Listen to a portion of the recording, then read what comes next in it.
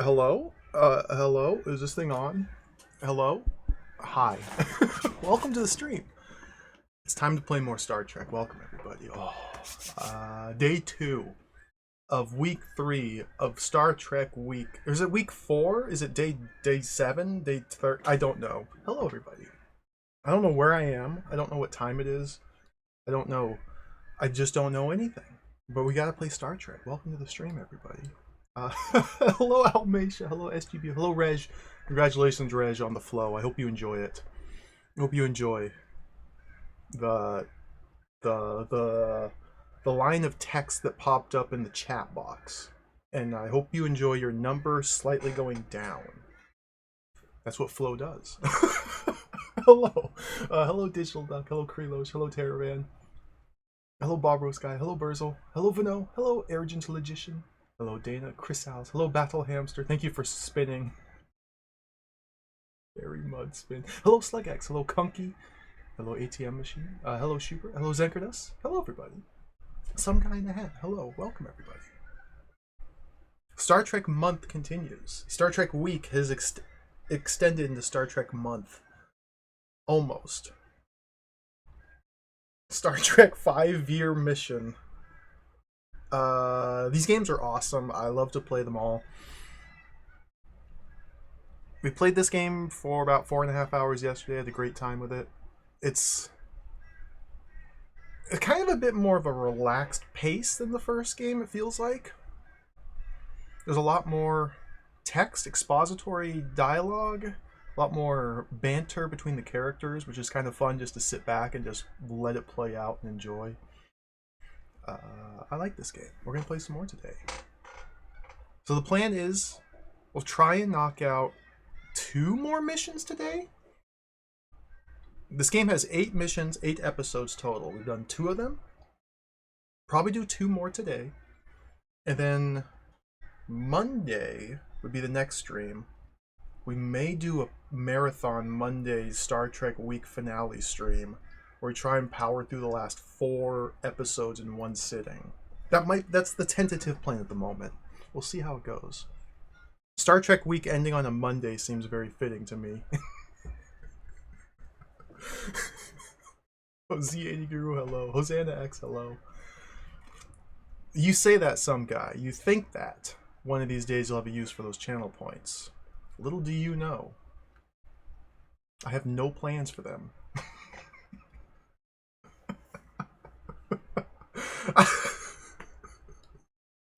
Someday you'll be able to click a button and watch your number go down if you haven't already. That's pretty slick, isn't it?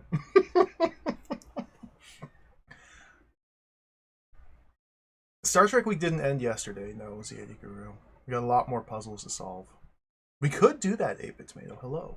We might. No. We have to move on. We can't forget about the cricket text adventure. The cricket text adventure that I've been obsessed with that's probably utter garbage. We have to play it. We have to play it. Terravan, what is that? What is that? Beautiful, I love it.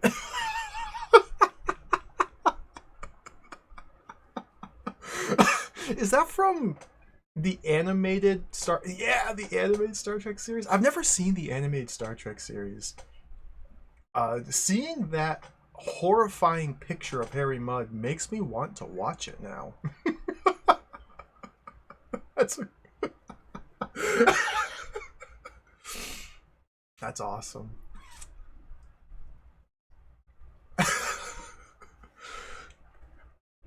The answer, Almacia, is pure curiosity. Just the sheer premise of a text adventure where you play cricket is fascinating. I have to see what it's like. I have to play it and see what it's like. We have to get to the bottom of it.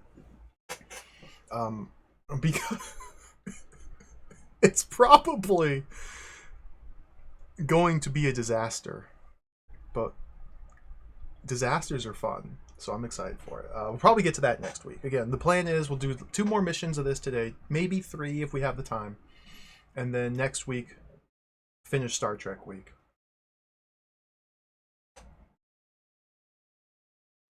I'll be sad to see it go. There's still a bunch of Star Trek games I want to play. Let's start playing. Hello, everybody. We're gonna play. Gotta hit this button here.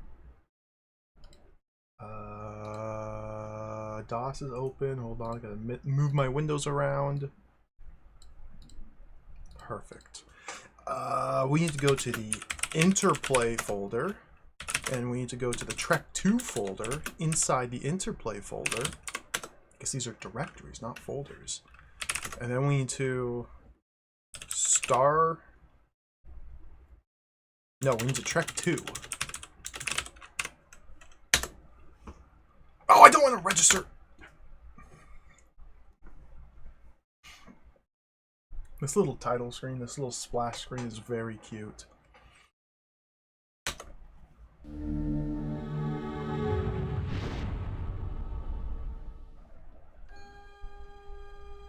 There's more stuff I missed in Mission 2? I'm just gonna leave it ATM machine. I know there's more stuff, there's always more stuff to explore. I like to leave a little mystery, a little incentive in case I do want to replay this game down the line. Have something to look forward to. Its mission, to explore strange new worlds. To discover new life and new civilizations. God, look at these graphics. Boldly go where no man has gone before.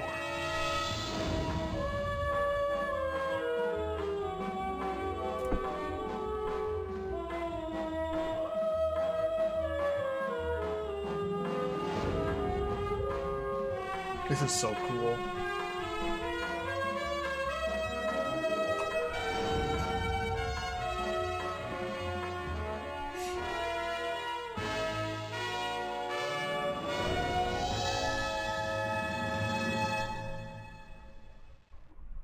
Load of previously saved games. I think I will. We'll start the timer. So we put down a save at the end of... I should not have started the timer. Oh dear. Okay, hopefully it's fine. We put down a save at the end of the second mission so we could refinish it. Because the way the saving and loading works, we can't just save at the beginning of a mission. You can only save after the introduction to a mission. So we're going to load... Hold on, let me change my DPI. Okay. We're going to load not M3 start. M2 good. And then we just very quickly have to have Mr. Spock do this. Captain, do you wish me to start the shutdown sequence on the generator? Let's hold off on that. Shut it down, Spock. Shut her down. Wow. And we're just That going to ends skip... that threat. I can't skip Now, the it is text. still a trying time in the development, Doctor. Think of it as an adventure, Spock. Scotty, I can't free to click beam the up. button to skip the text. Hello, Professor K. Hello, Cyber. Well... So we've already finished this. This is all just recap. Captain, the power source I'm has skipping. completed its shutdown procedure. There is no trace of the pheromone in the atmosphere. It would appear the Balcosi are free to choose their own future. Good to hear, Spock. I just hope we didn't miss anything else. True, Captain. It would be most unfortunate to pass up opportunities for increasing our I knowledge. can't There are click the two button to signals skip the being text. broadcast from the planet. The first is another burst following the same path as the original broadcast. I can't click the button. The other signal emanates from nearby the first. On screen. Oh, enter works. Okay.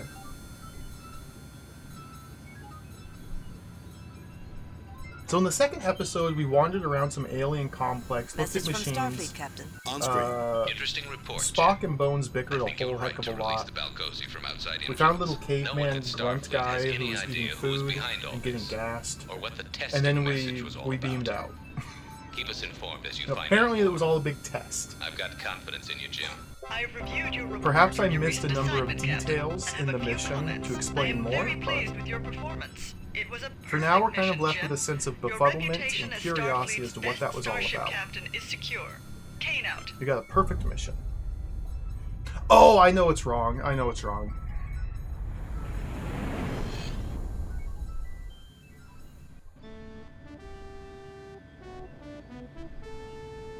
No Man's Land.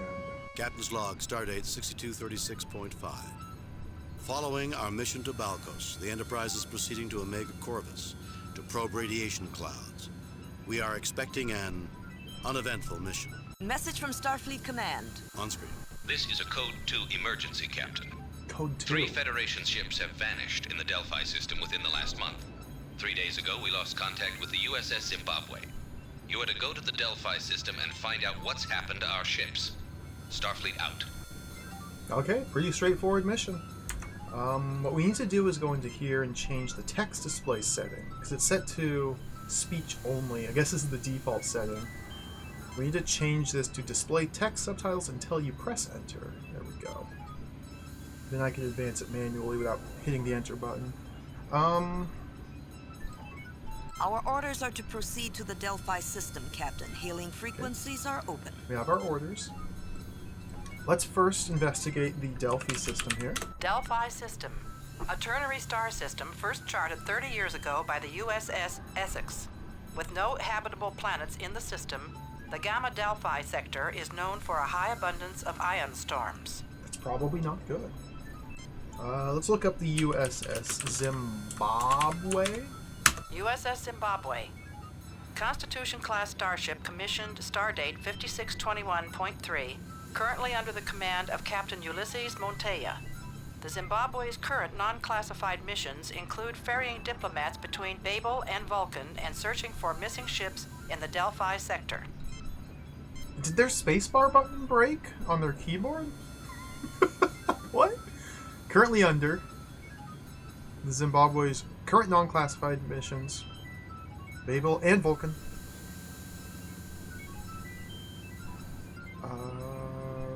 Ulysses Monteya. Ulysses Monteya, Starfleet rank Captain. Current assignment, command of the USS Zimbabwe. Graduated 5th in his academy class, Captain Monteya served as ensign and later lieutenant aboard the USS Jersey, as lieutenant commander aboard the USS Senurix, and as first officer and later commander of the USS Regulus. Captain Monteya has been decorated 9 times by Starfleet for various feats of bravery and valor. Sounds like a good dude. We gotta save him. What's this babble? Nothing. What's Vulcan? Vulcans, one of the most prominent members of the Federation, a society devoted to logic and pacifism. The concept of the Idic is only one of their contributions to galactic philosophy. Prominent Vulcans include Sarek, Surak, and T'Pau. Cross-reference entries, Sarek, Surak, and T'Pau.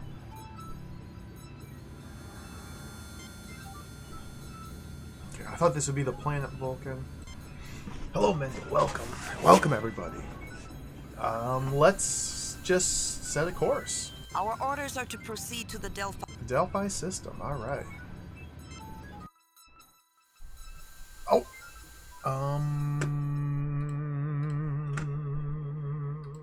Open the manual.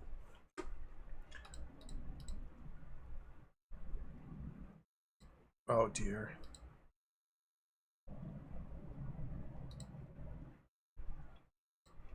Where's the star map?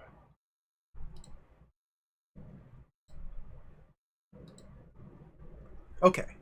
We're going to the Delphi system. That's number 2 here. All the way up there. The big bright star in the top left. Not the very top left. One down from that. Okay.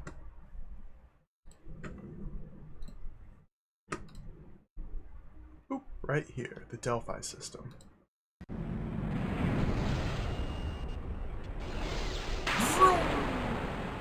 Captain, at our current speed of warp 7, I expect to enter the Delphi system in 8 minutes. Captain, I just started getting the oddest noise on all channels. It sounds like some sort of insect drone. Space bugs? Let's hear it, Lieutenant. What the? It sounds like an airplane. Like a biplane, like a spinny plane. An object is approaching the Enterprise. On screen. Oh, yep, it's a spinny plane. I knew it. Mr. Spock, is that what I think it is? Sensors indicate that it is an authentic Earth warplane, circa 1917. I can't hear you, Mr. Spock. Belonging to the nation of Germany. Its appearance is identical to a Fokker DR-1. Sensors also indicate an immense power source and one life form. Is this Q? We are being hailed. This is Baron Trelane von Gothus of the German Air Circus. I have identified you as an enemy aircraft. You have 10 seconds to surrender before I blow you out of the sky. We're not in the sky! Trelane? I don't remember this guy from the original series. I must not have gotten up to him in my current rewatch.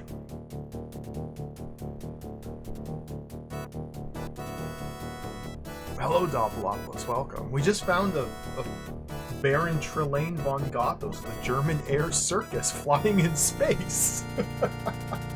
The Squire of Gothos. Yeah, I don't remember that episode. I've only seen all of TOS one single time. I'm currently in my second rewatch. So I'm a fake Star Trek fan. I know you have to watch it at least 6 times to be an official Star Trek fan. So I'm getting there. I'm getting there. Don't blow me up! Trelane, but I thought we'd seen the last of you. Stop playing games, Trelane. Leave my ship alone. We surrender. No, I'm not Trelane, triplanes didn't have radios during the First World War. This is the first time in both games that we've come to a point where we have 4 choices of dialogue. Trelane, but I thought we'd seen the last of you. Trelane, triplanes didn't have radios during the First World War. It was officially confirmed Trelane is Q's son. Interesting. Well, let's call him out. Captain Kirk, that is not the way for mortal enemies to greet each other on the field of battle. Of course you hadn't seen the last of me. I am Trelane, the humble Baron of Gothos. Humility is not something that I would associate with you, Trelane. I suppose we're going to get another tantrum from a runaway child with too much power for his own good. Kirk is not happy to see him. Mortal enemies? When are you going to grow up, Trelane? Humility is not something that I would associate with you, Trelane. Let's go with this one. Oh, this is wonderful. The sarcastic banter of determined foes just before a battle that only one of them will survive. Put an end to this farce at once, Trelane. You have a way of trying my patience, Trelane. Go home, Trelane, before you get in trouble again. Is he a toddler? Didn't your parents punish you enough, Trelane? Put an end to this farce at once, Trelane. I like the word farce, so we're gonna go with this one. If you insist. Sensors indicate he is closing on us. I can extrapolate that he intends to fire on us. I can't hear you, Mr. Spock, sorry. Raise shields, evasive maneuvers. Raising shields. Raising shields. Oh, dude, we're fighting! Okay, let's say M3 dogfight. Weapons. Let's shoot him out, this guy. Let's kill this punk kid. How do I play this game again? What am I doing? How do I control this? There he is! Weapons lock. Got him.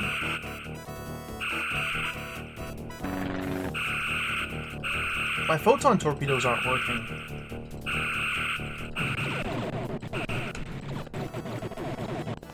I can't see anything. I have no idea what just happened there.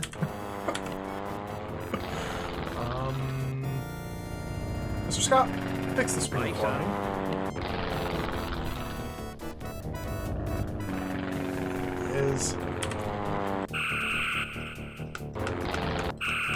I wonder when my photon torpedoes aren't working. I'm right-clicking so hard right now, nothing's happening.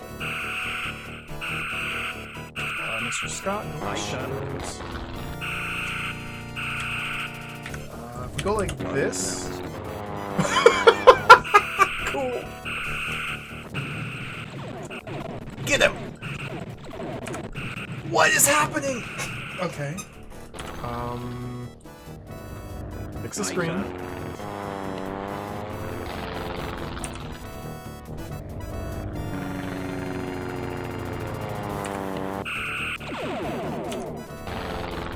Sensors repaired, Captain. Thank you, Mr. Scott. Aye, sir. Target analysis. Oh, he got him good there. Target analysis. Okay, we damaged him.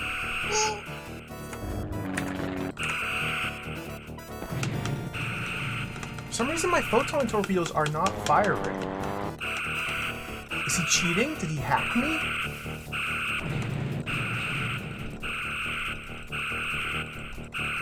Shoot him! I guess I should actually be driving.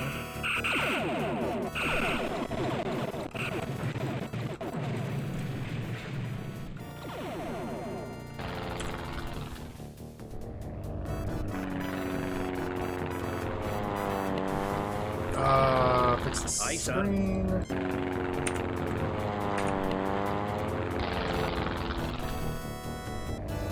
Yes! Okay.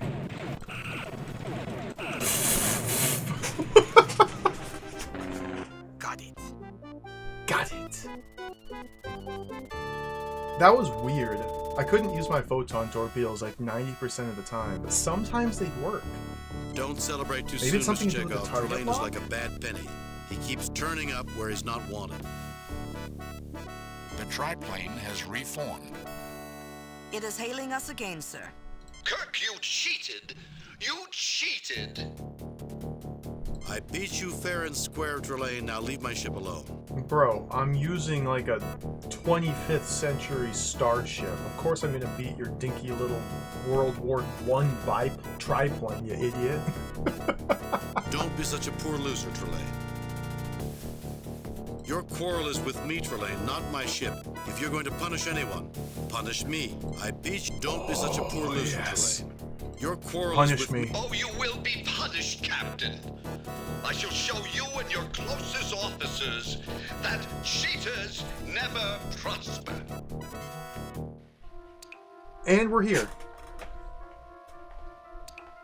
We have been unconscious We're for just a here. considerable length of time, Okay. Captain.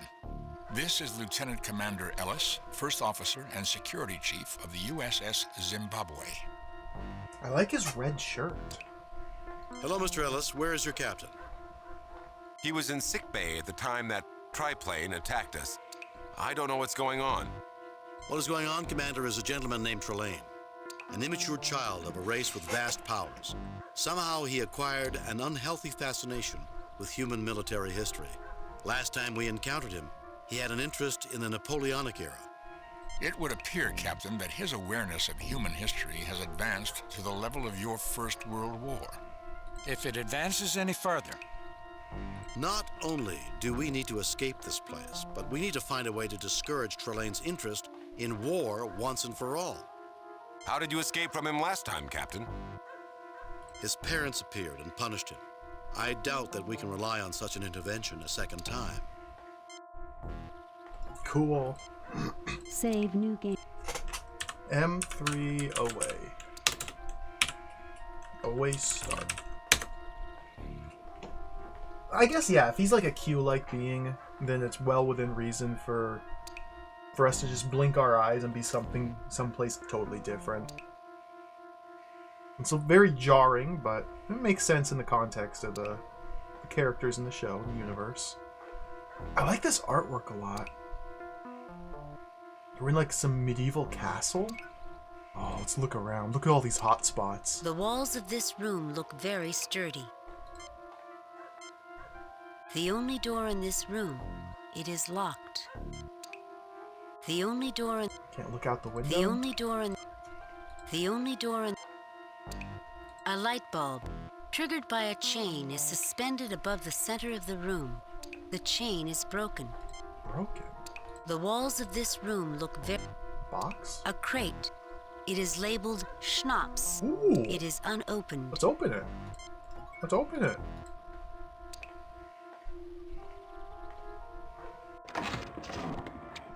The crate is open. It is full of bottles of Himrich Schnapps. The date on the bottle says 1913.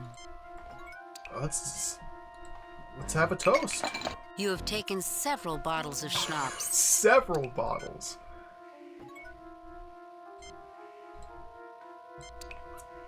Drink No it. thanks. We'll need all of our wits if we're to defeat Trelane. Mr. Spock? Vulcans do not drink. He needs to loosen his Vulcan ears a little. I have observed numerous occasions, Doctor, where you have regretted your indulgence in alcoholic beverages. There they go again. I'm sure Bones wants Not as a good nip. as Steel Magnolia. Perhaps later. You carry it, Jim. While I'm on duty? Are you serious? Man, what a bunch of sticks in the mud. Alright, back to looking. A crate. It is labeled schnapps. It is nailed shut. A crate. A crate. Straw. Not the sort of bedding that Starfleet officers are used to.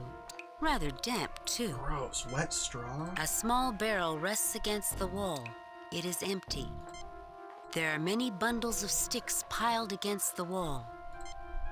There are many bundles. Got some sticks, some straw, some water. There's a lock there. And schnapps. There's the light on the chain as well. The Omega droplet, yeah. Okay, let's start talking, everybody. Anyone have any ideas about how to get out of here? Guess that was rhetorical. At least nobody's sick. Okay, take us out of here. Fascinating. This appears to be an Earth domicile, late 19th or early 20th century. Fascinating. Let's get some tricorder readings. Schnapps. Wait, scan the schnapps. This registers on my tricorder as schnapps, an alcoholic beverage. We know what schnapps is, Spock. My apologies, Doctor. I think that's the best part of the game is Bones and Spock's banter. Like, they're just always going at each other, and it's hilarious. What do you think about the straw or the hay? Ordinary straw, Captain. The tricorder detects no unusual properties. No needles in there? Okay. These sticks were taken from a pine tree. Given their shape, I would speculate that they are used for kindling. Curious. A wooden barrel containing nothing. The tricorder detects no unusual properties. Leonard Nimoy did not finish your line read. Nimoy. That's coming out of your paycheck. There is nothing unusual about the door. I am conducting a sensor sweep of the area. We appear to be about 15 meters underground. There's a single human life force stationary, approximately 6 meters from the door, and about 6 life forms in our immediate vicinity on the surface. Vicinity? On the surface.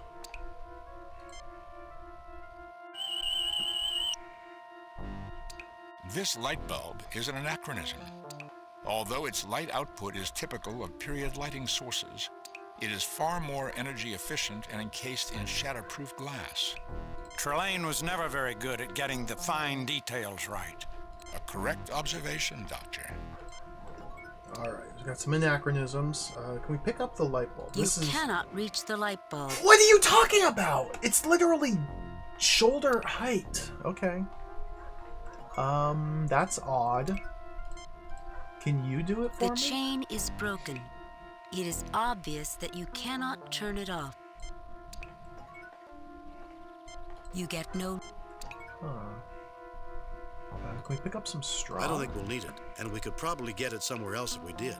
Some sticks? Oh, we got sticks. You pick up a stick. Okay, well, let's use this to bat the light bulb. Captain, I believe we need all the light we can get. It is not an advisable course of action. Keep it down, Schweinhund. Keep it down, Schweinhund. Okay, we can't stick You the have door. a theory about the barrel, Captain? An old human habit, Mr. Spock. Rapping on something wooden with a stick has been known to help our thought processes. Curious. A fascinating custom, Captain. Undoubtedly with its origins in primitive tribal ritual. Vulcan society was much the same. Again, I'm shocked at how they spent Do you have a theory one, about the two, fascinating question, three Captain? text boxes on an action that is completely inconsequential, using the stick on the empty barrel, which accomplishes nothing, produces 3 separate fully voiced text boxes. Like, they just went completely overboard with this game, and I love it.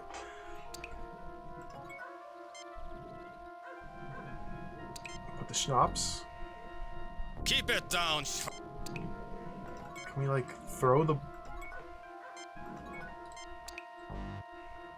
Just shoot the door? It's not firing. It's not firing. The phasers have been completely drained of energy. Nimoy. I forgot the last word Courtesy again. of our charming host, no doubt. No doubt. Well, gentlemen, if we're going to beat Trelane, we'll have to beat him on his own terms. So no phasers, but our tricorders still work perfectly. I guess we should use the science or the medical tricorder as well. We're supposed to use this on people. Lieutenant Commander Ellis is showing heightened levels of stress. The phrase, physician, heal thyself, has always annoyed me. Mr. Spock, I can never tell what's right and what's wrong with these Vulcans. James T. Kirk, slightly heightened levels of adrenaline, but otherwise normal. Oh, very good. We're supposed to use this. We're supposed to use this. We're supposed to use. Now, we did learn yesterday that oftentimes, even though visually it would appear as though objects are one contiguous hotspot, sometimes where you click on that makes a big difference. Like the light bulb itself, we can't really do much with, but maybe like the chain up The here. walls of this room. No, that's just the wall, but like maybe this up here. The walls of this. There are several bottles. The floor is not very clean. Straw. Well, let's use the schnapps on the hay. You cover the straw with schnapps. What? Are we gonna make a fire, I guess? You pour more schnapps on the straw. Bones, now lay down. You pour more schnapps. Fill the barrel. Are you planning to christen it, Jim? Kirk, we're going to need all of our wits if we want to survive. Put the alcohol away. Kirk, we're going to need... Kirk, we're going... Okay.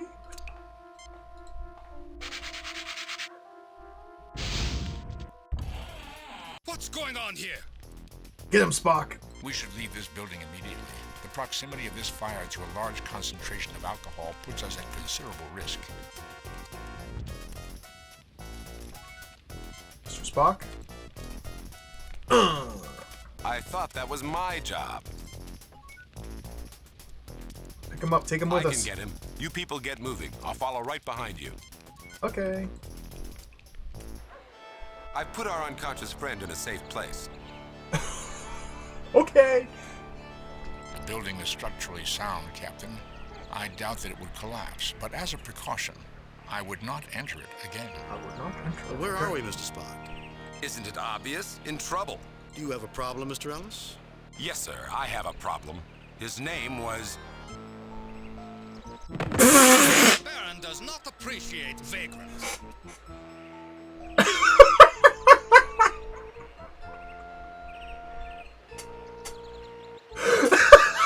Why that?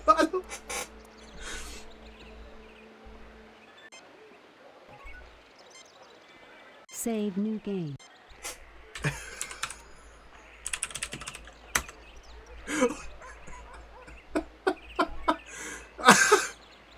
Let's see. Okay, let's get the death here. Hold on. The crate is too. Let's see what happens if we just hang out in the burning building. The crate is open. Just walked up and You have taken smacked that guy. Just knocked him out cold. Yeah, maybe he needs some schnapps, yeah. You cover the straw. Okay. You pour more. Double douse it. Get some stick. You pick up a. Has anybody ever tried to start a fire by rubbing sticks together? It's not easy. Like, you can't just do that. What's going on here? We should leave. Okay, let's just sit here and watch the fire. This seems pointless. This seems point. Let's pick up the fire. No effect. Let's use the fire on Jim. I wonder how wet straw will allow us to escape from this dungeon. I wonder. I don't think you need a doctor right now, Jim. Can we get some sass? Can we get some witty banter? This appears to be an Earth domicile, late 19th or early 20th century. Fascinating, Mr. Spock. A little urgency. Okay, take us out of here. At least nobody's sick. Yeah, at least nobody's sick. Load a previously saved. Ow! I thought we'd get a fancy game over scene. Now, interestingly, in Mission 1, when I gamed overed, it, like, didn't bring me to this restore menu. It instead automatically reset the mission. So they've, like, changed the behavior of the game between missions. Load a previously saved game.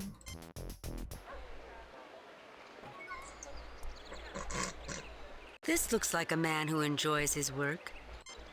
This unfortunate soul is screaming for help. Uneven cobblestones pave this European street. This placid sky betrays no hint of the danger of your situation. A burnt-out hovel. This is where Trelane placed you after you were taken from the Enterprise. A quaint little pub, reminiscent of 19th century German pubs. A quaint village shop, typical of early 20th century Earth. A building. It was once a bakery. This metal grate leads to the sewers of Gothos. Ooh, that's exciting. Mr. Spock, pondering the illogic of this situation. The illogic? Lieutenant Commander Ellis glares at Kirk. Dr. McCoy, pondering the unusual nature of this situation. James T. Kirk, who feels a little ragged right now. I think every single screen in the game has a different message for if you look at your own crew. Like, literally every screen of the game has a unique look at everybody in your crew message, as well as talk to everybody, including yourself, Captain Kirk.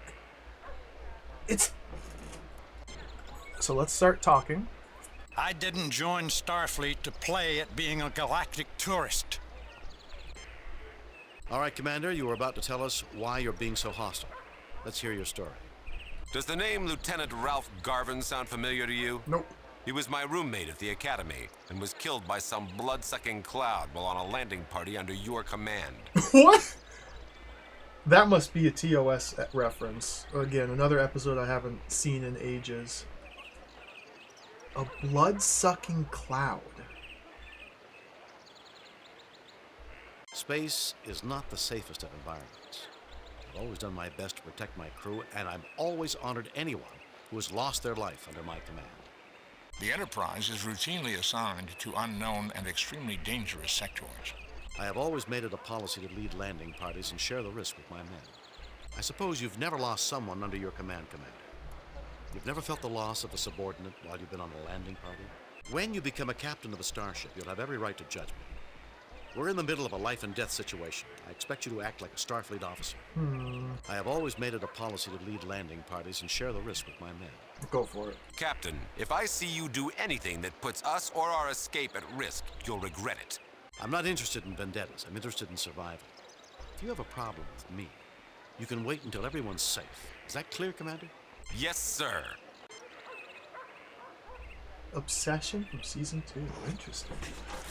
Blood-sucking cloud. That's definitely just perfectly normal for this crew. Yeah, this guy's kind of a dick. We might have to kill him off. This strikes me as something of a Potemkin village, Captain. It lacks the scope to be truly real. What am I saying? We have to save him. We're a good, noble, just, righteous captain. A creation of Trelane's, no doubt. One of his imitations of reality. Undoubtedly, Captain, there is a high probability that it will be an extremely deadly place. Okay, let's talk to this guy. Help me! Please help me, someone! Just hold on a minute. I'm observing and talking and tricordering. Well, you'll just wait your turn, mister.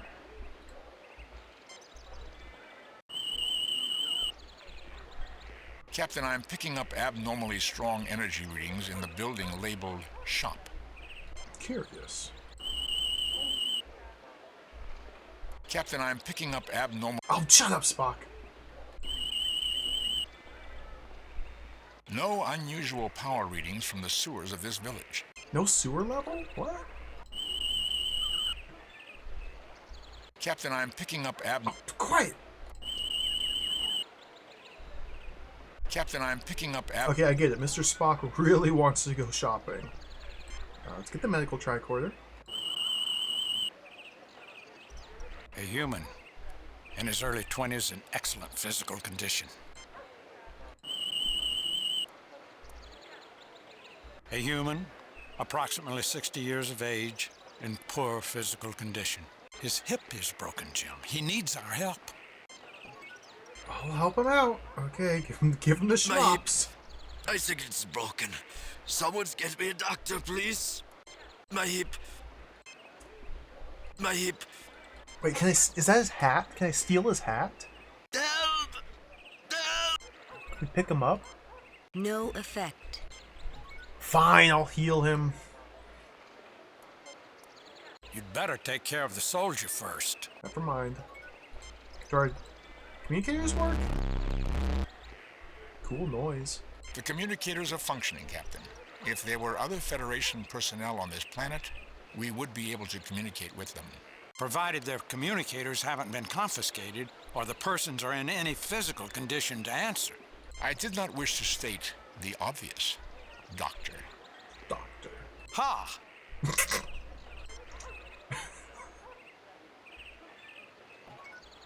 Ha!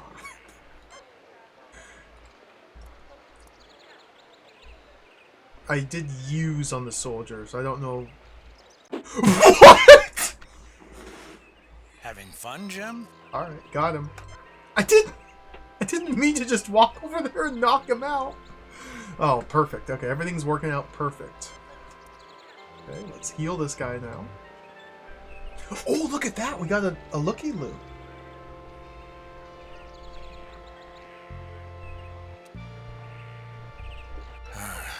That should fix the hip problem.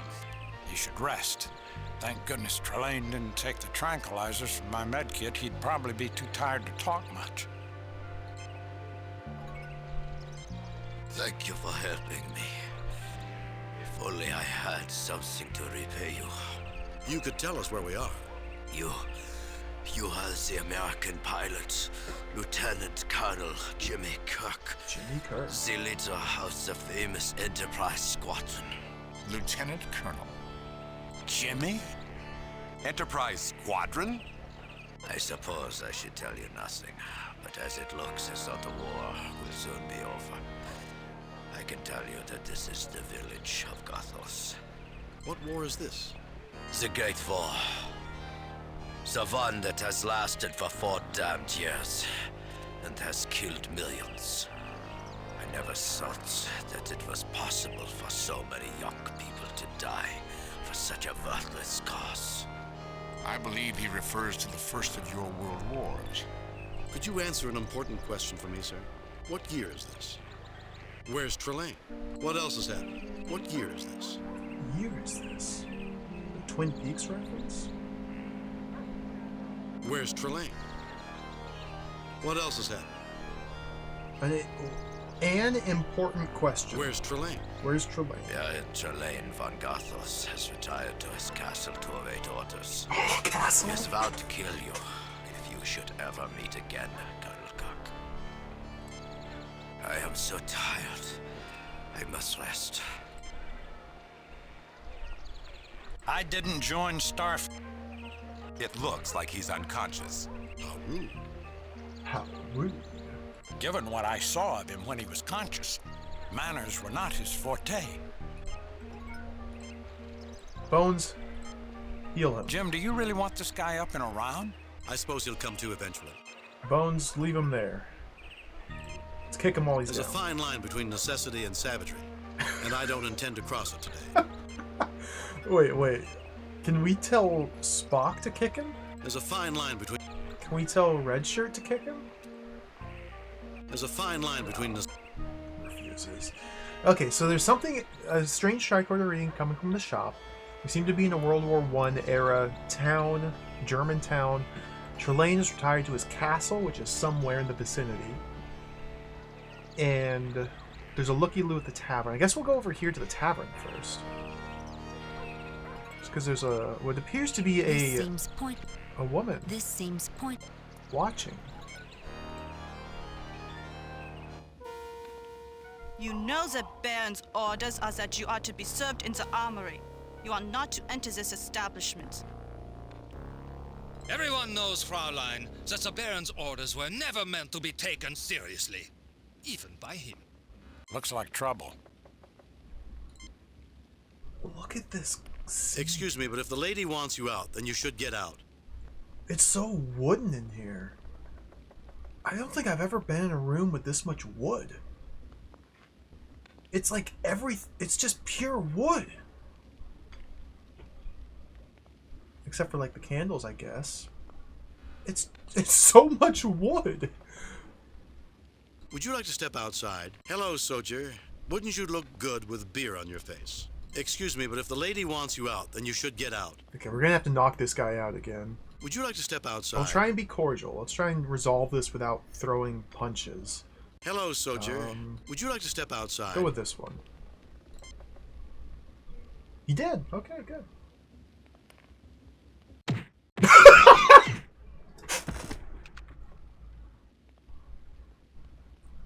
They don't make soldiers like they used to. This is a cartoon game. This is literally a cartoon. Oh, perfect. Alright, let's... Well, we got a lot of hot spots here, so let's start clicking. I thought maybe we could just have a nice peaceful chat outside. No, we just punched him in the face. This photograph of an ugly human female is labeled Trelane's mother. Wow. This photograph of an ugly human male is labeled Trelane's father. This seems pointless. A beer mug. A beer mug. A beer mug. The bar. This is where the drinks are ordered. I wonder if the mugs are even wooden. Are the swords wooden? These Prussian cavalry sabers are really imitations. A severed animal head. The inscription reads, African musk ox, caught by the noble Baron Trelane von Gothos, April 13th, 1913, while on safari in darkest Africa. African musk ox? Darkest Africa? Misnomers, Doctor. This head is not a true representative of any African species of cattle. Thank you, Mr. Spock. This seems Clearing that pointless. up. A large and rather ugly painting of a townscape. Everything's ugly! Horseshoes. Oh, those horseshoes aren't too ugly. A collection of steins. Kegs of beer. They are marked for delivery to the armory. It wouldn't surprise me if we're losing score for bashing these dudes, but at the same time, I don't think we are. Based on how the previous two missions have played out, especially the first one, where you were forced to use physical force numerous times. A wooden floor. I wouldn't be surprised if there's really no penalty for just bashing dudes. A large wooden table.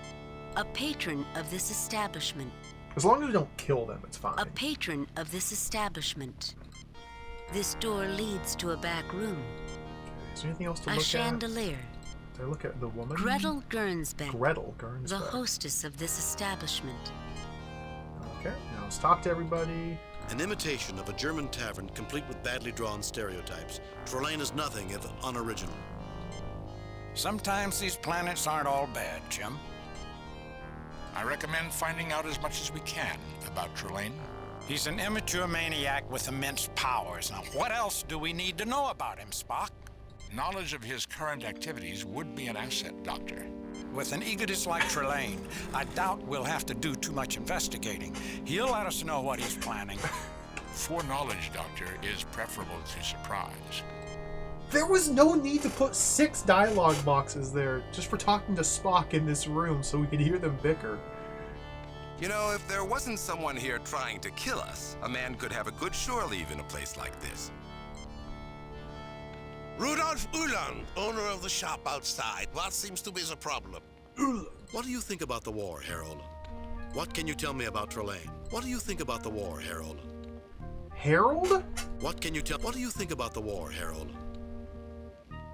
Sounds like he's saying Harold. Herr Schiller would have us believe that Germany is doomed. But I have more faith in our great soldiers than that. Victory shall be ours.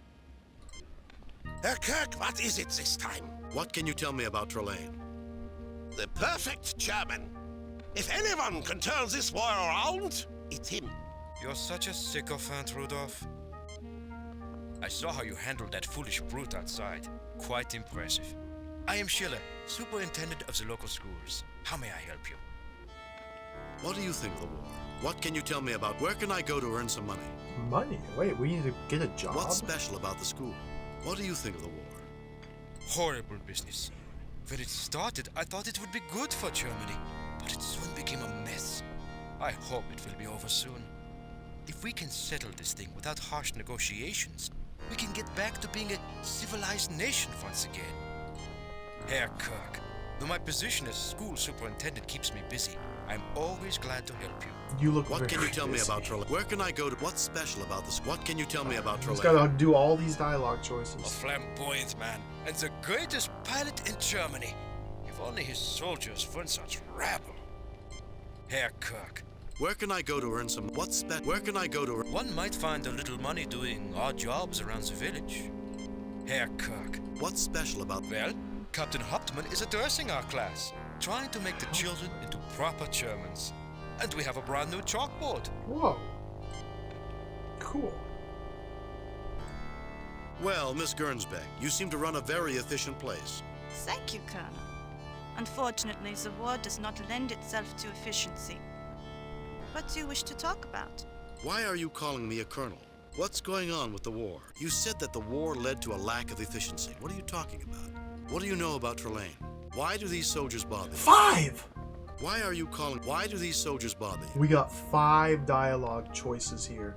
But what's funny is, even though they present it as having 5 separate dialogue choices, we were almost guaranteed to be able to ask about all of these, just one after another. Why are you calling me a colonel? So let's start with number 1. I know who you are.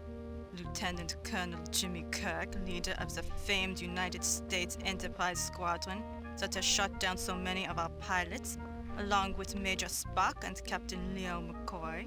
Leo McCoy. Is Hauptmann German for captain? That's a good little goof then. Captain McCoy? Leo? Excuse me, Gretel, could you answer? I will try. What's going on with the war? It has not been going well of late, so we are told that Kaiser Wilhelm will never surrender. I doubt the war will last more than 2 months. What is the date? You have been held prisoner for a long time. It is October 16th, 1918. I wonder if this date's relevant in World War I history. I don't know very much about the events of the Great War. I'm glad it's coming to an end. I've lost so many friends. I've never felt so alone. You said that the war led to a lack of efficiency. What are you talking about? The soldiers are little more than animals. They do as they please because a band protects them. I must deliver kegs of beer for them every night. It keeps them from having to leave the armory. I'm glad it's coming to an end. What do you know about Trelane? Why alone, Fräulein? What do you know about... Oh. Alone, Fräulein? Unlocked a new one. What do you know about Trelane? I know the band despises you and has vowed to kill you if you should ever meet again. Take my advice. Flee Gothos and never return. And how does one flee Gothos? I do not know, else I would have left long ago. The village of Gothos seems to ensnare anyone who comes here.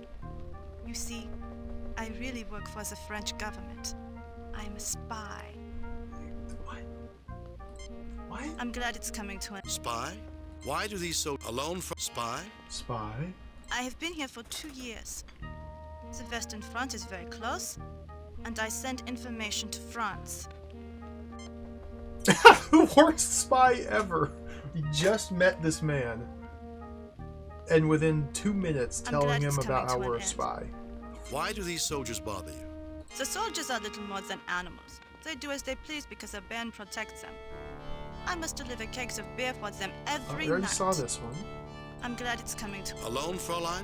Perhaps someday, when you have defeated your enemy, and this war is finally over, you would come and visit me. I would enjoy spending better times with you. Perhaps, Fräulein. Perhaps. Perhaps. Give me the mug. You don't want to give the Fräulein the wrong impression about us, do you, Jim? We're supposed to be Air Force pilots, not pickpockets. Pickpockets? It's a mug on the bar. Steal the mug. No effect. You don't want to give the Fräulein... Take the They sword. appear to be bolted to the wall. I'm afraid they were never meant for actual use, Colonel. They're nothing more than decorations. Another trophy for your collection, Captain. It is unlikely that a severed animal head will help us against Trelane. He really doesn't like saying the word captain. No effect. Colonel, those are for the armory. Please do not take them. I don't need those brutes storming my establishment to demand their beer. You don't want to give the Fräulein... Can we open the door here?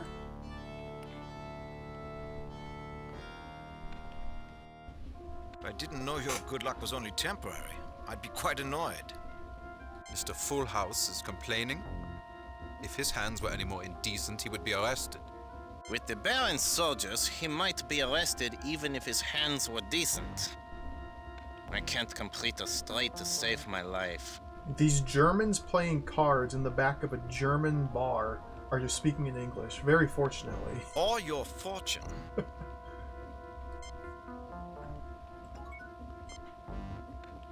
There's so much stuff to look at! Alright, here we go again. Looking through a ragged knothole, it is obvious that this cupboard is empty. This seems pointless. Look at all the little trinkets and doodads. Cups, dishes, and other supplies are stored on these shelves. Is that an entire chicken? Cups, dishes, cups, like a roll of film? Cups, dish. This landscape does not look like the work of a professional. There is a date circled on this calendar, October 16, 1918. Today. This seems pointless. A wood-burning stove, which heats this cellar on cold October nights. Cups. This sack is filled with flour. Ooh, a flour sack. Small sticks of wood are piled here. Ooh, sticks. These crates contain potatoes.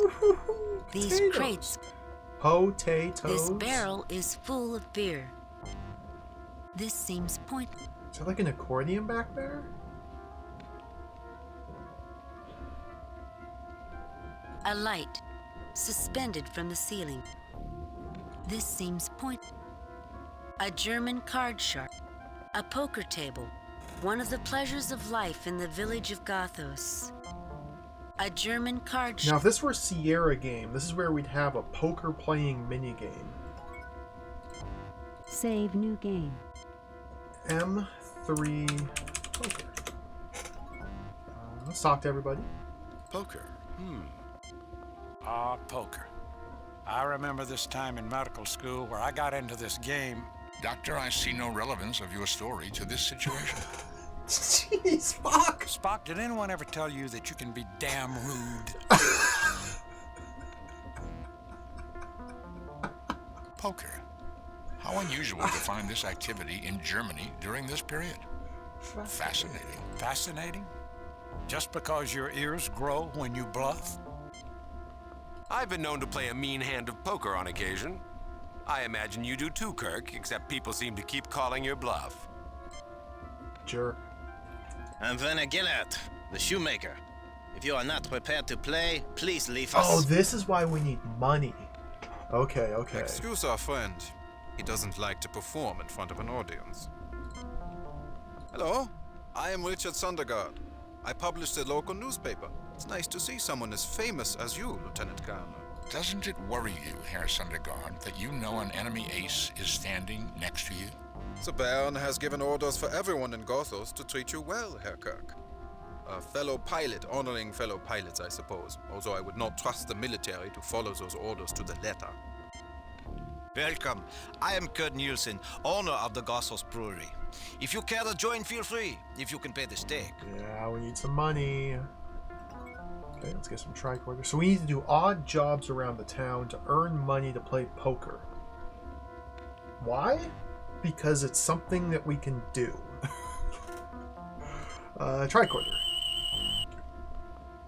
The tricorder detects nothing unusual. I don't really see how playing poker here can help us accomplish anything productive, but it should be fun.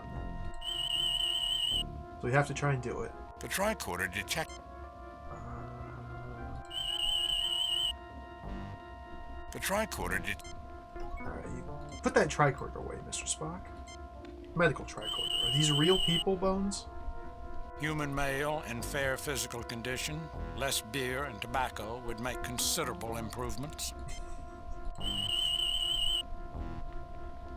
Human male in fair physical... I like his green hat. Human male in fair... It's the same message. Can we grab this flower? No effect. No effect. Rummage through the shelves. No effect. No effect. No effect. No effect. No effect. Pick up the calendar? No effect. No effect. I don't think that Fraulein Gretel would appreciate us disturbing her supplies. I don't think so. We could use the warmth. I don't think we need to darken this room right now. When I was a boy, I knew people who used to grow potatoes. Oh, cool. Let's give them the schnapps. Maybe this will work. I'm not a drinking man, Colonel. The tricorder said... You're not trying to get me drunk, are you, Herr Kirk? Nein, Herr Kirk. Drinking and gambling are not a good combination. Oh, what a bunch of boring... Can we pick up the sticks? No effect. No effect. Alright, let's get out of here. We need to come back here once we get some money, it looks like. There might be a room to the south here, perhaps?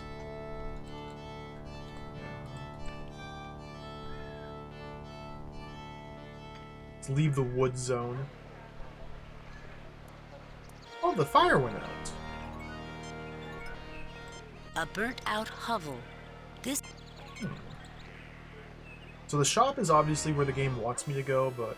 Whoa! There it is. The triplane that shot down the Enterprise. Why don't you start it up and fly off in a blaze of glory? After all, you are James T. Kirk, the toast of Starfleet. The man who never loses. We do need to punch this guy. What's the matter, Kirk? The truth hurts? You never let that get in the way of your ego before. I'm putting you on report for insubordination. We're all upset, Mr. Ellis, but these insults won't solve a thing. That's it. I've taken all I can stand from you. Punch him. Yes! Most illogical. We got him! Grief and stress make people do illogical things, Mr. Spock. So I have observed. That was a good sucker punch, Kirk, but not good enough. If you want to resolve this, we can do it after the mission's over. Right now, hundreds of people are counting on us. It's too important to let a vendetta get in our way. Fine. In some ways, human behavior has not significantly changed over the last 400 years. You shouldn't judge us by our worst examples, Spock. It's the struggle to overcome our primitive tendencies that's the important thing. Thank you, Colorado, Unfortunately, for the bits. we don't always succeed. We recreated that in-game. What are you two looking so smug about?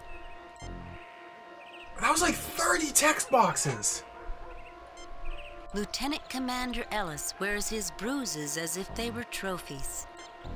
Dr. McCoy wonders about his captain's unusual actions. Mr. Spock is keeping his eye on his tricorder. Look at the fantasy castle back there. It's like floating in the clouds. I bet there's an evil wizard named Zax in there. James T. Kirk, nursing a black eye. A Fokker DR-1. The hangar of Trelane's triplane. It appears to be abandoned. Several fuel barrels have been placed at the side of the hangar. Barrel? A lot of trees. This seems pointless. Grass. Grass. Grass. A dirt path.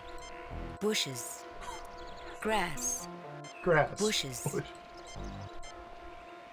Grass. Castle Trelane. What else could it be? Grass. This is a beautiful scene. Blue sky, pleasant breeze, cool grass. If it weren't for Trelane and his recreation of the war, I'd say it was almost idyllic. Can we pick these flowers? No effect. Pick the grass? No effect. Pick the bush? No effect. That sounds easy. Why, I can just imagine myself wandering around a village with a triplane on my back. That's the trouble with these new academy recruits. Anytime you ask them to do anything, they get sarcastic. Pick up the fuel. Now, what do we want with a barrel? Bones, you were just... Hypocrite. This bloody hypocrite. A Fokker D. The odds of Trelane leaving his triplane in the open without setting a trap are almost too small to calculate. Curious, Mr. Spock. This is a beautiful... I recommend that we examine them first. I wonder if there's anything in that hangar. Okay, let's get some tricorder readings. Wait, did I talk to everybody? Starfleet captains. Well, have you gotten it out of your system? I take it you're not going to let me forget about this. From the sounds of it, Ellis isn't going to let you forget. He's going through a lot of stress right now, and your presence has opened emotional wounds that have probably never healed properly. Cut him some slack, Jim. He's a Starfleet officer. This is a dangerous situation. I have to rely on him to act like a Starfleet officer and do his job. You could set a better example for him, Jim. We were born in the 23rd century, not the 20th. Trelane may have sent us back to the 20th century, but we don't have to act like we belong there. I think it does, Conky. I'm pretty sure this game has different descriptions for every main character on every screen. If you look at them, if you talk to them, if you use them, if you tricorder them, they're all different depending on what screen you're in. This game has so much dialogue and text. It's out of control. And like, it's cool. I appreciate they went through the effort, but it's also kind of like exhausting. Well, Spock, aren't you going to admonish me for being illogical? Captain, Jim, in all the years I've known you, I have seen you approach problems in ways I would never consider. I've also observed that your instincts, however illogical, serve the best interest of the mission and those who serve under your command. It would be illogical for me to dismiss your abilities because you appear to have chosen emotion over reason.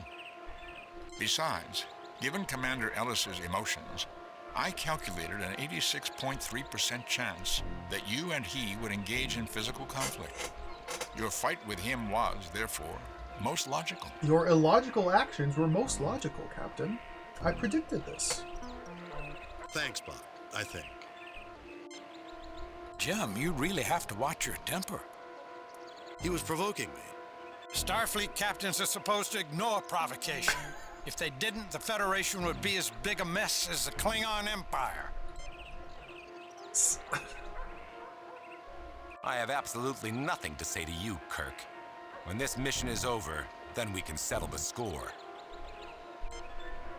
You get no response. Okay, let's get some tricorder readings. Tension seemed to be a little high. I have a power reading from that Fokker that is off the scale, Captain.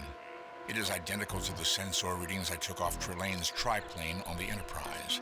It is the same triplane, but the power levels are far beyond anything that should be produced by that object. The Red Kirk's friend was in an episode of the original series where they came across a blood-sucking cloud, and it sucked his friend's blood and killed him, presumably. And so now the Red Shirt has a grudge against Captain Kirk, because Kirk was the captain of that away mission where his friend got his blood sucked out of him by a cloud. That's the lore. Theories, Mr. Spock. The last time we encountered Trelane, he used various items, a mirror in particular, as a source for his power. This locket is another one of Trelane's power objects. This what, Nimoy? Leonard? What was that? Come again? This locket? Or this plane? Huh. Most curious. Yeah, Doppelobos, I've been going through it again recently. It's still good. Like, the show still holds up. I think it's great.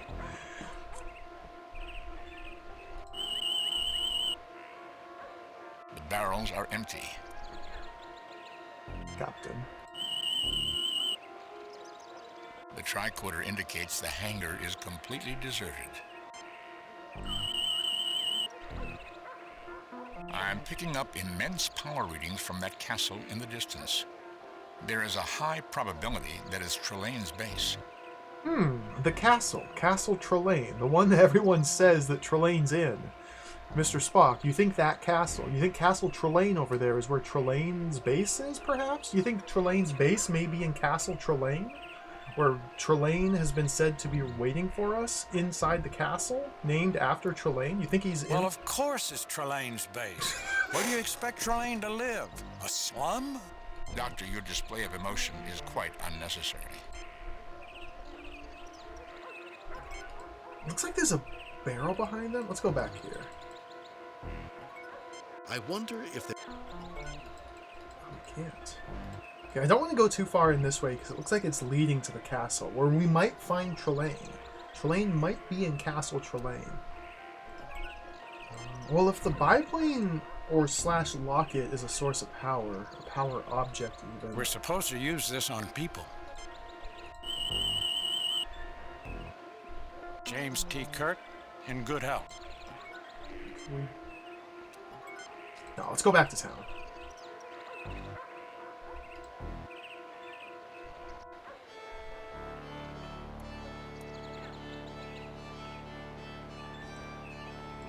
Okay, go down.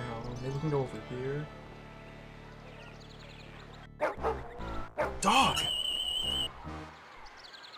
I would not get near that dog if I were you, Jim. It's suffering from rabies. Maybe it wants some schnapps. Dobermans. They were used as war dogs during the First World War and bred to be far more vicious than they were in later years. This building is being used as an armory where troops are stationed and military supplies are kept. Look at this road, yeah. Like, if each little segment is supposed to be a stone, a cobblestone, they've got some really weird shaped cobblestones. Like, I've never seen super long, thin strips of stone like this. The cobblestone Very streets of curious. the village of Goth. Very curious. This building is being used as an armory. Oh, the building that says This armory building is is an being armory. used as an armory. This building is being used as a school for the children of Gotham. Oh, the school. They have new chalkboards. A quaint bell tower summoning the children to school. This is an old apartment building. This door leads into the apartment building. This building is being... I don't think I've accomplished anything, but yeah, let's save M3-dog-O. Let's talk to the dog. Snarl, growl, snarl. Very true. I wonder what surprises Trelane has in store for us. That's a cheery thought. More incongruities, Captain. The layout of this town is as irrational as Trelane. Where's the hospital? Even when they heal, they butchered people. Doctor, your criticisms of this era's medical technology are illogical. They did not have the tools to perform surgery without cutting open their patients. Perhaps one day, our medical practices will seem primitive compared to the standards of a future generation. The most logical statement, Mr. Spock. Just think of it, Captain. Only one security officer for you on this mission. It must be unusual to have so little protection. Don't try to provoke me, mister. You may regret it. Oh, we're gonna bash him again! Do you always say things that are unbecoming a Starfleet officer? I don't know. It seems like I'm carrying excess baggage on this mission. Don't try to provoke me, mister. You may regret it. I don't know what you mean, sir. Sir? So do the dog. Thing. I had a pet named Sasha once, a Zerbian husky. The thing shed like crazy. Starfleet didn't assign me for unnecessary violence against animals. We need to find a way to cure it, not hurt it. Your point is made, Mr. Ellis. Your point is made. Mr. Spock, give it the nerve pinch. The logical thing to do is to have Dr. McCoy treat the animal. I'll have to get near it. Spock, does the Vulcan nerve pinch work on a Doberman?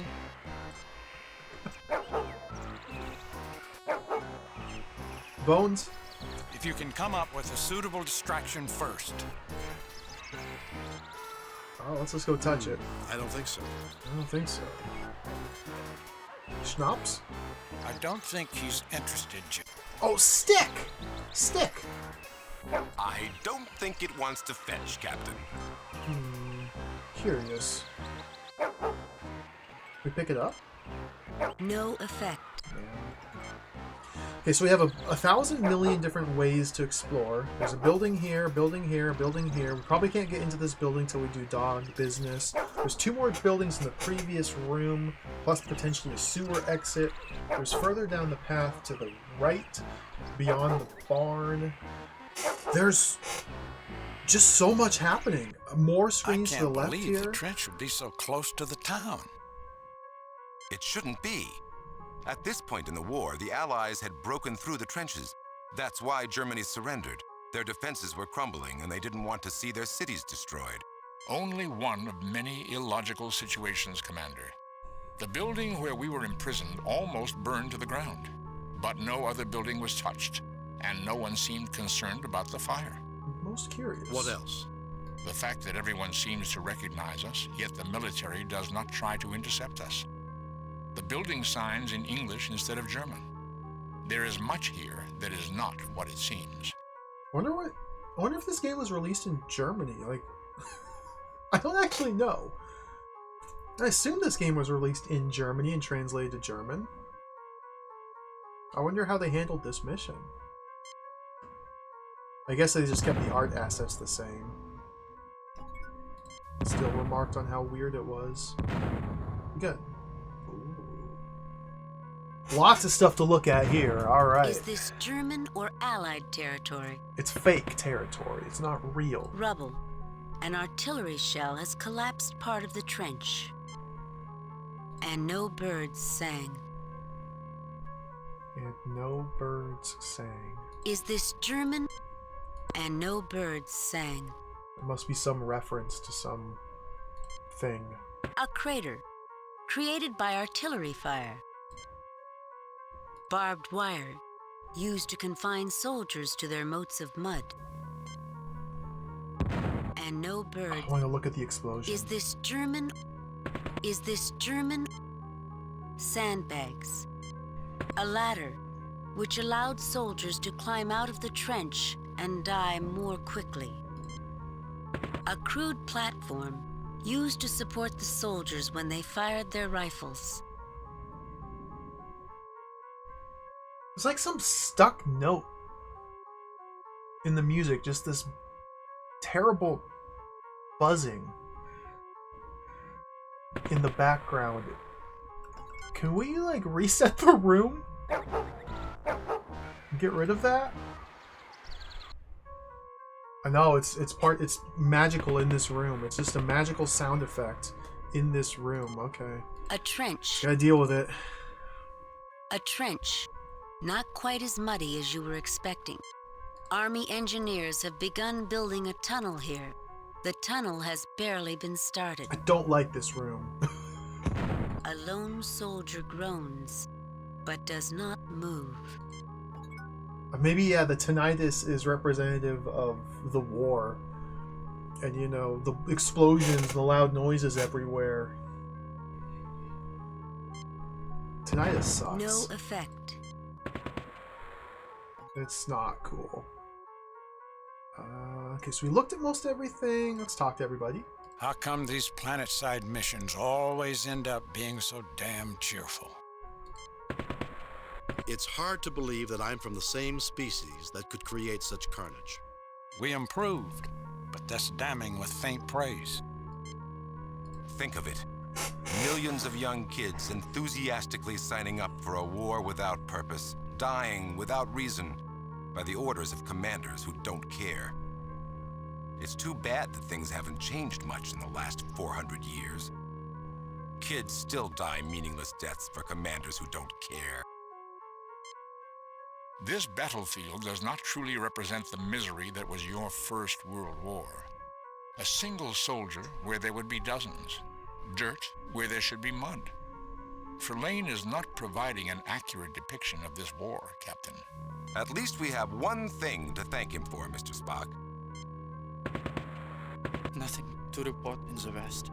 What can you tell me about the war? What can you tell me about the war? I am a sentry. The others are dead. I think I'm dying. This buzzing is driving me insane. We gotta hurry up. What can you tell me about the war? I like to watch the airplanes fly overhead. The enemy watches them too, and I know we'll have a few minutes of peace.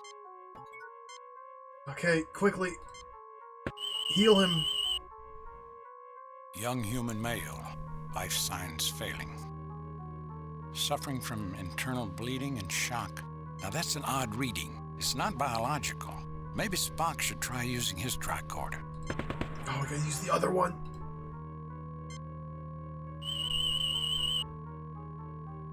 Captain, another abnormally high reading emanating from an object in The his locket! pocket.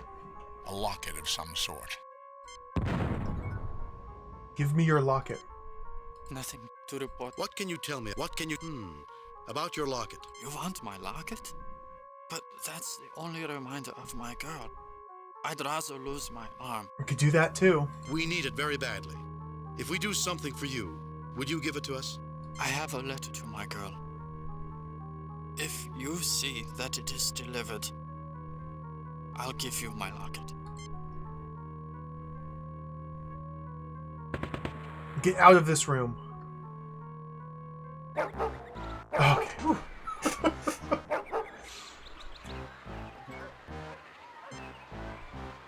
My dearest Hilda, you are the sun that lights my shadows. Your voice is the one that speaks to me when all other voices are filled with pain. Only your memory keeps this unbearable suffering from driving me mad. That and the hope that this war will soon end, one way or another, and that I may yet live to see your smile. Feed it to the dog. I see no reason to bring out the letter, Captain. See if we can go in the apartment building.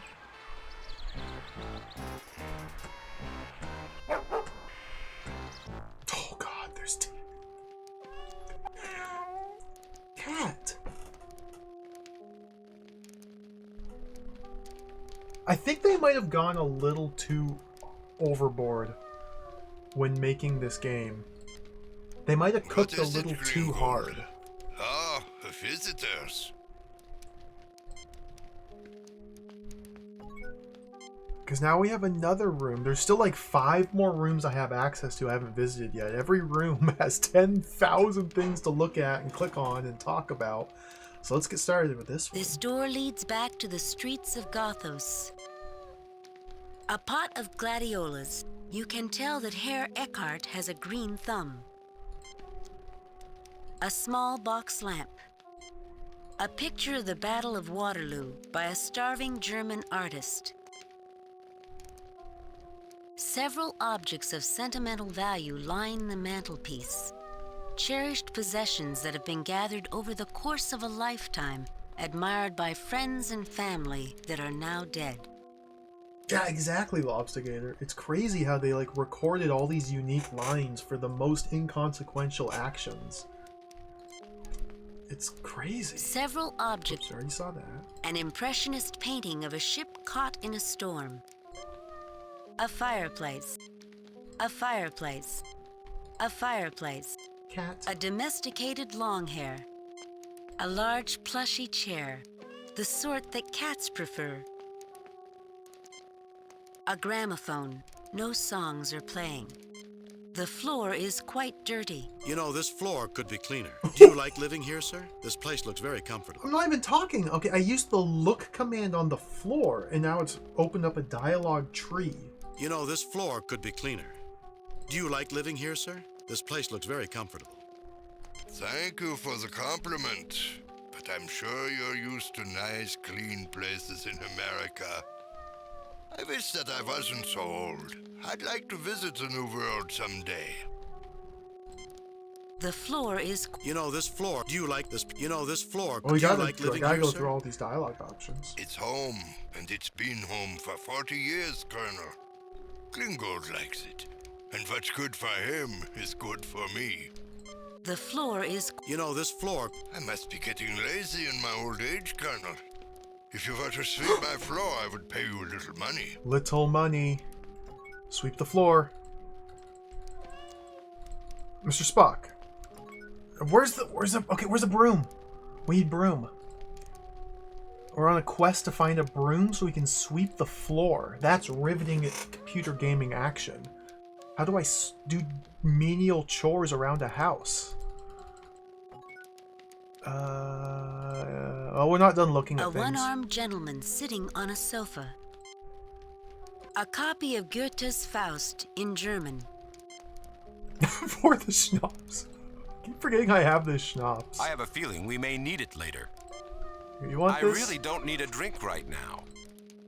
Maybe I should have become a bartender after all. What if there's different voiced responses to trying to use my different inventory items on my different crew members based on the room that I'm in? Because this is a different response than I got last time. I believe the human term is no thank you, Captain. I don't need to relax. I need to stay alert. Cat? Meow. Captain, that's no way to treat someone's pet. I was never very fond of schnapps, Colonel. My wife liked it, though. I have a feeling we may need... Meow. Cat? Meow. Good cat. I think the cat is very comfortable in its current location, Captain. Thank you, Lieutenant Commander Ellis, for telling me. Mr. Spock, you like cats, don't you? An ordinary house cat, Felis catus, a common human pet. The first records of domesticated cats are from ancient Egypt, where they reduced the rat population in the grain fields, and were also used as hunting animals to retrieve small birds. Spock, has anyone ever told you that ignorance is bliss? His name is Klingold, Captain Spock. Bones, what do you think about the cat? Let's see if I have any catnip.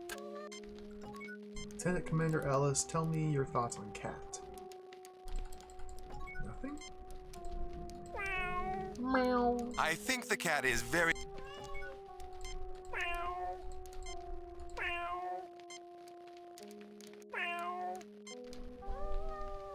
There's like a meow baked into the background ambient sound as well. But you can also hear like a cackling fire? A fireplace. Alright, did I talk to everybody? I'm attempting to find a not pattern yet. in Trelane's illogic. Please do not disturb me. Careful, Spock. Their logic might fry that delicate Vulcan brain of yours. Tell him, Bones. Given the many missions we've served together, I'm quite used to being bombarded by illogic and human emotion. Nice cat. It sounds like my pet tribble, Rodney. She has this nice pattern on her fur that looks just like this one. Tribbles are genderless creatures, Commander. It always seemed like a woman to me, Mr. Spock. Just leave that alone. Hello, kitty. Nice kitty. Meow. I hope I'm not this lonely when I get older. Depends on how many of your friends live to old age. Okay, let's talk to What this can I do for you, Colonel? I still need to do tricorder readings of everything in this room. What can you tell me about the war? I noticed that you have only one arm. What can you tell me about That's a very nice cat. Where can I go to get a letter delivered? Where can I go to earn some money? What can you tell me about... 6 choices! What can you tell me? I know. What can you tell me Start about... at number 1. We are a nation of warriors. Ah, let's get comfy. Let's recline the chair. We were born in war. We believe that military might gives men the right to take what they want. What about diplomacy? I wish we understood it better, Colonel. The pieces of paper that our diplomats sign have too little meaning. If we paid more attention, we could have prevented this latest mad conflict. I lost my grandson at the Marne. What can I do for you? What can you tell me about the war? We are a nation of warriors, Colonel. Like your America, we were born in war. We believe that military might gives men the right to take what they want. So much dialogue. Diplomacy? I wish we understood. Oh, I just read that. What can you tell me about the war? Okay, these were supposed to disappear after we used them, but no. I noticed that you have only one. I have to actually pay a bit of attention. I lost my arm in the last war, January 8, 1871, during the siege of Paris, during Bismarck's war with France, shortly before Germany's glorious victory. It still didn't bring my arm back. What can I do for you? What can you tell? I noticed that you have only... What can you tell me about Trelane? Ah, yes, the glorious Baron. I'm a lowly soldier, retired and alone, except for Gringold. I don't think I can tell you anything about him. What can I do for... What can you tell... I noticed. What can you tell me about... That's a very nice cat. Every old man should have a pet, Colonel. They're like children. But we're never disappointed in them when they get older. What can I do for you? What can you tell? I know. What can... That's a very nice... Where can I go to get a letter delivered? You might try at the tavern. The mail service is not entirely reliable, but someone there might know how to deliver it. What can I do for... What can you... What? That's a very nice... Where can I go to earn some money? I might be able to give you some money, Colonel. If I could think of something useful that you could do for me. We gotta sweep the floor. We gotta sweep the floor. How do I sweep this man's floor? Oh, man. The puzzles. Okay, let's go back. Okay. Stick? Cat-like stick? The cat appears to be docile. Phasers is sweet. Yeah, what if we just, like, phased the dirt off the floor? Captain, that's against regulations. Please put it away, Captain. Captain, that's against regulations. Against regulations to show this man my stick?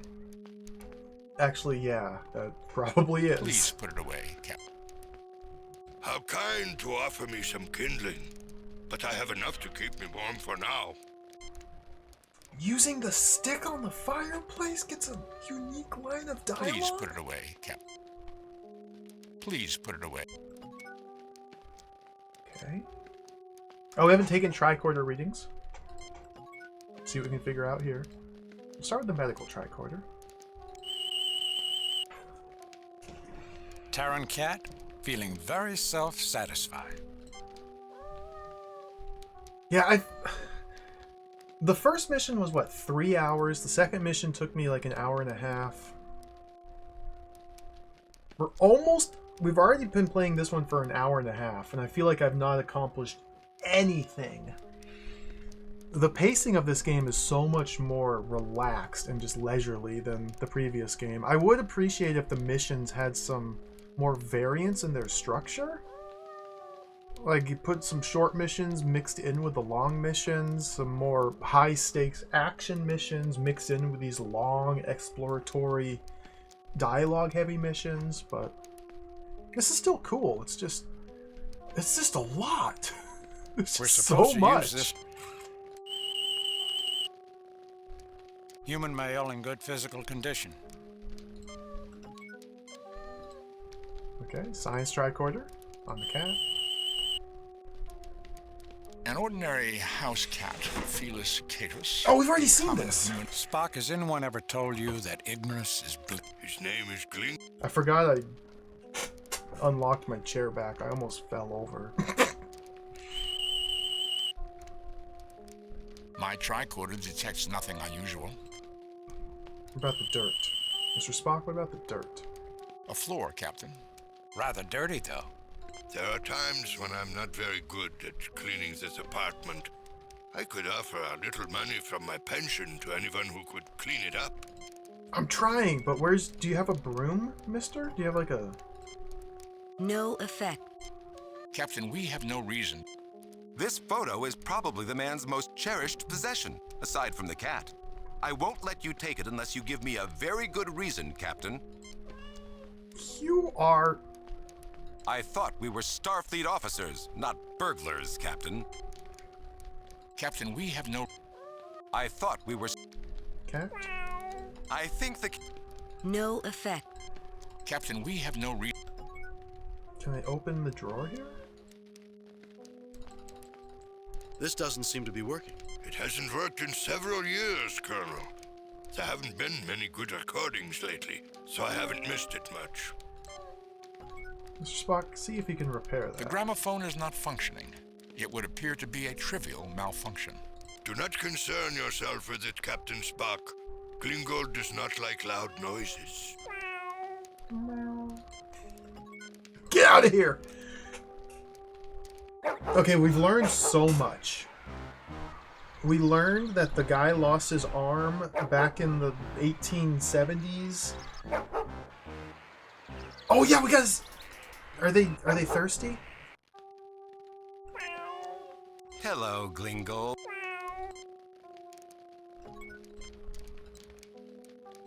Maybe I should have become Wait. I think I did it in this room. I was never... Yeah. He's never fond of schnapps. Let's go to the school. Maybe we can drink in the school. Like, another thing that... And remember, democracy is weak. It relies on the votes of the foolish masses who are incapable of choosing strong leaders. Constitutional government fosters weakness. The rejection of republicanism is what won the last war for Germany, and it will bring us victory over these stupid Americans. That's not what they told us at the Academy.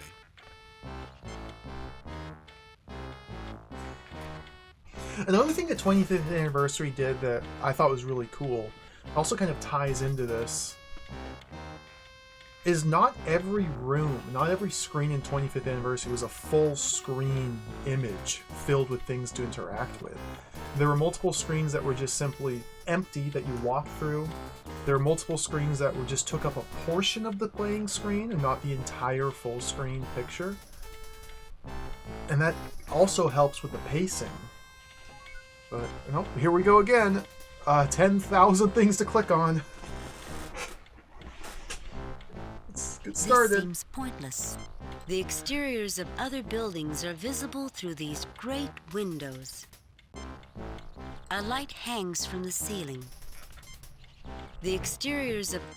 This appears to be a picture of Kaiser Wilhelm II. A Kaiser. This is a map of Western Europe. This seems pointless. Frau Humperdinck looks like she can't wait for the day to end. Captain Hauptmann looks like he'll fit right into German society in 20 years. He's a Nazi. Let's punch him in the face. A chalkboard. Dr. McCoy, remembering his old xenobiology classes. Lieutenant Commander Ellis looks at this artifact of the 20th century in disbelief. Mr. Spock observes that the human education system was once full of inaccuracies. James T. Kirk, his school looked nothing like this. This clock seems permanently fixed on 5 minutes to 3. Okay, maybe that's a clue. Maybe that's a hint. 2:55. A cupboard. It is currently shut. This door leads back out to the street. I wonder if that's a dizzy clock. Some blocks with alphabetical letters and numbers on them. A table with some blocks and a book on it. Yes. A table with some... Look at the floor. This wooden floor looks quite clean. Ooh, okay, maybe they know how to clean floors in this room, so we can figure out their secrets. A chalkboard. New chalkboard. The teacher's desk. The teacher's desk. A young German girl. A young German boy. The desks of the kindergarten of Gothos.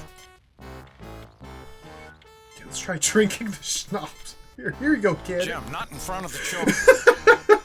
Jim, not in front of the children. Jim, not in front of the children. Jim, not in front of the... Jim, not in front of the children. Jim, not in front of... I don't think Frau Humperdinck would appreciate us vandalizing her painting. Jim, not in front of the children. Jim, not in front of the children. Okay. Unique alcohol message in this room. Talk to everybody. And I thought 20th century hospitals were grim. And yet the very best people who taught in a place like this had the power to uplift people's lives, to teach them knowledge, principles, and self-awareness.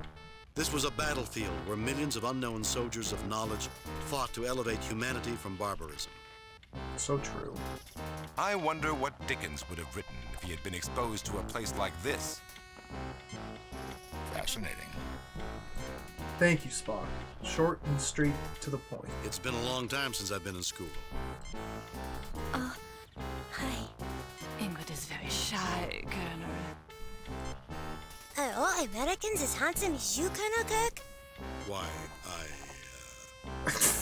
Bones, you're never at a loss for words. You answer her. Lieutenant Colonel Kirk, when I grow up, will you teach me how to fly as good as you? Well, I guess we're ready to ship you to the academy, Jim. Wow! A real American pilot! Can I shoot you as an escaped prisoner? No. No. Frau Humperdinck, Colonel Kirk wanted to shoot him. Is that fair? Shh! I wouldn't interrupt Captain Hartman. You wouldn't like him when he's angry. I'll punch him out. Boys and girls, let me introduce you to an example of inferior Republican stock. Lieutenant Colonel Jimmy Kirk. Tell us, Kirk, how can you defend the ludicrous American system? I see no reason to defend anything, Captain. These children are, in spite of your efforts to indoctrinate them, quite capable of growing up to become adults who will make up their own minds. I am not interested in a debate, Hauptmann. If your system is so superior to America's, how come you're losing the war? Why don't we put it up to a vote? You have a choice between a system that gives you leaders who will oppress you for life, or a system which, imperfect though it may be, allows you to influence your leaders and gives you a chance to bring them to account.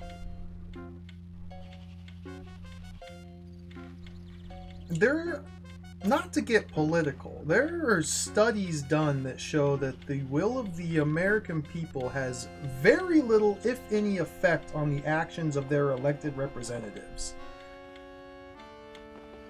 So, Mr. Kirk, I appreciate the optimism, but this is... I see no reason to defend anything, Captain. These children are, in spite of your efforts to indoctrinate them, quite capable of growing up to become adults who will make up their own minds. I am not interested in a debate, Hauptmann. If your system is so superior to America's, how come you're losing the war? What do you mean, losing the war?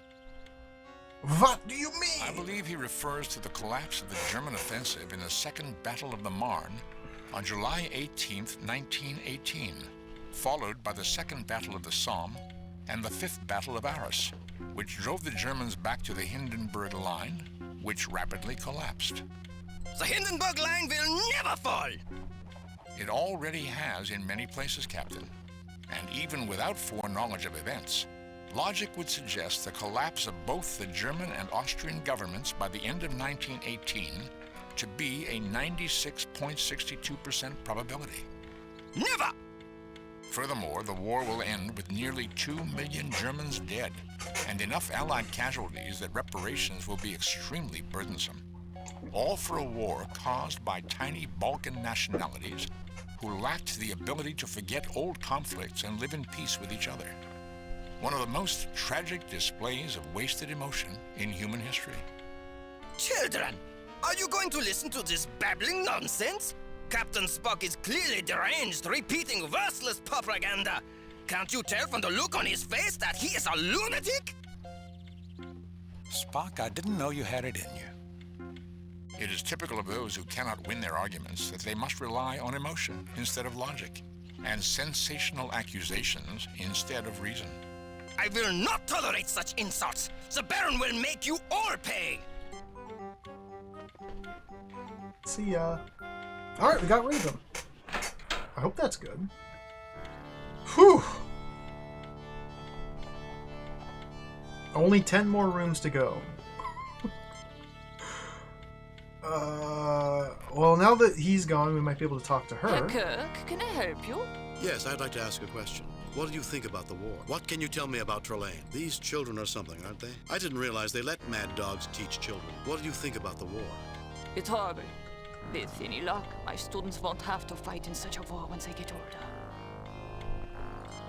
Herr Kirk? Yes, I'd like to ask. What do you think about the war? What can you tell me about Trelane? Ah, the Baron. Such a charming man. If all the military and Gothos were like him, it would be a better place to live. Herr Kirk, can I... Yes, I'd like... What do you think? What can you... These children... They are a little rambunctious, aren't they? Herr Kirk, can I... Yes, I'd like to... What do you... What? These... I didn't realize they let me... He's a rather enthusiastic officer. What about money? Do you have any money? I want to play 20th poker. century equivalent of the captain's chair. Do you have any money I can have? I always want to paint a mustache on a painting like that. Jim, we don't have time for any of us to teach them. Well, education is important, Bones. This map looks a little out of proportion. 20th century equivalent. What do you hope to accomplish with that? It looks like it's out of my reach. You want to start a fight? My dad'll come after you if you try something. What is it, Colonel? What is it, Colonel? What is it, Colonel? What is it?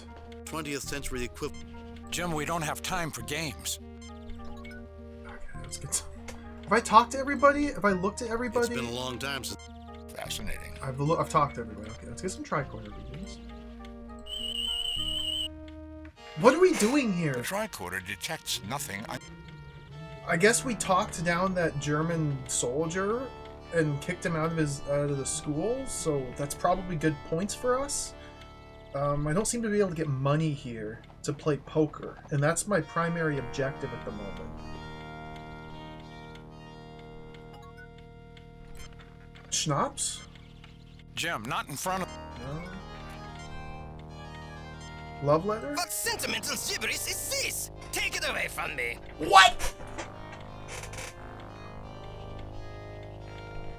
You wish me to deliver this? I'm only a school teacher, Colonel. Perhaps the Baron would help you. Somehow, I don't think so. Oh. Oh. Jim, I don't think these kids are going to be able to help us deliver this. We're gonna try the stick. Please put it away, Captain. Please put it away, Captain. Please put it away, Captain. Mr. Spock is I don't think Frau Humperdinck would... not a fan of me pulling out my stick. Don't be silly, Kirk. Using it on things. I do not understand what purpose that action would... So we have a cabinet which is explicitly described as being shut or covered. I can't It open looks it like it's out of my because it's reach. out of Kirk's reach. Now, is this Chekhov's cupboard? Do we need to open this to find something, or is it... I recommend against taking items in full view of the locals, Captain. Okay, so you're saying we should be deceptive about it. It's a little out of my reach, Jim. Mr. Spock? Captain, do you have a reason to believe the cupboard's contents are crucial to our success? I'm playing an adventure game, Mr. Spock, so yes.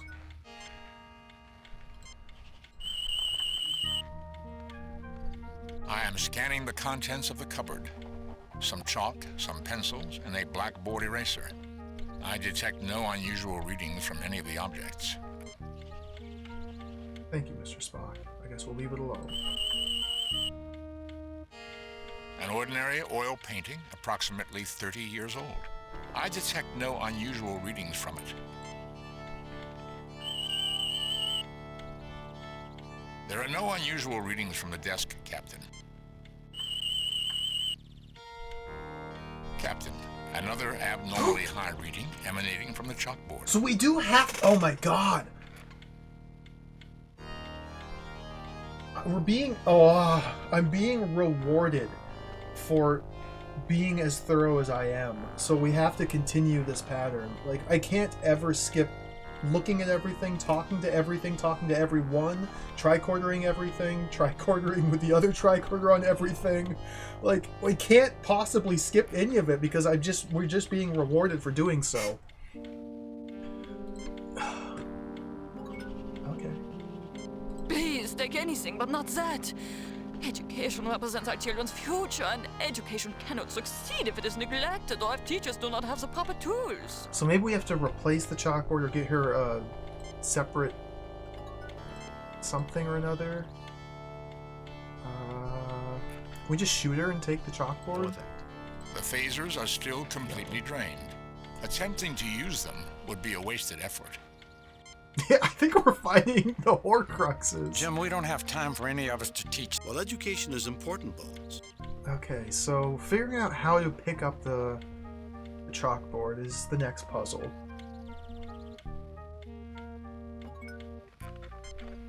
Let's leave. So we need to get money by sweeping some old guy's floor so we can play poker. We need to get a chalkboard from the school. We need to get past this rabid dog. What else do we need to do? We need to mail a letter. We got a lot of goals. Let's keep going. Maybe we need to get into the sewers as well.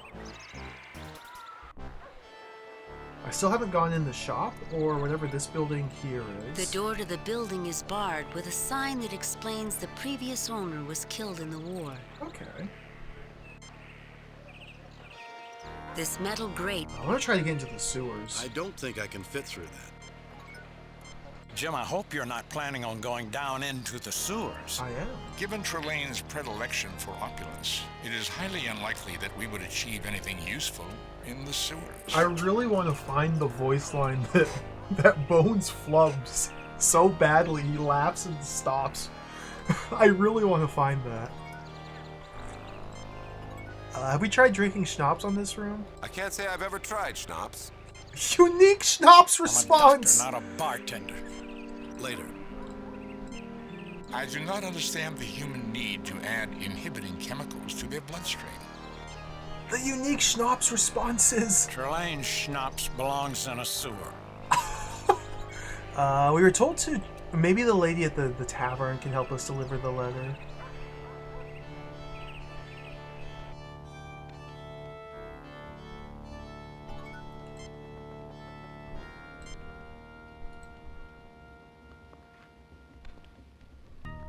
Thank you, Captain. I will see that it is delivered.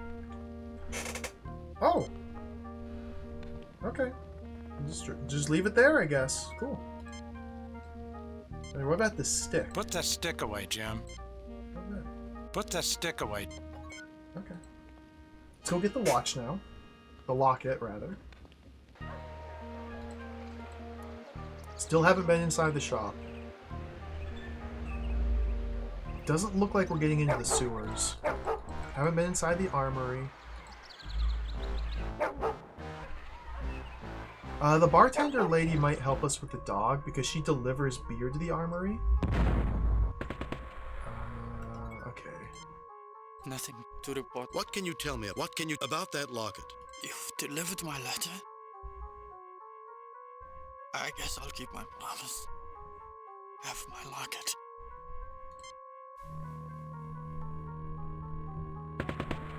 Get out of this room.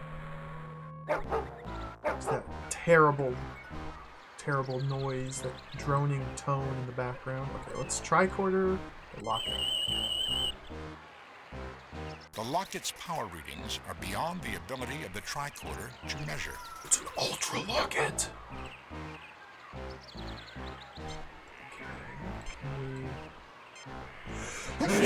Excuse me. Captain, I do not believe that using that item is an advisable course of action. Captain, I do not... Science tricorder? Oh, excuse me. Use Spock's tricorder on this. Okay, let's move along. I guess it's time to go into the shop now. Maybe there's a broom we can find in the shop. Oh, there was... Wait. Can we go back in here now and get some straw? Oh, it is unsafe to return there.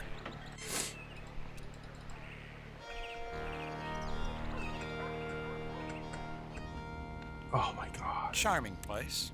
Less technology, more humanity. I like it. Somewhere in the middle of this charm is Trelane and the missing ships. Let's find him. Look at all these things to look at. Oh, the entire screen is a hotspot. Oh, nope, except for like the rafters up here. Everywhere on the screen except for the top 3% is a hotspot. Oh, yes, dude. We got so much to click on. A rather badly painted seascape.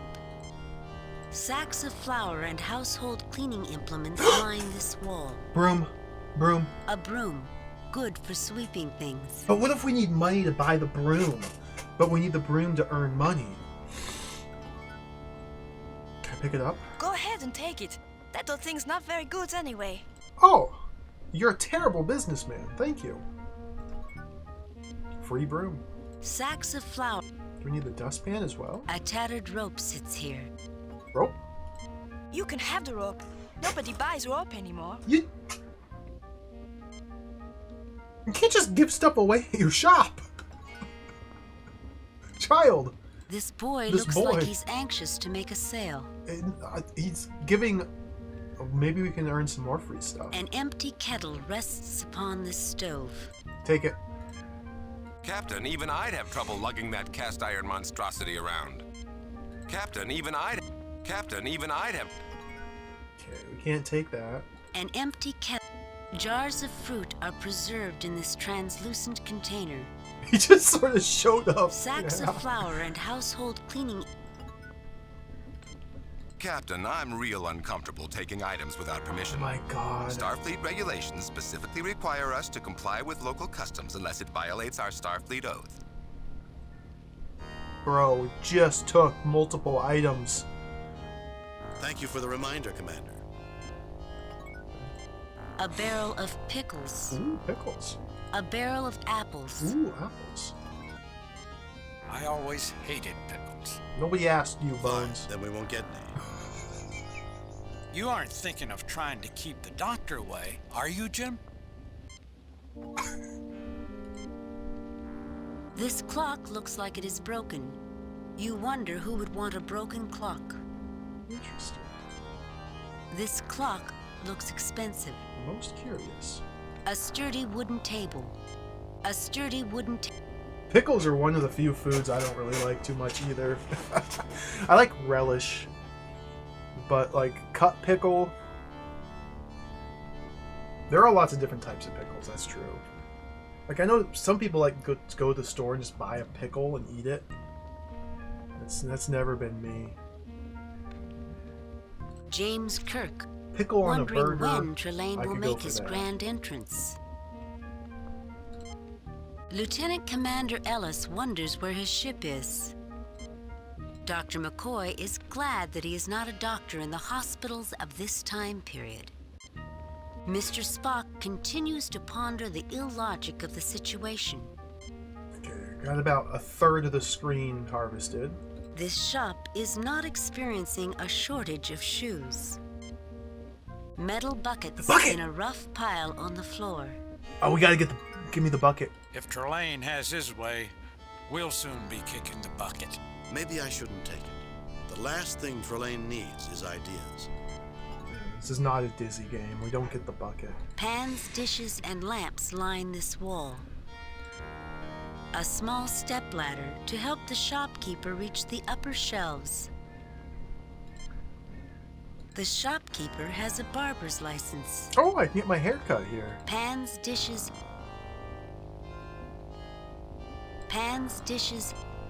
a cash register. Bottles and cans line the back wall, as well as flowers in a vase. Flower, oh, right here. Bottles and cans. A package of food containing mutton. Mutton? Jelly beans in a glass jar. Candy canes in a jar. Confections, a package of meat in a white wrapper, and a cash register are on this counter. This boy looks like he's... Okay, anything else to click on? Okay, let's talk to everybody now. Here we are in the early 20th century, living in history. It's a shame that this is only a cheap sham by Trelane. I could get to like this place. So Spock picked up tricorder readings from the exterior of the shop, so one of the objects in here is a Horcrux. This looks safe. I don't think anyone is going to die here. Do you agree, Captain? One never knows, Mr. Ellis. Oh my God. Don't push your luck, Mr. Ellis. I don't know. Foot and mouth disease can strike anyone, anywhere, and it can be fatal. Yes, sir. I guess we're getting shore leave a little early. Sort of. Captain, these items are not typical of what would be available in a German shop in the 20th century. I would theorize that Trelane has set this up for a reason. Could he be testing us? I've read many reports of superior intelligences testing human beings. Trelane does not qualify as superior intelligence, Mr. Ellis. He's not testing us. He's playing with us. And I'm rather tired of his games. Hi, can I help you? I see you're selling food packages. What do you want for those shoes? That really is a beautiful clock. Can you tell me how to make money around here? I see you're selling food packages. You look hungry. Sure, have it. Pay me later. Ooh. Oh, we can give that to the dog. To placate the dog long enough for Bones to heal it of its rabies. Alright, we're getting somewhere. Can I help you? What do you want for those shoes? You just take them. I'm sorry, but those shoes have already been paid for. Hi, can I... What do you want for them? That really is a beautiful clock. It sure is. I can let you have it. Pay me later. Or maybe not. Mr. Uland wouldn't like me to give away something that expensive on a promise. Hi, can I... What do you want? Can you tell me how to make... Sure, have some money. Oh, I don't have any. I wonder why. Sure, have some money. I like this kid. Alright, let's get some tricorder readings. Try and figure out what the source of power is. Ooh, mutton. Rope. Room. Wait, now go sweep the floor! It's probably the clock, I would guess. The clock is another of Trelane's power objects, Captain. So we have to acquire this clock. It's a very expensive clock. So I guess this is the entire purpose of the money subplot here. We get little money, and then we can play poker, and we can win big money, and then we can go to shop and buy clock. That seems to be what's happening here. What about the pickles, Mr. Spock? Pickles, Captain. I detect nothing unusual about them. What about the apples, Mr. Spock? Apples, Captain. I detect nothing unusual about them. What about the buckets, Mr. Spock? The tricorder detects nothing unusual. What about the shoes, Mr. Spock? There's nothing unusual about the shoes. Okay, what about the cash register, Mr. Spock? This object is composed of metal and wood. There is nothing unusual about it. What about the candy, Mr. Spock? A curious substance, Captain. I have never understood the human need for sweet confections. With Vulcan taste buds, it's no wonder. Actually, Doctor, the need for sweets is more psychological than physical. How about the boy, Mr. Spock? The tricorder detects nothing unusual. What about the preserved fruit? The tricorder detects... Okay. Bones? A young human male in good physical condition. Schnapps? I've tasted water with more flavor to it. He's drinking it! Not now, Kirk. I wonder if they have any Kentucky bourbon in this shop. And I cannot believe there's unique schnapps responses depending on what room you use That the is not a schnapps useful on. activity. On your own people. This is out of My control. boss would fire me if he caught me drinking this. Stick? Are there unique stick responses too? I think being captain is finally going to your head. I think being captain... Shouldn't we leave discipline to the boys' parents? There's unique stick responses? Is rope? Save it for Trelane. No. No, on second thought, hanging's too good for him. Very funny, Bones. I was joking. Save it for Trelane. I was joking. Every inventory item has a unique response based on the room that you're in? A new toy, Captain. A new toy. A new toy. Oh, shut up. Button? But there's nothing wrong with it. Please don't return it. I'd better not. I don't want to put on weight. I think it's a little raw, Jim. Thank you, Captain, but Vulcans are capable of going for weeks without food or sleep. That sounds terrible. Yes, and I've seen what that can do. Looks good, but I think we better cook it first. Captain, offering that item is not unadvisable. Captain, offering that... Alright, let's get out of here. Clock. Clock seems to be the objective of that room. I want to see if I can feed meat to dog. Maybe we do have to cook the meat. And then we need to sweep this man's floor. Okay, we're finally starting to get somewhere. We've almost unlocked a new room to look at. The dog is now hungrily eating its meal. Oh, look at him! What a good boy. Okay, Bones, hurry, hurry. Heal it.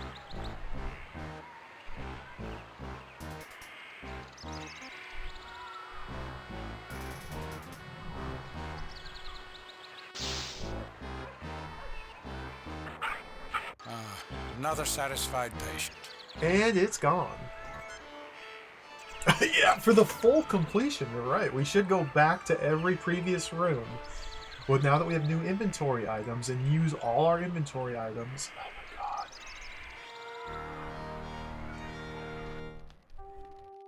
Oh my god. Hello, Glingold. Alright, let's sweep the floor. I've been waiting for this. Thank you, Colonel. You Americans are very helpful. It's a pity we're at war with you. But wars always end, and today's enemy often becomes tomorrow's friend. Unfortunately, the reverse is often true.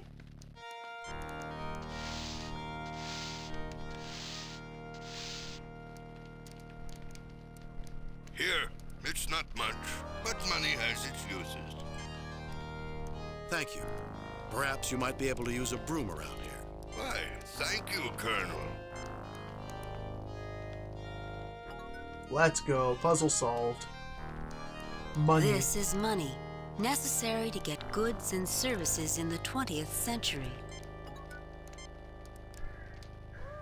Rope the cat? I think the cat would prefer string. Herr Eckhart has not shown himself to be a threat. I do not understand why you wish to restrain him. Jim, what are you doing? Jim, what are you doing? Jim, what are you doing? Jim, what are you doing? Lock it? Using that item... Okay, the locket always seems to get the same that response. item is... Money? There are better uses for that. Money? There are better uses. Let's get out of here. Oh, we gotta go in here now. New room's been unlocked. Let's go to the armory. So we still need the chalkboard as well. I'm not really sure how we're gonna get the chalkboard.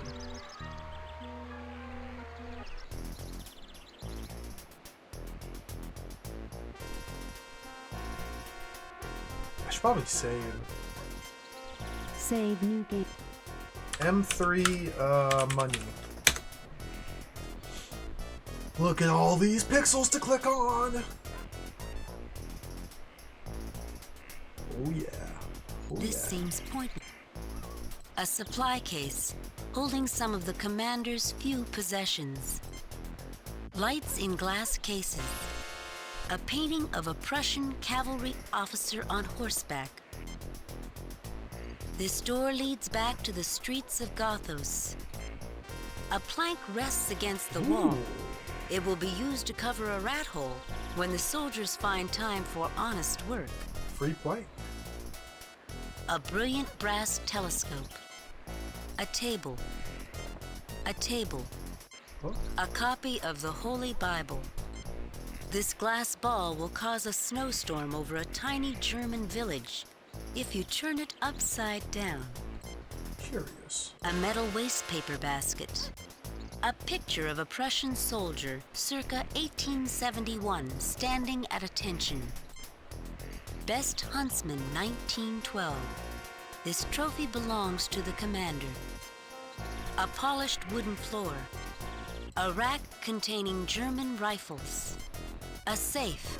It is Ooh, a currently safe. unopened. Yeah, we have to get into the safe. This painting of a storm at sea isn't impressionistic, just poorly painted. The commander's desk, covered with papers. The commander's desk. The commander looks at you without a trace of friendliness. The guard seems offended by your presence in the arsenal. Mr. Spock continues. Dr. McCoy has always had a dislike of military things. James Kirk, his eyes narrowing in disapproval at this place. Lieutenant Commander Ellis says nothing, but waits. I think I looked at everything. There might be some more stuff on the desk here, maybe, like the bell. Let's talk to everybody. Fascinating. More illogic. Why would a German colonel be stationed in a small town like Gothos? Maybe he likes the climate. I don't like the looks of this place, Jim. I guess you'll want to use the security guard here, right, Captain?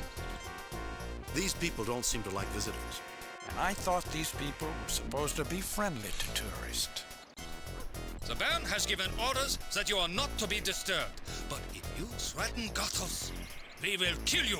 We will kill you. I would have shot you on sight, Lieutenant Colonel Kirk. You owe your life to Baron Trelane's kindness. I'll try to remember to thank him when I see him. Why don't you tell your so-called Baron to stop playing games and come out of the castle and face me? Kindness?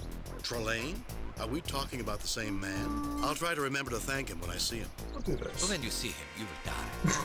And when you are dead, I will be thanking you. What a I will jerk. have shot you on sight. I'll try to remember to... Why don't you tell your kindness? Let's do this one. Your insults are meaningless, Colonel. The Baron is a civilized man. How else can you explain the fact that you are not dead? The Baron is an immature, power-crazed child who has kept us alive to entertain himself by subjecting us to a sadistic reproduction of one of Earth's bloodiest wars. If I weren't civilized, I would kill you for such an insult. You call yourself civilized? Get out! Tricorder. Surely there's an object of... Oh no, schnapps. Human social rituals are fascinating. How easily you seem to accept an increase in inefficiency in exchange for a mere few minutes of emotional satisfaction.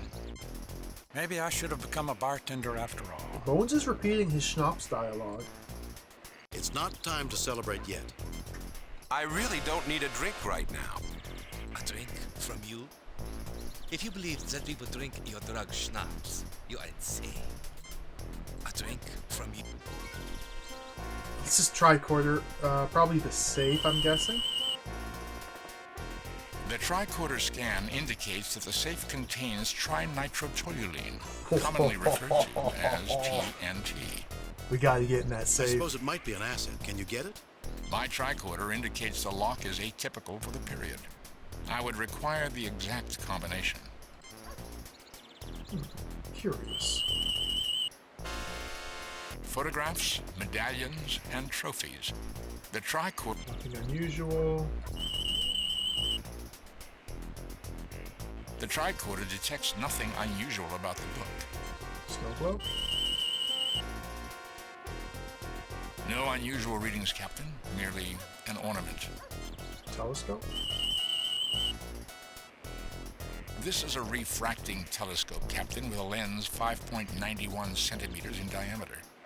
By the astronomical standards of the era, it is already obsolete as a serious scientific instrument. But these obsolete toys helped inspire a lot of people in the exploration of space, Mr. Spock. Perhaps, Mr. Ellis. The tricorder does not detect any unusual properties about this object, Captain. Plank of wood. There is nothing unusual about that plank. Bucket. An ordinary metal waste paper basket, Captain. Statue. So I'm guessing that there's some sort of object This of power trophy in is here, composed of but tin maybe and not. iron, Captain. An ordinary object. The tricorder detects nothing unusual about it. The guns. A German World War I Army rifle, Captain. There don't have to be. Indeed, Doctor. By this period, firearms were extremely efficient and deadly.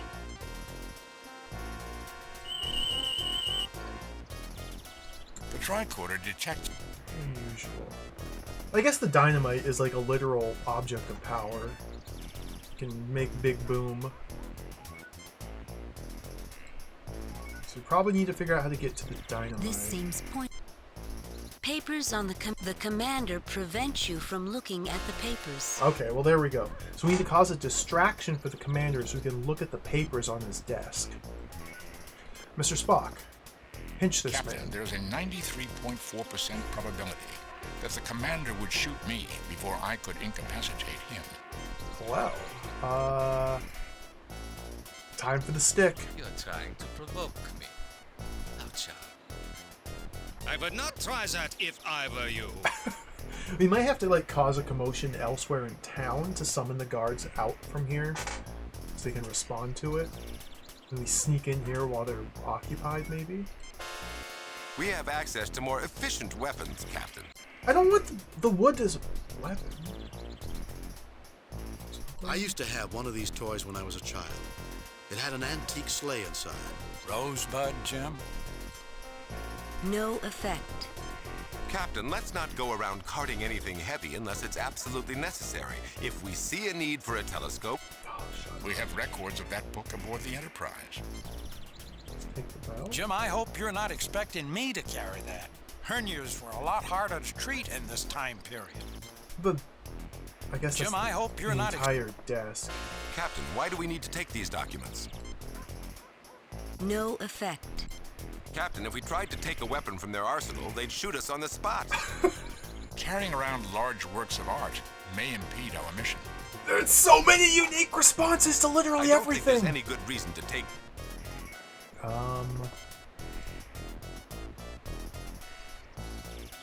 Rope? I don't think we should use the rope against us, Jim. Unless we subdue the soldiers, Captain, I will...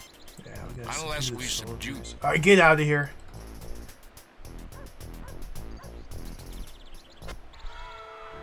Okay, so what do we need to do? Let's go see if we can play poker. Hello, Retro Gaming Denmark. Welcome. We're on mission 3 out of 8. Star Trek Judgment Rites. We've been wandering around this old German town for what feels like an eternity, looking at things and talking.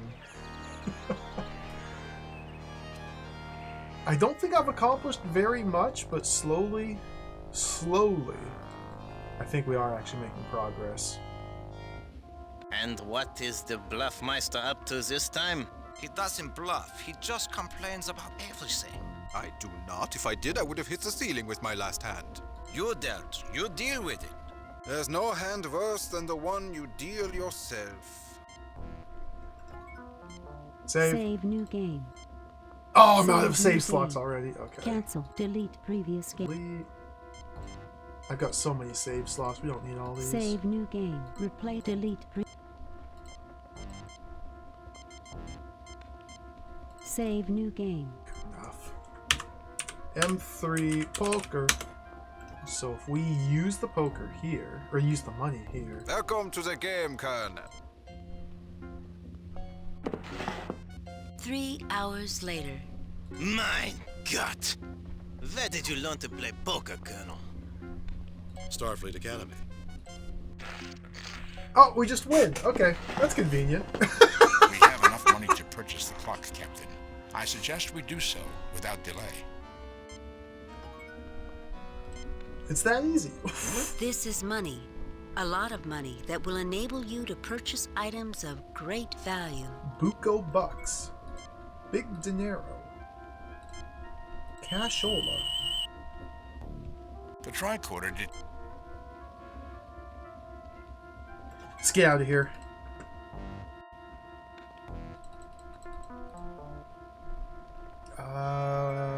This guy here was like, yeah, superintendent. You know, I've been to inspect Yeah, the the chalkboard. I am very proud that we are spending money on the finest educational equipment, even during the middle of this accursed war. Herr Kirk. Thank you, Herr Schiller. I don't think I require your generosity, but the offer is appreciated. Anytime, Colonel. I thought I had more beer than this. Herr Kirk. Thank you, Herr Schiller. Anytime. Herr Kirk, what is it? That's a very nice clock in your shop. If you wish to purchase the clock, all you have to do is pay for it. It's a simple enough arrangement. Herr Kirk, what is it? I'm just saying hello, Herr Oland. I suppose I should be courteous, Herr Kirk, but there's little profit to be made in having good manners. Okay. Excuse me, Gretel. Ivan? How's the spy business? Shh. Please mention that as little as possible. How's the spy business, you spy?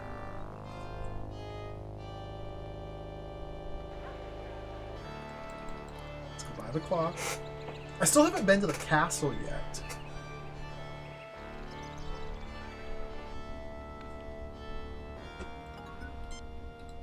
Money. That's just enough to buy this neat clock. Perfect.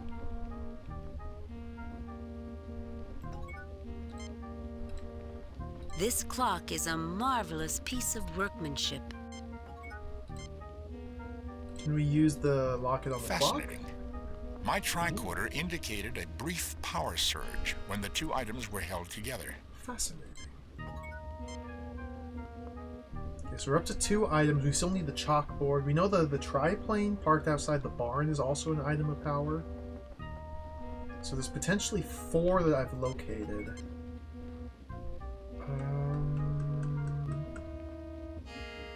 I guess maybe we should head towards the castle and see like if there's more objects to find in that direction. I don't know how I would pick up or acquire the chalkboard just yet.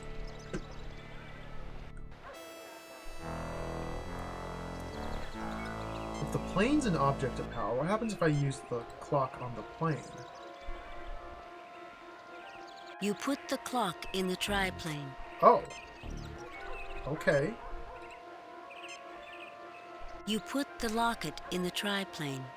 So we are bringing all these different sources of power together and putting them all inside the triplane for some reason. But the exact purpose I don't see any medical. Unclear. Oops. Captain, the power readings from the triplane are still beyond the range. Okay. Let's see if I can go this way.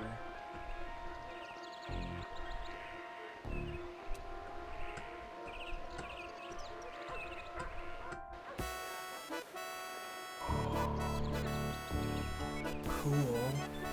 A large immovable rock. Great fir trees reach into the sky. Castle Trelane. Castle Trelane. The grass looked greener on the other side of the hill. A drawbridge is the only accessible entrance to Castle Trelane. The grass looked green. Lieutenant Commander Ellis, who's rather glad he hasn't served on the Enterprise. Mr. Spock, an enterprising first officer. James Kirk, an enterprising captain. Dr. McCoy. Get it? Get it? Because enterprising chief medical the ship's officer. called the Enterprise? Get it? What do you mean? I would have thought someone with Trelane's ego would have jumped to make a grand entrance from the castle. Obviously, he's waiting for a moment of maximum theatrical effect. Or maybe you're just a coward, Trelane. It is interesting that he does not choose to appear at this time. And quite annoying, although perhaps I should count my blessings. Here we are at Trelane's doorstep. What's the matter, Trelane? Is the great Baron of Gothos afraid to come out and play? An impressive edifice. Well, here we are. I wonder what kind of death this person has in store for us. Tricorder. Captain, the force field around the castle is extremely intense. Oh. I get the same energy signature from it as I did from the triplane that attacked the Enterprise. Okay, so maybe gathering these objects of power together will somehow disable the Mr. Spock, force is there any field? way to penetrate it? Penetrate it? The force field permeates the ground, Captain. The largest weapons of this era could not penetrate the force field. If we could generate a disruption on the wavelength, the field could be breached, although we would not have much time before it was re-established. We have to generate a disruption on the wavelength. Naturally. That was my second guess. How could we generate such a disruption? By physically destroying other objects that resonate on that wavelength. Captain. Objects like the power objects that we have already found.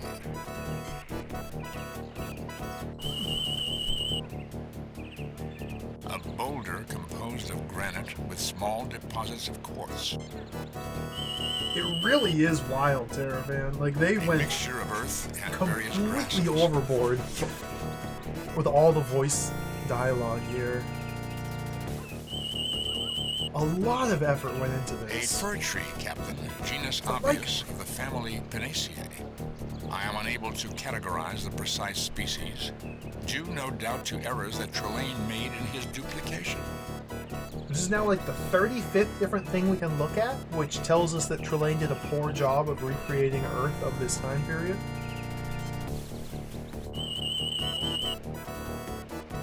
A mixture of earth and various grasses. That was quite. So if I walk up here, Save new game. Replace. we're done with poker. Does the force field just obliterate me? Oh, yes!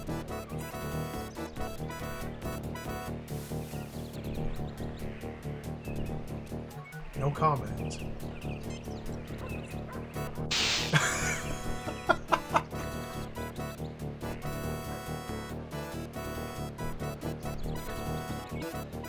Bones, why don't you give it a shot?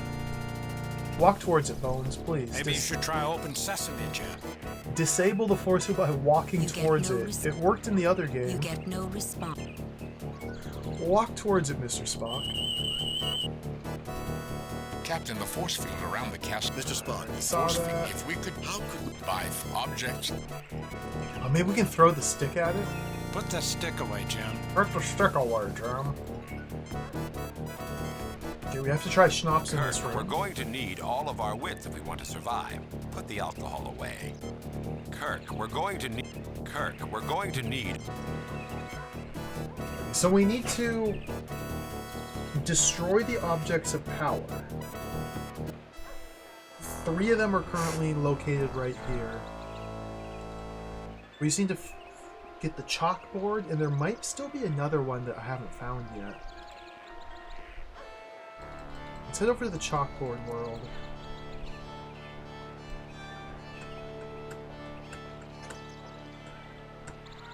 There's definitely got... Oh, we need the dynamite from the armory to blow up the plane. Okay, so that's why we need the dynamite.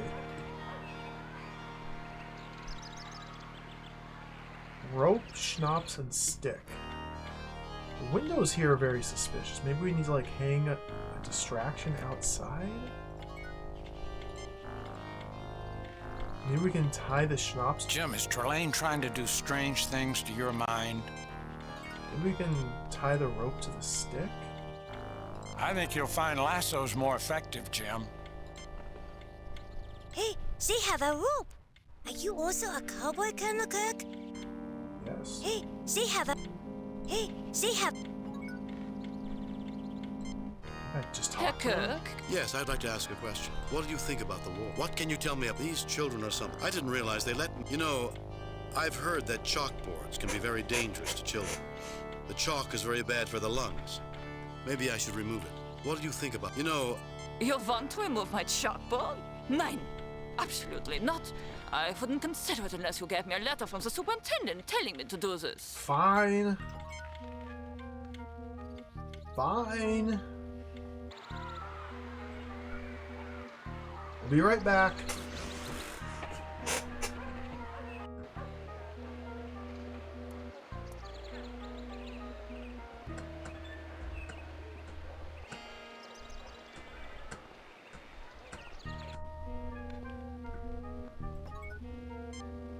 You. Herr Kirk, though my position is... Thank you, Herr Schiller. I don't think I require your generosity, but the offer is appreciated. Anytime, Colonel. We literally require your generosity right now. I need a letter about the chalkboard. Herr Kirk, Herr Kirk, what is it this time? I'm just saying hello, Herr Olin. I suppose I should be courteous, Herr... I recommend against aggressive act. I recommend against... Herr Kirk. Thank you, Herr Schiller. Anytime. An imitation of a German tavern complete... Sometimes these... Despite the stereotype... Huh.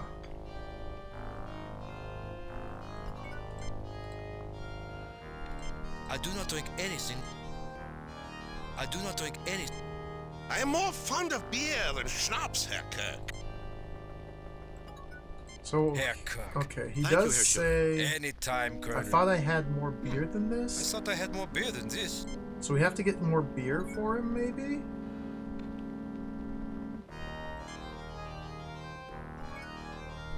It's weird that we can't, like, talk to him about the chalkboard. Colonel, those are for the armory. Please do... You don't want to give the Fraulein the wrong... You don't want to give the Frau... Our safety is not endangered here, Captain. Attempting to subdue people will... Our safety is not... Our safety is not...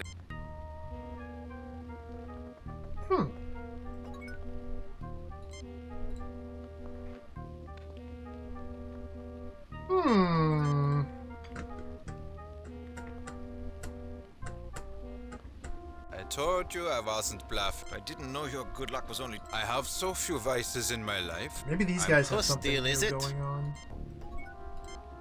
I am busy. Welcome, friends. Can I help you? What can you tell me about... What can you tell... I need you to spread a rumor about a chalkboard. Oh, we have to What spread can you tell... rumors? I need you to spread a rumor What? about a chalkboard. Thank goodness I came in here and talked to these people. Spread a rumor about the chalkboard, please. You say you need me to convince Herr Schiller to give you the kindergarten blackboard? Do not know why, but I would do anything if you could get the commander to issue a transfer for my son.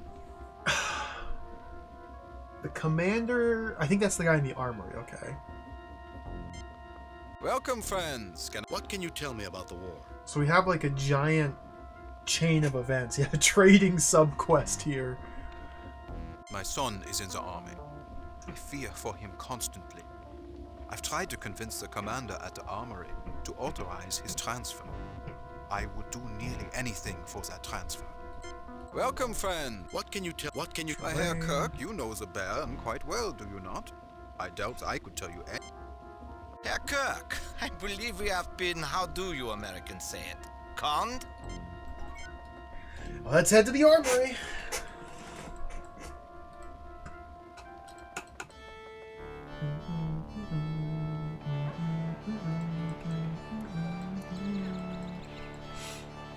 Hello, Noah. Welcome. This is still mission 3. We've been on mission 3 for 2.5 hours now.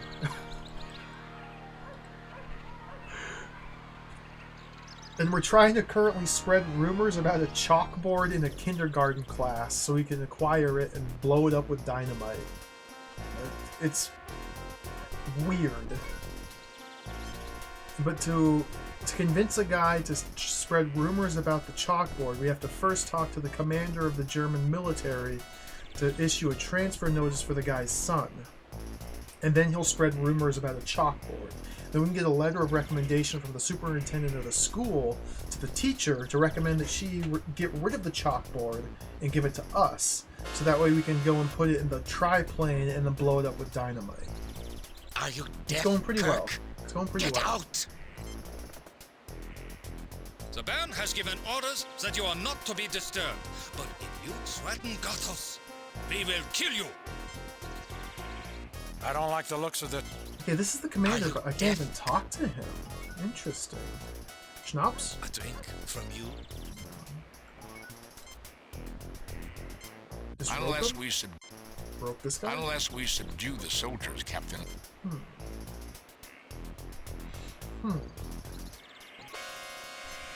I don't like the looks of... You get no respect. I guess you'll want to use the security guard here, right, Captain? It's a clue. Get him! No, Captain! Get him! No, Captain! Get him! Jim, I hope you're not... Bash him! No, Captain! I suspect that we will be shot if we attempt to open the safe while these people are present. No, Captain!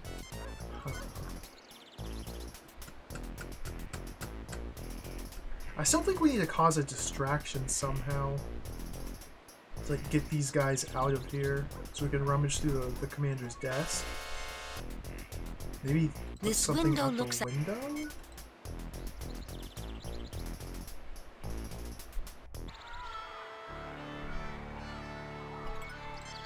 This building is being used.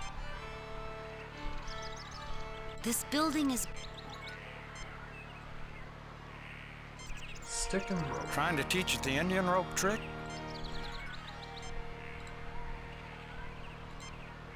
I see no reason to test them. I see no reason. I see no reason. I see no reason to test. I see no reason. I see no reason. Kirk, we're going to need... Kirk, we're going to... I'm not actually sure what they want me to do here.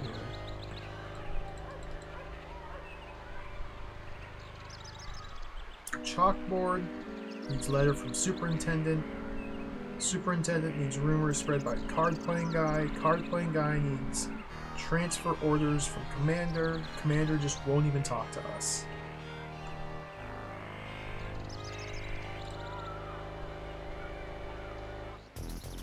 There's gotta be something I can do here. Captain, there's a 90... Do you really want me to get shot? I wouldn't if I were him, Doctor. Try that and he'll shoot you, Captain. I don't think so. I suspect that we... Captain, if we tried to take a weapon from their arsenal... Carrying around large... I don't need to use that right now. I don't think so. I don't think I could see anything the way it's currently pointed. I don't think... We have access to more... I do not see anything useful in the case, Captain. Carrying around large... I don't... Jim, I hope you're... I wonder if it's a hotspot thing. The commander's... This seems... The commander's... Papers on the commander prevent... We gotta look at his papers. I gotta lean in close The now. commander's death. The commander's death. The commander's death. The commander looks at you. This painting of a storm... These people don't seem to like... And I thought these people... Are you deaf, Kirk? Get out! Huh.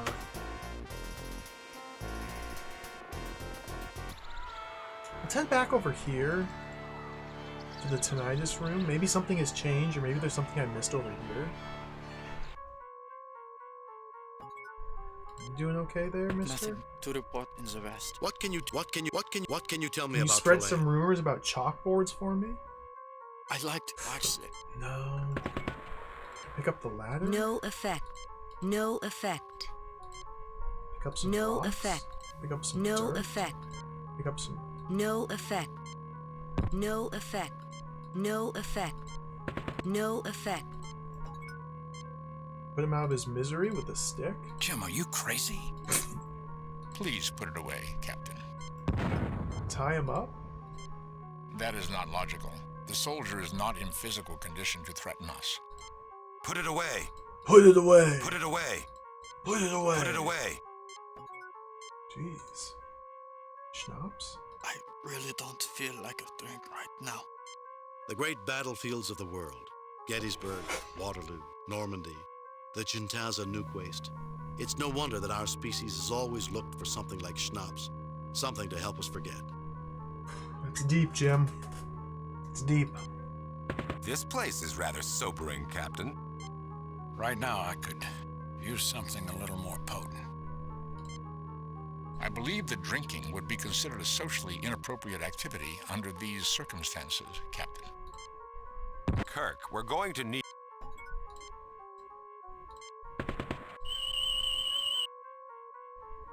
The tricorder detects barbed wire. My tricorder detects rubble. Rubble. Rubble. A ladder. Use the ladder? I don't think so. Bones. That's odd. I should be able to see immediate improvement in his injuries. But I have no response. That is because Trelane is interfering. This man is meant to be a dying soldier, whose presence provides drama for Trelane's production. He'll die. Logic suggests that Trelane will not allow him to die except for dramatic effect. Given the inconsistencies I've noticed, it is probable that he may be kept alive indefinitely. Curious. Can you give him something for the pain, Doctor? Nothing I've done has any effect on him, Commander. Curious. Spock, mind meld. No further anomalous. The tunnel only extends about 3 meters beneath the surface.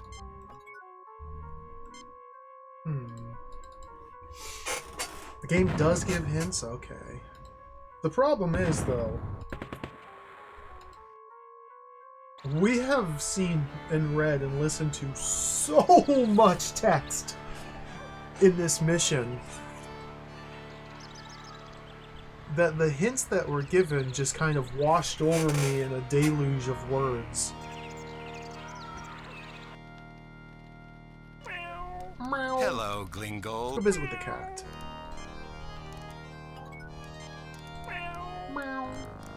What can I do for you, Colonel? What can you tell me about... I noticed that... What can you tell me? There's some trouble at the school. I believe the chalkboard may be dangerous. It should be removed. How could I convince the superintendent that this needs to be done? I believe that some of the instructors are more dangerous than any chalkboard. But if Herr Schiller were to hear such a report from Herr Sondergaard, the publisher... The publisher? He might agree to have it removed. Herr Sondergaard is the most respected man in town, next to the Baron. Okay, we got a Sondergaard. Have I even met Sondergaard, the publisher?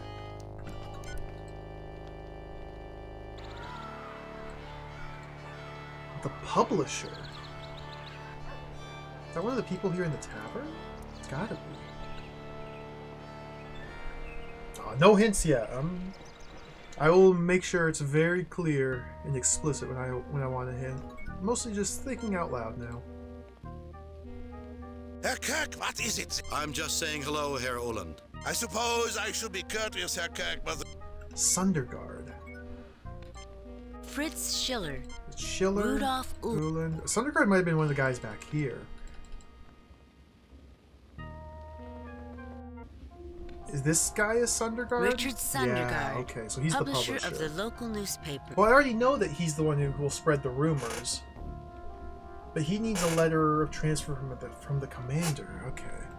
So that was a hint to step on this chain that I've already figured out. What can you tell me? I need you to... What can you tell me about... My son is in...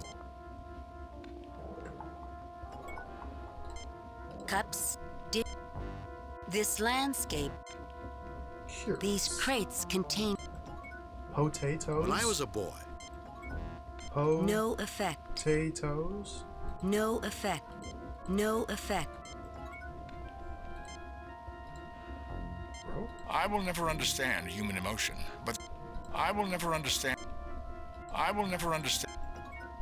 Stick. If you want to beat someone, Captain, try poker. If you want to beat... Kirk, if you want to beat someone, try poker. He has two different line reads. If you want to beat someone, Captain, try poker. Kirk, if you want to beat someone, try poker. Good. Okay. Looking through a ragged...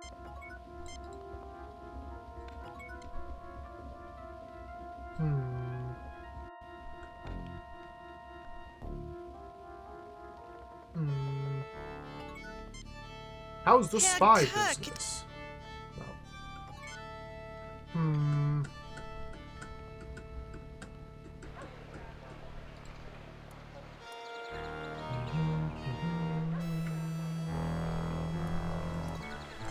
A fuel barrel line. Grass. Shops? I fail to... Here, let me have some. Ooh. I'll pass this time, Jim. Here, let me have some. I'll pass this time, Jim. Here, let me have some. Drinking would be a... Trelane's liquor leaves much to be desired. A hangar doesn't seem like the right atmosphere for schnapps, Jim. What do you hope to accomplish? Captain, I fail to see the purpose in using schnapps on a patch of grass. Curious, Captain. Is this an emotional impulse, or do you have a rational reason for using schnapps on the bushes? I want to hear Leonard Nimoy talk, Mr. Spock. Here, Is let that me so have some. wrong? Here, let me have some. Captain, I fail to see the purpose in using schnapps on a patch of grass. Don't be clumsy, Jim. You nearly spilled the schnapps. Don't be clumsy, Jim. You nearly spilled the schnapps. Dude, he sounds drunk. Don't be clumsy, Jim. You nearly spilled the schnapps. You nearly spilled schnapps. Don't be clumsy, Jim. You nearly spilled the schnapps. I think DeForest Kelly was literally 10 glasses of schnapps deep when you read that line.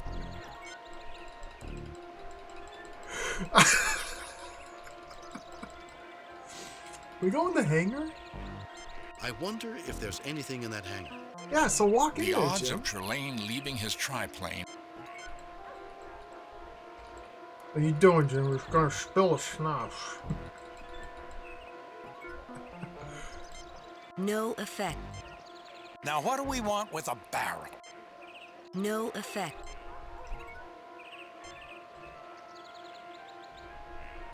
Please put it away.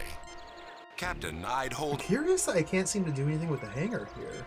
The hangar of Trelane's I guess it's just triplane. abandoned and empty. It appears to be abandoned. Yeah, I'm really excited to get to those voice lines. They're just completely flubbed. I'm really excited to get to those. A dirt path. A Fokker DR. Man, I'm really not sure what to do here.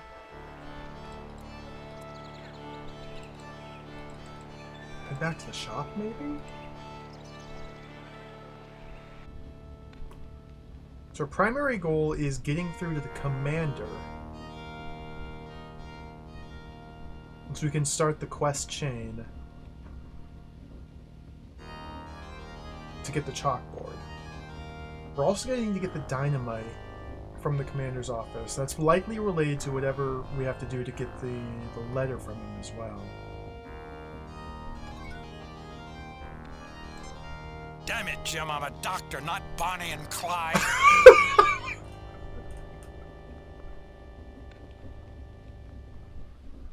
Bones.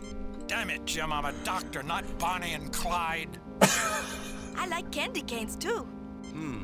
Absolutely tasteless. I see Trelane's culinary skills have not improved. I like candy canes. Captain, I'm real uncomfortable. Thank you for the Captain, I'm real Thank you for the Shoes? Captain, Thank you for the I'm trying to help you the best I can. Please don't tell Mr. Uland that I'm not doing my job right. Hi, can I... What do you want for those shoes? I'm sorry, but those... Shoes are paid for. We can't get the shoes. Captain, these items are not... Could he be testing us? Trelane does not... Huh. Captain, Thank you for the reminder. Yeah, it doesn't seem like I can take much of Captain, anything. I'm real. Thank you for the... Trying to enter a second career as a barber, Jim? Okay, I'll leave the license alone. Okay, he has a barber's license. Sacks of flour and bottles and cans line. Bottles and cans. Captain, Sacks I'm real. of Thank you for the... flowers. Captain, the painting has... I don't know, Spock. I kind of like it. But I shouldn't take it without permission. Thank you for the Captain, reminder. Thank you for the reminder. Pickles. Push the barrel of pickles I always over? hate... Fine, then we won't get... You aren't thinking of trying... Captain, I do not require... Oh, don't scan the pickles. I don't know. Pickles, Captain. Pickles, Captain. Pickles. My boss would fire me. Pickles, Captain.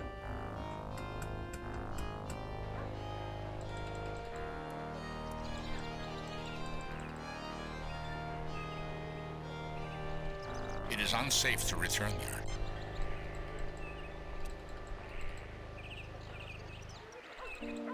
I haven't tricorded the tricorder yet.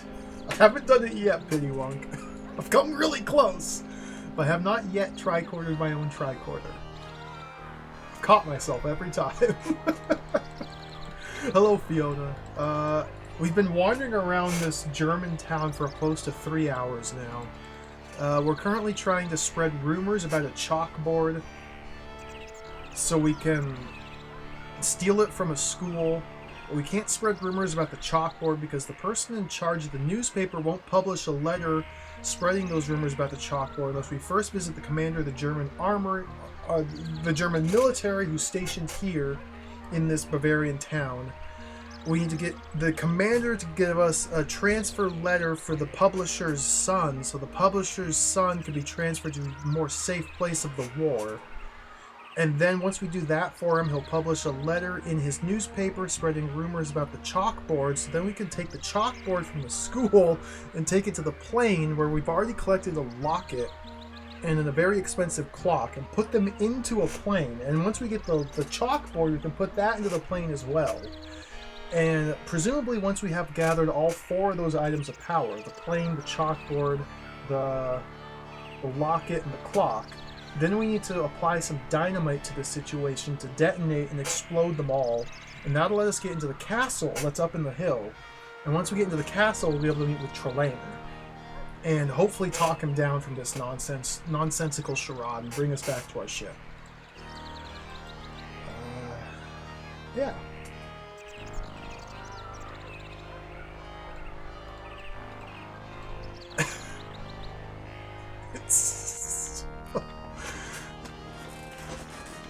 A lot's been happening. Oh, we have schnapps as well. Essentially, this is a Q episode. We came across... The mission started with a dogfight. We found a World War I triplane flying through space, piloted by Trelane from the original series. He was some godlike entity, child intelligence, but super-powered. And we shot him down with our spaceship. And then we blinked our eyes when we were here. And... yeah. Now you're all caught up. It only took us 3 hours to get to this point. Jim, not in front of the children. Jim, not in front... I need this chalkboard! Please, take anything, but not that. Education represents our children's future, and yeah, we can't just take it.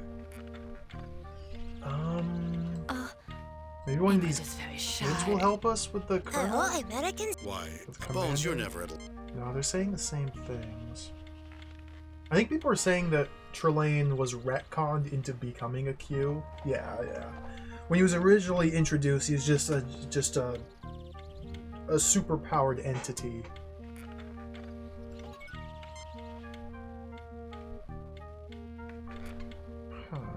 The teacher's death.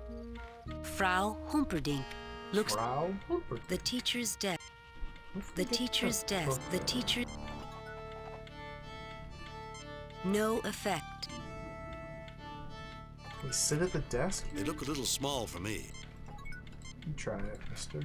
I don't think Frau Humperdinck would appreciate her desks being damaged, Cap. That old devil moon.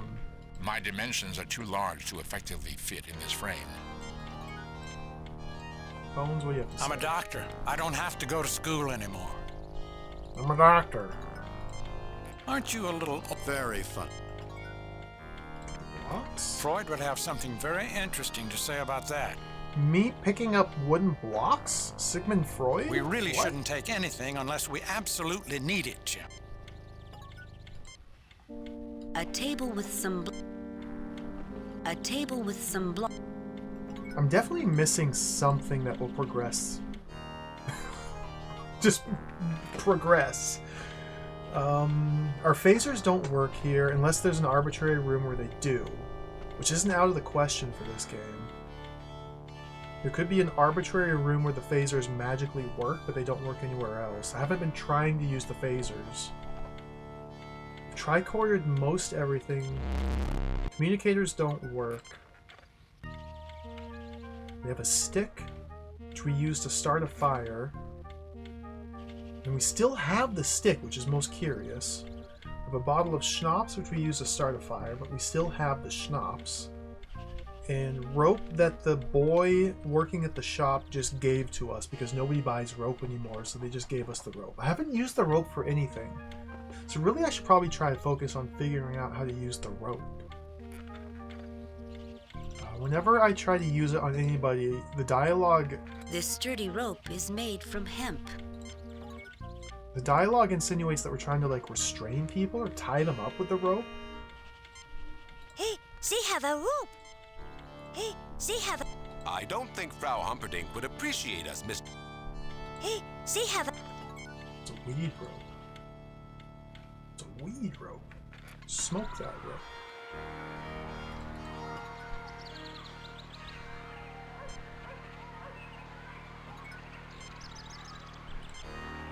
I see no reason to test the rope. I see no reason to test the rope. This is an old... There's a cute kitty cat in this apartment. Oh, we swept some guy's floor. A guy lives in an apartment and the floor was dirty, so we had to go on a whole quest to figure out how to clean his floor. That was pretty exciting. That might have been the highlight of the episode so far. The cobblestones... Because the guy's got a cute little cat in there. We did sweep the floor, yeah, and sweeping the floor let us get some money, which we took to the poker game to make more money, which was how we bought the clock from the shopkeeper. And the clock, of course, is one of the objects of power that goes in the triplane that we blow up with the dynamite. Everything I need to do seems to be in this room. I don't know if I'm capable of doing what I need to do in this room. A polished wooden... The commander looks at you with a... Like, I can't talk to him. Are you deaf, Kirk? Get out! These people don't seem to like visiting. And I thought these... The Baron has given orders that you are not to be disturbed. And this is the commander that we need to issue a transfer notice for the son of the newspaper publisher. But I can't communicate that to him. I can't use the rope here. Unless we subdue the unless soldiers, we subdue Captain, the soldiers. Soldier. Unless we This floor is really clean, yeah. We can't take the telescope. No, it's too heavy. Captain, let's not go around carting anything. I don't think I could see it. A table. There's a snow globe here. I used to have one of these. Rosebud. There's a We Bible. have records of that. There's a safe with dynamite locked up in it. A cabinet with guns. A metal waste paper. Can we pour the schnapps in the garbage and then rub sticks in it? Don't throw it away, Jim. Don't throw that schnapps away, Jim. Give it here. Kirk, we're going to need... Maybe I should have become a bar... Don't throw it away. Don't throw it away, Jim. You sound so offended. No. Kirk, we're going to... Not the schnapps. Kirk, we're going to need... A plank rests against the wall. It will be used to cover a rat hole when the soldiers find time for honest work. A supply case. Lights in glass. Huh. Stick? Nice stick. Nice Captain, stick. using a stick here might be interpreted as an unfriendly act. I just want to use my nice stick. What's wrong with that, mister? Nice stick. I would not try that if I were you. You're trying to provoke me. Ouch. We have punched 3 people. Yeah, that's awesome. We've punched 2 German soldiers, and we punched the red shirt here because he was getting uppity, so we had to punch him in the face. It's pretty cool. And I think they've been sneaking drinks of the schnapps, but they won't admit to it. I think Bones probably drank half the bottle by now. Kirk's definitely had at least a few sips. Spock doesn't drink. That's illogical. Captain, using a... Nice stick. Nice stick.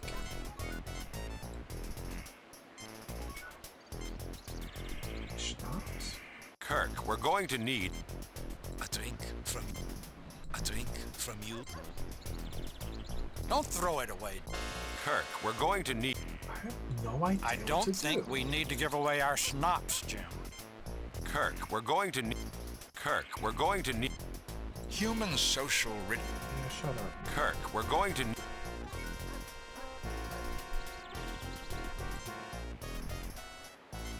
No effect. The phasers are still completely drained. No effect. The phaser... No effect. The phaser... Okay, we can't even, like, pretend that the phasers work and point them at them and threaten.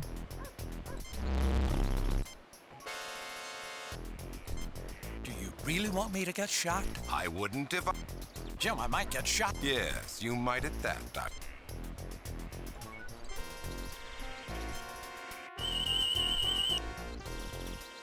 Human male in good physical condition.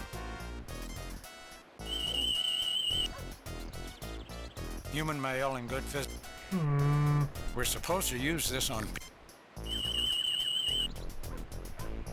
Lieutenant Commander Ellis is showing signs of stress. We're supposed to use... We're supposed to use this on people, Jim. Human being, an average... Captain, why do we need to take these documents? Captain, why do we need to take... Is it not obvious? I do not believe... Captain, there's a 93... I do not believe... I don't think so, Jim. Do you really want me to... I wouldn't if... No, Captain. No, Captain. I suspect that we will be shot. No, Captain. No, Captain. No, Captain. Ellis sucks. I don't think so. Captain, why do we need to... Try that and they'll shoot... I don't... Captain, if we tried to take a weapon from their arsenal, they'd shoot us up...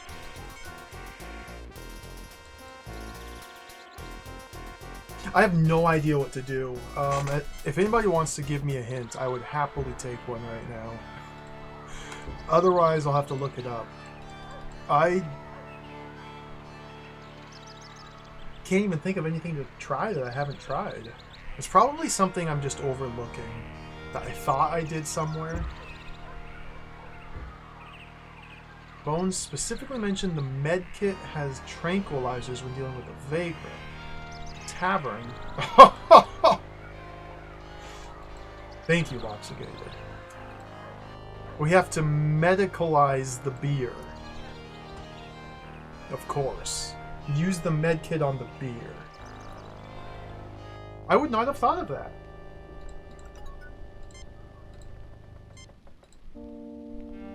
I definitely would not have thought of that. Yeah, I thought that was just like a throwaway line. McCoy has drugged the beer. We've drugged the beer. Thank you, thank you. Herr Kirk, Using the med kit to drug the beer. Okay, I guess the assumption now is that it's instantaneously been transmitted to the armory, so let's go.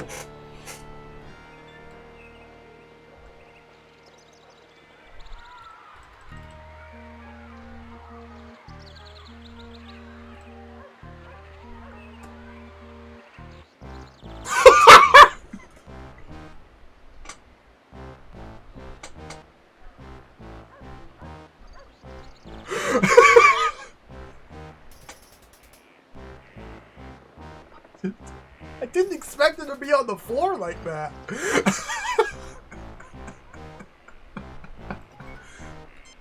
A spilled mug.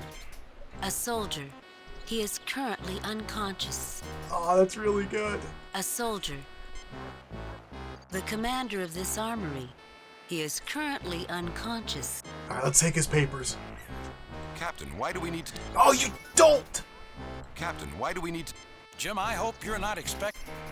Interrogating someone who's unconscious... We need the transfer notice. Interrogating someone... Jim, I hope you're not... Jim, I hope you're... The commander of this... Wait, can Spock mind meld with people who are passed out I could drunk? mind meld with him to get the combination of the safe. That's a yes. Do it, Spock. Is Spock gonna get drunk?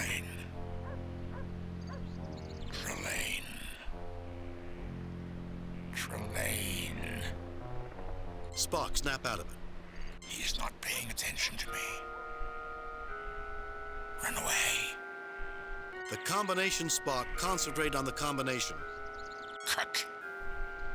I must have revenge on Kirk. Every great man has his enemy. Nothing could be more fun than revenge. The sensation to end all sensations. I guess since this entire village that we're in is a construct of Trelane, which implies that the people here are not necessarily real people, they're just created by Trelane. So when Spock mind melds with a person, he's actually mind melding with Trelane himself, vicariously through the person. Spock. I am back, Captain. I was able to mind meld with Trelane to an extent through his replications. These men are the crew of the Shinobi, the original freighter that Trelane captured. Their thoughts have been altered by Trelane. Where is the Enterprise, Spock? Or the Zimbabwe? I received the impression that Trelane is holding them prisoner. I also got the combination for the safe. Right 43, left 18, right 29. Excuse me. Do it. Open Spock.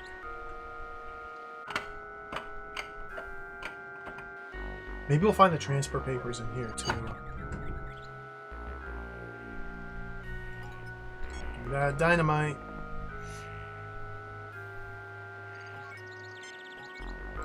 A safe. It... Okay, we should probably close the safe. The safe is already open. We should probably close. Captain, I do not... We should probably, close the safe, Mr. Spock. It seems unnecessary, Captain. I guess it's unnecessary.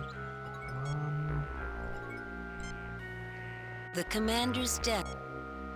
Papers on the command... There does not appear to be anything relevant to Trelane here. Papers on the command... What about the... Transfer papers Oh! for Mr. Sundergaard. Oh my god. The commander's... Mr. Spock. Transfer paper. Transfer paper. 2 pixels! A supply case. Transfer papers. It's like 2 pixels! Transfer paper. Look at those. Jim, I hope you're not expecting... No, come on! That's the... Captain, we need to persuade the commander to sign them. He has to sign them? Jim, I hope you're not... No! Jim, I hope you're not... No! Captain, we need to persuade the commander to sign them. The man is unconscious, Captain. He has to sign the papers? Rope. Oh, rope. Stick. Jimmy doesn't need to be hit with a stick. Control yourself. I disagree, Bones. I guess you played the drums when you were a child. Oh, shut up. Nice stick. No, Captain. No, Captain. Okay, let's wake him up. The man is unconscious. Wake him up. Don't take the... Put the rope back on. Wait, can we grab a gun? You have taken one of their rifles. Now we're cooking. Shoot him. We're a starship crew, not a firing squad. Shoot him. Captain, I don't think he's a threat anymore. Shoot him. Kirk, even primitive firearms can be deadly. If you fool around with them, I'll have to ask Dr. McCoy to relieve you of command. Not if I shoot you in the face. Shoot him. Kirk, even primitive... Jim, the commander's not a friendly person, but that cabinet's an antique. Kirk, even primitive... They put a unique response if you use gun on this one cabinet. Kirk, even primitive... I recommend against waste... Oh my goodness. Kirk, even primitive... I recommend against... Kirk, even primitive... We have access to more... No effect. Captain, let's not go around... Oh, let's try and leave and come back. And maybe then the commander will wake up.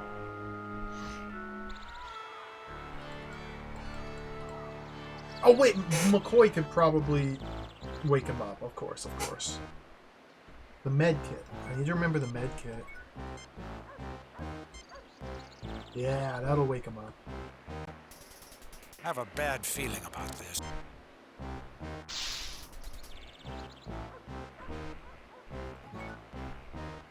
Talk. You'll never get me to talk. I would prefer that you didn't. You're nothing but a figment of Trelane's childish imagination. You're even less important than he is. Where's Trelane? Where's my crew? I would prefer that you didn't. Where's Trelane? I will tell you nothing.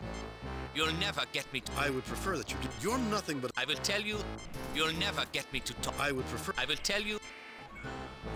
Okay, let's try and get the papers again. Captain, we need to persuade... Okay, use them. Captain, we need to... Oh my god. You'll never get me to talk. I would prefer that... You're nothing... Where's... I would prefer... I don't have the option to ask him I will tell you... to sign the papers. And I can't pick Jim, up I hope you're not... the papers. Jim, I hope you're not... Captain, we need to persuade the commander to sign them. I'm trying to, Spock. Use... I suggest caution. He's a trained military officer. Giving him freedom without covering him with a weapon is not a good idea. It's not very friendly, Commander. Doctor, my job is to tell you the situation as I see it, not as I'd like it to be. If you think that being friendly to people loyal to Trelane is useful, tell me that I'm wrong. You might be right, Bones. Okay. Here, take this gun. Kirk, even primitive firearms can be deadly. If you fool around... Take the gun and point it at him! Kirk, even primitive... You presume to threaten me, Colonel? I want you to sign Okay, transfer there we go. papers for Sundergaard's son. Send him away from the front. The way to get him to sign the papers is to use the gun on him. How typical of the press. Not too willing to sacrifice for the good of the nation. Untie me, and I shall sign papers to take this little coward away from his duty.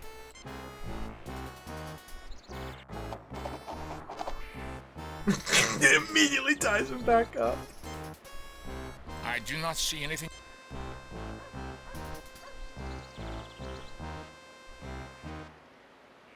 You have taken the signed... Oh, finally!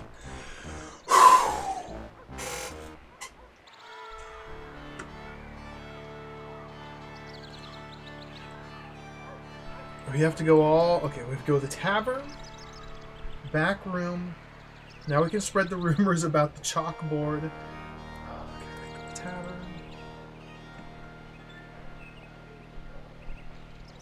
If we end up getting like 1 point at the end of this mission... Oh look, the beer's gone. I don't know if I have it in me to replay this. This has been arduous. Okay, get the paper to him. Thank you, Lieutenant Colonel. I cannot express my gratitude. If there is anything I can do for you, please let me know. Now spread some Welcome, rumors. friends. What can you tell me? I need you to spread a rumor. You say you need me to convince Herr Schiller to give you the kindergarten blackboard. I would do anything for the man who got the commander to issue a transfer for my son. Okay, so I assume now that means the current newspaper has a rumor about chalkboards being bad for kids, just instantaneously. So let's talk to the superintendent. Herr Kirk, though my position is... You look worried. It wouldn't happen to be about the He's chalkboard already read by the any chance. newspaper. Okay. I have heard the most horrifying rumors about these boards. Do you think they are true? Absolutely. If you wish, I could dispose of the thing for you before anyone is harmed. I'd need a letter for Frau Hopperdink. Absolutely. Let me just take pen to paper. Take it when you want to destroy the vile thing.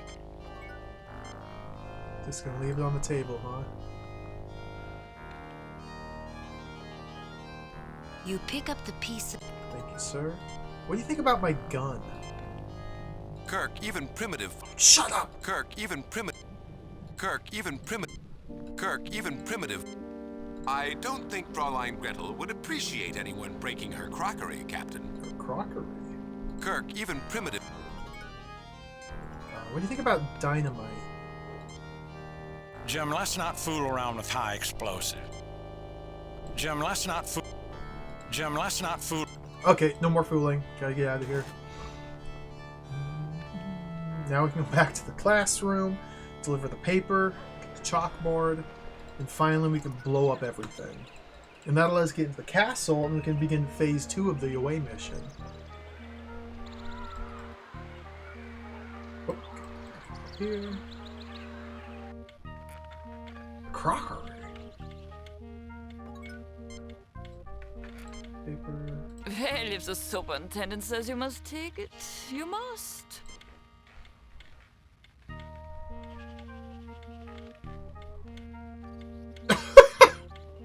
What? He did a little magic trick. He put on a little show there. Turn to the kids and like, watch as I make this disappear into my inventory. Whoop, it's gone. Are you taking away our chalkboard? Thank you, Colonel. Are you taking away our... Okay, let's get out of here.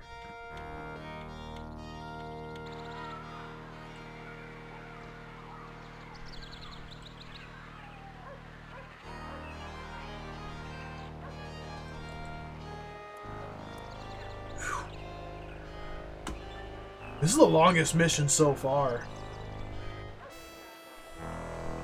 Like, it doesn't feel like we've done all that much. Chalkboard in here. You put the chalkboard. Dynamite in here. Affirmative, Captain. Affirmative, Captain. Everyone stay well back. Ducking behind the barrel of fuel? I suppose I should be angry at you, Captain, with your act of vandalism against my beautiful aircraft. But then, barbarians will be barbarians. We're here now. There's only one barbarian in the room, Trelane, and I'm looking at him right now. Release my ship, Trelane. And don't you ever grow up, Trelane? You may have powers of a god, but that doesn't even come close to making you a man. There's only one barbarian in the room, Trelane, and I'm looking at him right now. Release my ship, Trelane. Release my ship. My ship. My ship. It's always your ship, your crew.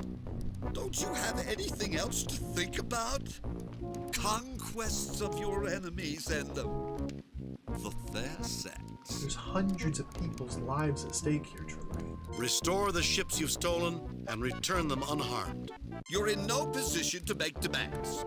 I am the Baron of Gothas, the most renowned aristocrat in this part of Germany. This farcical, wildly inaccurate fantasy of yours. And you are my prisoner, a mere Lieutenant Colonel Jimmy Kirk. And I will do with you whatever I want.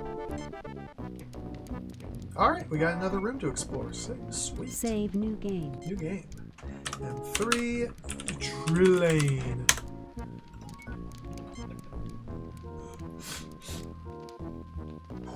Sneezed. An It's ugly coming. gargoyle-like decoration. A trifle grotesque for the setting, isn't it, Trelane?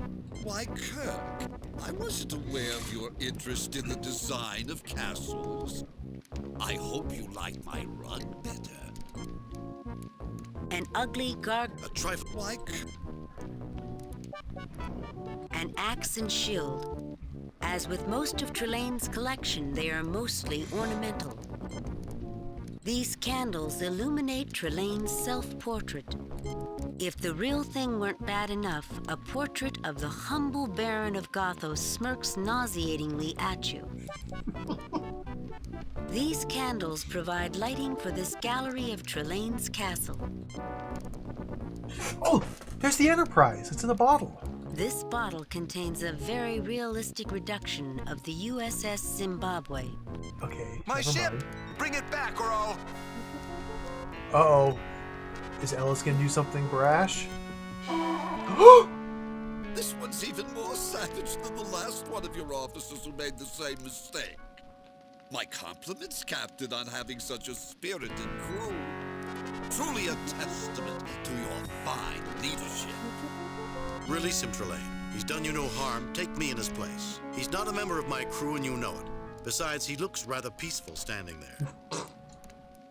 So this happened because I looked at a bottle on the fireplace mantle. Release him, Trelane. He's done you no harm. Take me in his place. Take me. Ah, the gallant captain, intervening on behalf of one who despises him. Don't worry about him, Captain. Worry about yourself. I suppose I should thank you, Captain. Later, Commander. So if we look at it again, does that happen again? This bottle contains... No. This bottle contains a There's the very Enterprise. realistic... Jim, is that what I think it is? Oh, Bones, are you gonna do it too? It is the Enterprise, Doctor. It is functioning normally, aside from being trapped. The crew are alive and well.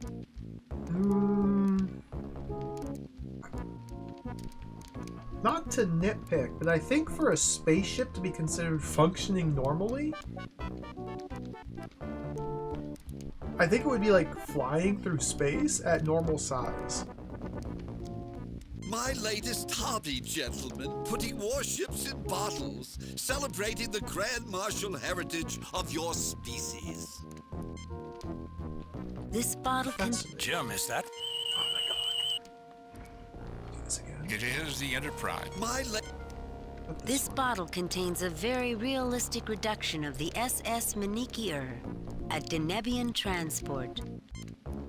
This bottle contains a very realistic reduction of the SS Shinobi, a freighter. A polar bear rug. Logs. Logs. A door. But to where? A door. An ornate table. The magnificent floor of Castle Trelane.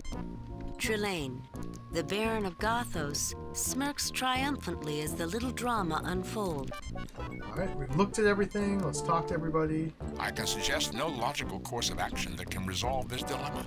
This is hardly a logical situation, Mr. Spock. Indeed. Still, I wonder if Trelane realizes the extent of his misrepresentation. All right, Trelane, why don't we end this farce? I'm the one who humiliated you. I'm the reason your parents punished you. Let the others and their ships go free. Last time, Captain, you cheated. But if your friends are here, maybe you won't cheat. Well, this is another fine mess we're in, Jim. Any ideas on how to get out of this, Bones? Well, looking at it from a medical perspective, we might view Trelane as a biological control network. And everything else that's going on is controlled by Ivy, Trelane. thank you for the resub. Thank you for the 63 months. Welcome. And? What happens if Trelane loses control? Immaturity does seem to be Trelane's only weakness. Immature. That's dangerous, Bones. Like playing with a phaser on overload, but that's the only thing I can think of right now. Well, how does the great James T. Kirk get us out of this mess? Or the ones who will get out of this mess alive? None of us will get out of here alive if we don't stick together.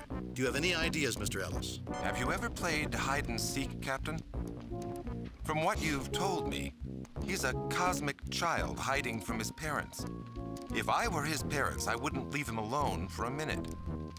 I'll bet my life that someone's looking for him, Captain. Fascinating. You just might be right, Mr. Ellis. All right, let's talk. Well, Captain, I suppose you're about to make your grand plan of escape. You must think you're pretty clever, Trelane, with your replica of the First World War. Why should I have to make a grand plan to escape from a loser like you? I don't have to do anything. Eventually, your parents are going to find you and discipline you again. You must think you're pretty... I don't have to do it. Fortunately, Kirk, my parents are otherwise occupied. They won't interrupt me when I'm winning. But you have to compete first before you can win. Send the others away safely, and I'll give you a chance at revenge. That's odd. I was sure I detected other power sources converging towards us when I was on the Enterprise. You weren't winning, Trelane. You never were. You had tremendous powers, you had a weapon, and I didn't. And you still fell on your face. But you have to... That's odd. I was sure I did. No, you didn't. It's nowhere near me. But there's no harm in making sure we aren't seen. Whoop. Oh, look at that! Push him out! She's gone. Now I have to think of the proper way to destroy my enemies. You have a brief respite before your destruction. Fascinating. So you like my rug? I killed the creature myself hunting alone in the Arctic wastes. That was before the war, of course. Of course. Perhaps it will make a perfect shroud for you, Kirk, after I've dealt with you once and for all. Let's just keep talking. Well, Cap... You must think you're pretty clever, Trelane, with your replica of the First World. Why should I have to make a grand... I don't have to do anything. Eventually, your parents... Why should I have to make a grand... You must think you're pretty clever, Trelane, with your replica of the First World War. Why, thank you, Captain. I wasn't complimenting you, Trelane. I've never seen such a piece of nonsense in my life. They're going back and forth on the spelling of the word compliment here. This is, I believe, the wrong form of the word compliment. If you're saying something nice about someone, you use an I. Compliment with an E means to, like, something matches something, complements it. It's just a little... Although you could have made that trench scene much more realistic. If World War I had been the way you depicted, human history would have been a lot less bloody. I wasn't complimenting you, Trelane. I've never seen such a piece of nonsense in my life. Although you could have made that trench scene much more realistic. If World War I had been the way you depicted, human history would have been a lot less bloody. Are you calling the Baron of Gothas a liar? Not a liar, just misinformed. Use the memory banks of the Enterprise, Trelane. Recreate what's in there. War at its most realistic and terrifying. Not a liar, just misinformed. Use the memory banks of the Enterprise, Trelane. Recreate what's in there. War at its most realistic and terrifying. Oops!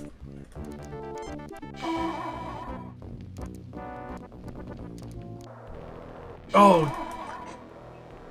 Gross. Oh, now we have some more hotspots to look at. Where's my schnapps?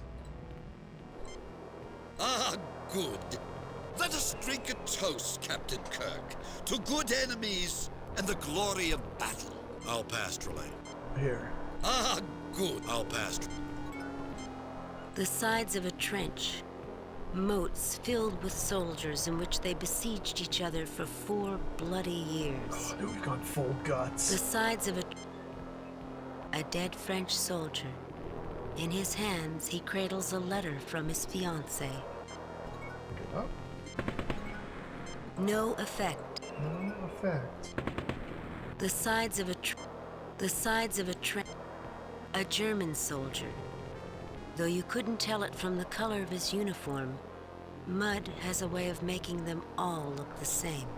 All these death and corpses and blood and guts, not a single skeleton to be found. Rain has been falling for hours, ever since the battle ended. Otherwise, all is quiet on the Western Front. A German soldier. He had lost his 3 brothers at Verdun and had considered mutinying, but feared disgrace more than the loss of his own life. Rain has been fall. Rain has been fall. Rain has been fall. This is worse than I imagined.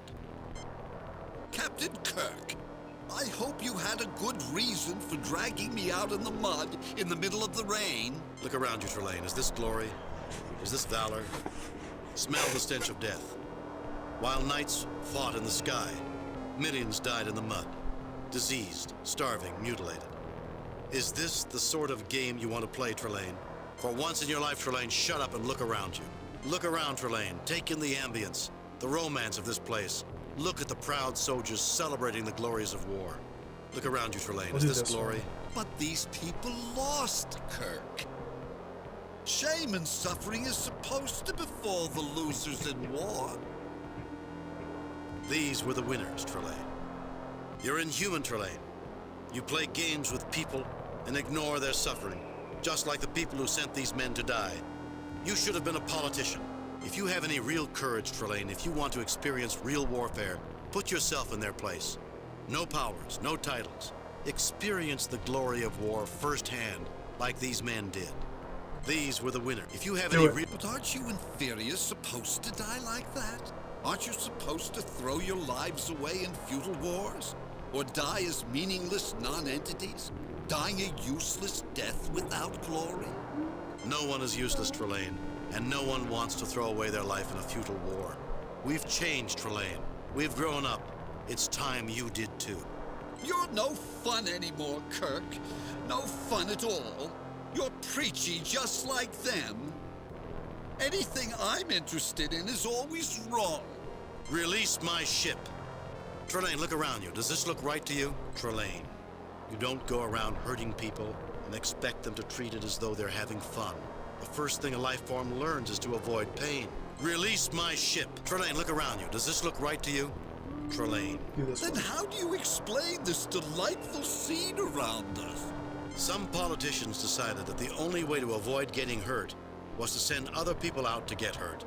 We've tried to outgrow that. Not always successfully, as Mr. Ellis might tell you, but we try.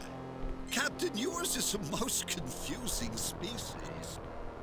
Perhaps I should spend some time thinking about it before I talk with you again.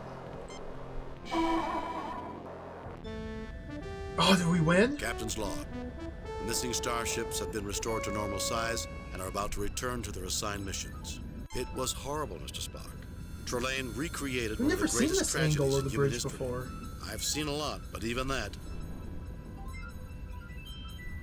This is a new angle. The waste of lives is appalling, even when one operates by pure logic.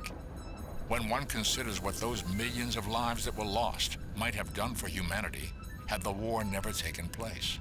Well, now that we've taken care of business, ow. I'll have to see Dr. McCoy about my shoulder.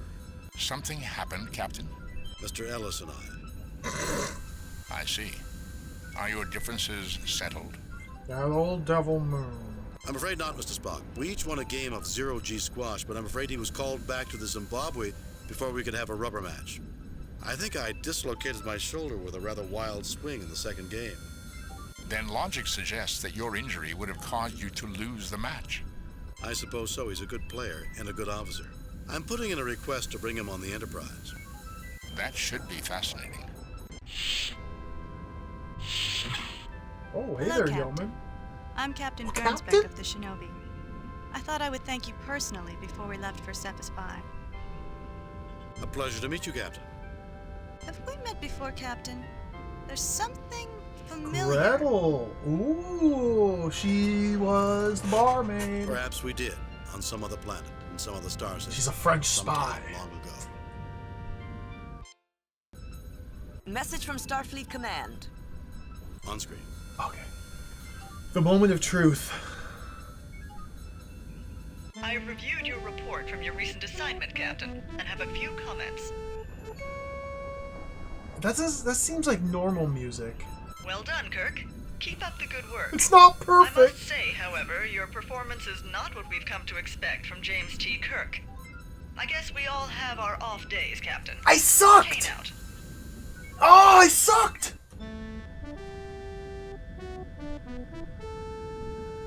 Light and Captain's darkness. Log. While exploring an uncharted star system in the Deneb sector, we received what we think is a message from a distress beacon on Onias 2. We're en route to investigate. 2. You got 2 points.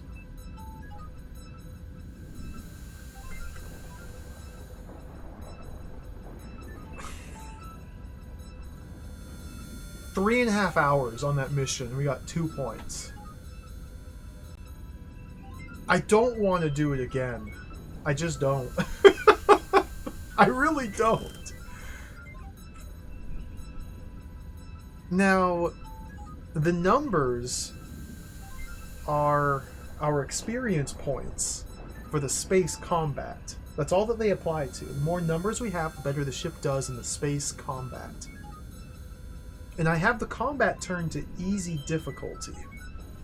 So I don't think we necessarily need to optimize and get better numbers. Especially because we got perfect score on the first 2. So this is just a little counterbalance.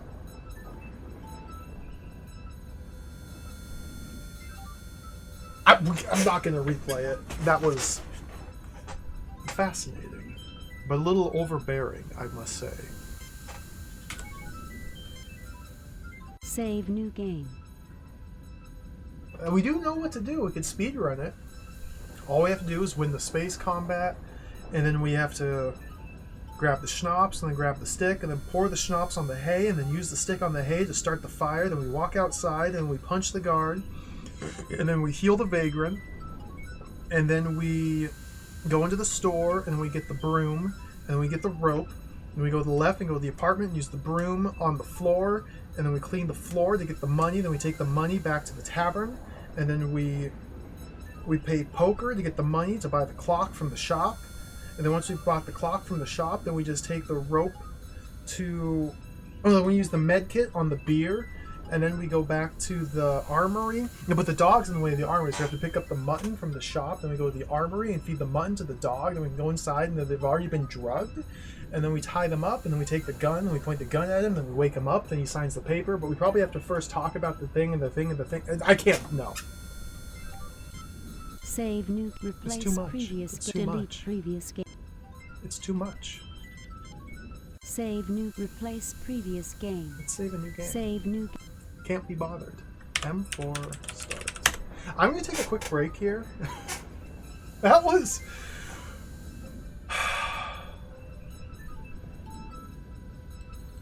That was a lot.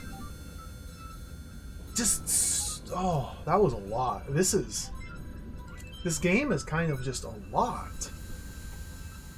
Let's pause it. We're going to take a short break here.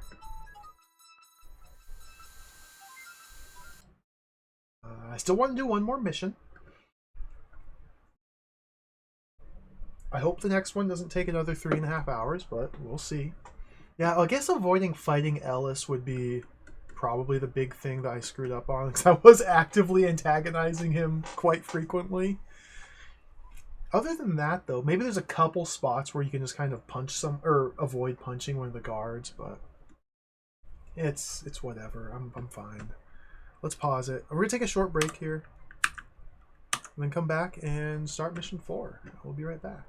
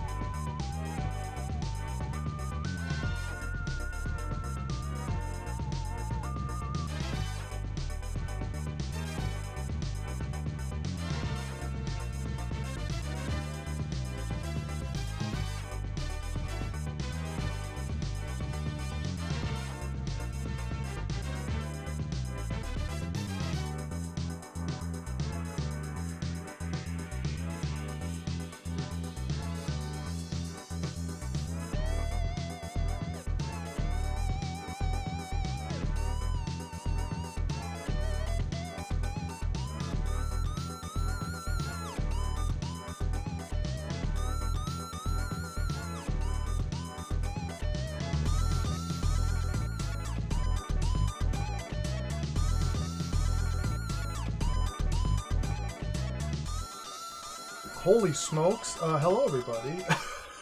Sorry, we're just rocking out to the Plock soundtrack. Thank you, Dino, for the raid. Welcome, Raiders. How's it going? We're playing Star Trek. It's Star Trek week here. Thank you for the raid. Welcome. Hello. We're playing Star Trek Judgment Rites. This is a point-and-click adventure. We just spent hours pointing and clicking, and now we're going to the next mission. How do I play this? Let's play. Yeah, thank you for the raid. Welcome, Raiders. I hope the Chocobo gaming was excellent. Let's get the bleeps and bloops on. Oh, look at this. I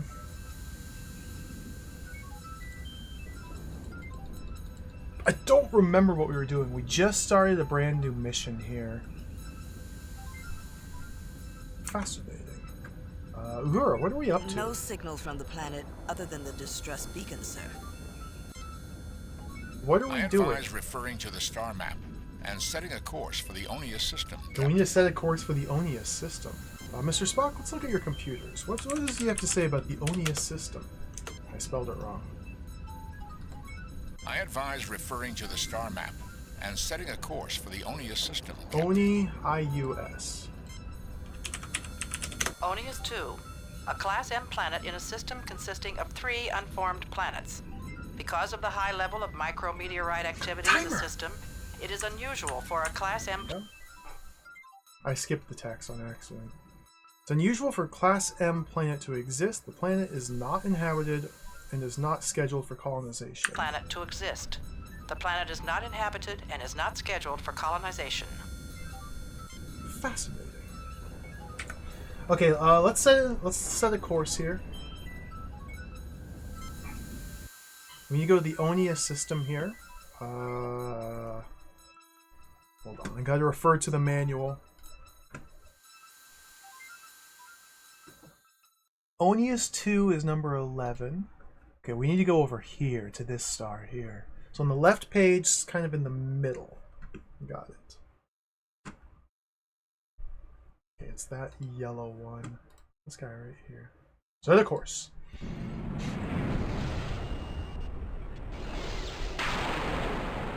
Approaching Onius 2, Captain. Thank you, Mr. Sulu. It may be nothing, Captain, but a scan of the planet's atmosphere indicates a high concentration of rare gases trapped in the planet's magnetosphere.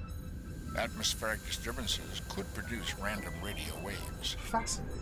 It wouldn't be the first time, Mr. Spock, but we'll never be able to tell if we don't check it out. After all, to seek out new life and new civilizations is our mission, to boldly go where no man has gone before. A split infinitive, Captain. What? What? Proper grammatical expression is to go boldly where no man has gone before. Somehow, I think it loses a little in the translation. Okay, Mr. Sulu, take us into orbit. Entering standard orbit. Look at these graphics. Mr. Spock. Fascinating, Captain. Sensors indicate only 2 faint life forms. It is difficult to distinguish, given the discharges in the planet's magnetosphere. It is, however, safe to transport to the planet's surface. Cool. So yeah, this is a point-and-click adventure game. It's an episodic adventure game. The game is split into 8 separate episodes, kind of mimicking the format of the original series. We just started episode 4. Every episode you start out in the spaceship, and you typically have to fly to a planet. Sometimes you get to fight enemies while flying. We didn't get into any encounters this time. And I guess now we just beam down. I don't really think there's anything else to do here. Captain, our sensors will not be particularly useful to you while you're down there, and communications may be erratic, sir. We'll be fine, Lieutenant. What reason is there to worry? I'm afraid, Captain, there are plenty of precedents. We'll be here if you need us. I have no doubt of that. I have tracked the signal to its source. It is near the life forms. The rest of the planet is quite desolate. No sign of life or technology. The atmosphere is thin, but breathable. And I detect numerous micrometeorite hits. Oh dear. There are 3 unformed planets in this system. It's no wonder. There are so many micrometeorites. I'm surprised any Class M planet hasn't been pulverized by now. It is not inconceivable, but it is certainly unusual. Let's do it, Spock. You, McCoy, and I. Oh, and tell Bones to see if a genetic specialist's available. If there are only 2 life forms, we might be privileged to see life at its earliest stages. Oh, cool.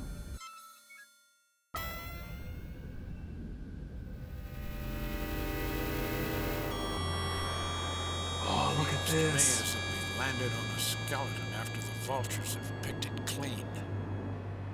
A fascinating analogy, Doctor. Captain, the locus of the distress signal is in that building. I think the doctor is right. Anything good here died a long time ago. It feels creepy to me. Ensign Johns is with us. Thank you for that opinion, Mr. Johns. I'll be certain to use creepy in my log entry about this. Here we go. Okay, a new mission. Save new game. Cancel. Replace preview. Delete preview. Gotta delete some save games here. Let's get rid of Save that. new. Replace. Delete preview. Get rid of Save. that. Replace. Delete. Just gotta delete some save games. Get rid of that. Save. Replace. Delete. Get rid of all Save. Replay. this. Delete. Save new Save game. new game. M4. Away. Start. Okay. Look at these graphics. This is so cool. Tons of exciting things A to natural look at. tower of rocks, apparently volcanic. A natural tower of rocks. The dry, dusty red dirt cakes your boots in a thin patina that will be difficult to brush off. We're on Mars? The bright yellow bowl of the sky is unremarkable, except in that you see absolutely no clouds or flying creatures at all.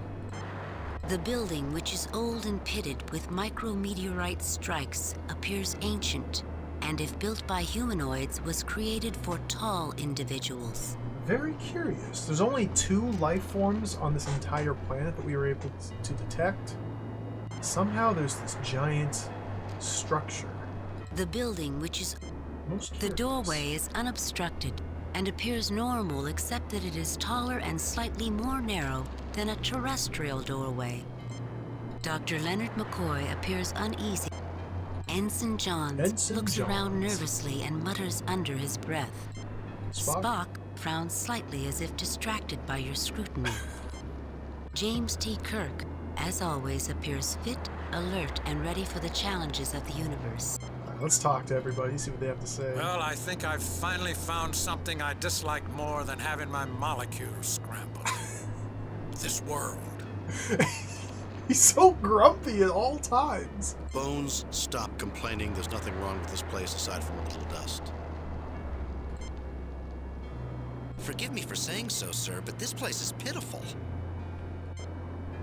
It strikes me as unlikely, Captain, that this world is capable of sustaining the society and culture needed to generate the distress signals we have been receiving from here. I concur, Mr. Spock. A magnificent desolation. Reminds me of a summer I spent on Mars climbing Olympus Mons. You're kidding, right? We want to be thorough here. Let's take some tricorder readings, see what we can pick up. As improbable as it might seem, I am getting multiple life form readings from inside this building. Fascinating. My readings indicate that a force field was here until very recently. Fascinating. The ozone layer is sufficient to allow the world to support life, but the lack of water vapor in the atmosphere makes survival Why is he marginal at climbing best. Olympus Mons? Because he's already climbed Half Dome. Oh, there's rooms out here! An antenna. I wonder what it was meant for. That's what we're here to find out, Mr. Johns. I thought we had to go inside! No, there's rooms out here. Unlike the rocks surrounding it, the sensor array dish looks fairly new. The control mechanism for the array. Volcanic in origin, these rocks have been here for a long time. Stars twinkle just a bit through the thin atmosphere. Dr. Leonard McCoy rubs at his eyes as a little dust blows up. One thing about this game in particular is it is just overflowing with detail. Like, it's overflowing with things to look at, things to talk to, things to talk about, unique responses from your crew members when you talk to them on one screen versus another, versus another, versus another. Unique responses if you use your inventory items on different hotspots on different screens. It's absolutely insanely crammed with detail and content. And it's been really interesting and fun, and a little bit overwhelming to try and be thorough, because there's so much stuff to do. Like every single screen, when we look at our own crew members, it has a different John's message. appears bored by the desolate surroundings. And then we can talk to everybody and get unique dialogue. James It's T. Kirk crazy. And it's all voice squints acting, against the too. harsh sunlight on the surface of this world. The downside of that is that the pacing for these away missions is very, very, very slow. Especially if you play it as thoroughly as I have been. Spock looks around, apparently at ease in these surroundings. But like, I love Star Trek. I love these characters. The fact that they're voiced by the cast of the original series is just so awesome. Aside from this sensor array, there is nothing unexpected here. Not quite a picnic spot, but it has its charm. What do you think, Bones? With the thin atmosphere, Sunblock 187 would be nice. I hope they didn't pay the landscapers very many credits for this work. You know, Jim, this is not the kind of place to inspire homesickness. I concur, Bones. Scotty's on the ship, yeah. The manual implied that there'd be ways to take other crew members down on away missions, like Sulu and Mr. Scott and Uhura, but I haven't done that yet. Maybe that'll happen later. Let's see. We'll use the science tricorder here, see what we can figure out. This appears to be similar to Federation technology, Captain.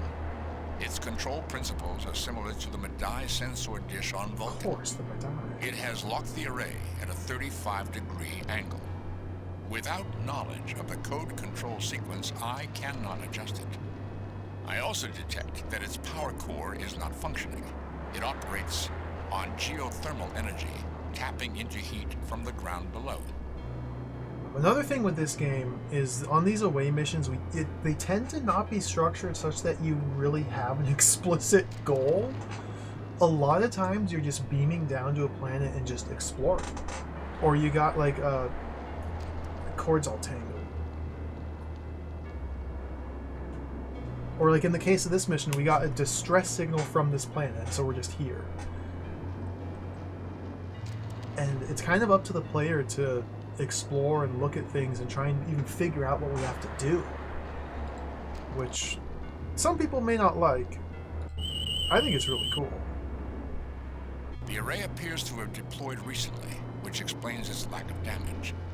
The focal point of the dish is aligned approximately 35 degrees above the horizon. So it's unpowered. It's supposed to be getting power from geothermal energy. So likely when we go into that building over there, we'll figure out why this isn't working. Or we'll have to find control codes somewhere. Don't really know why we'd want to do anything with this yet. appears in pretty good shape for having been out for so long. I wish I knew how to use it. Spock, see what you can do with this. Captain, until power has been returned to these controls, there is nothing I can do. Don't really see a need to spend much more time here.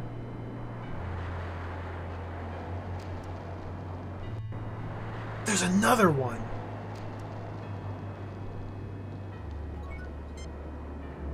In sharp contrast to the surrounding stones, the array glitters unblemished by the surroundings. The control mechanism... I'm gonna guess that this one doesn't work as well. Spock? Fascinating. Fascinating, Captain. Let's use the tricorder. The array appears to have deployed recently, which explains its lack of damage.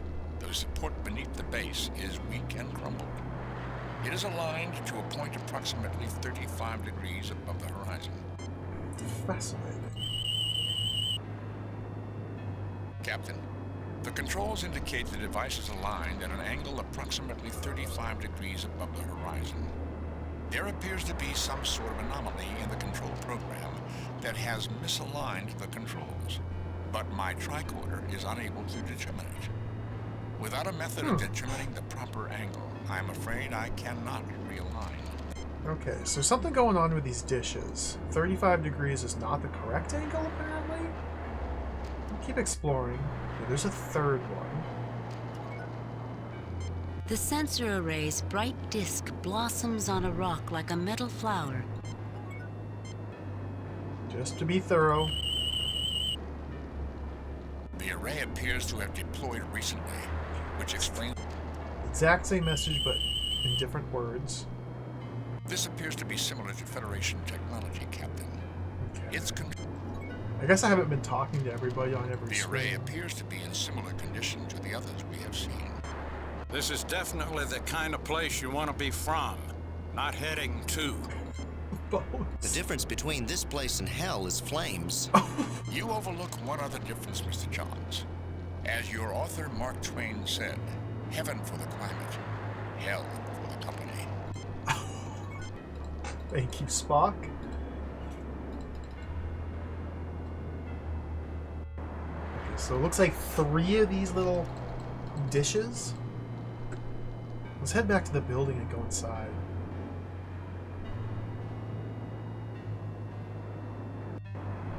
Down from here.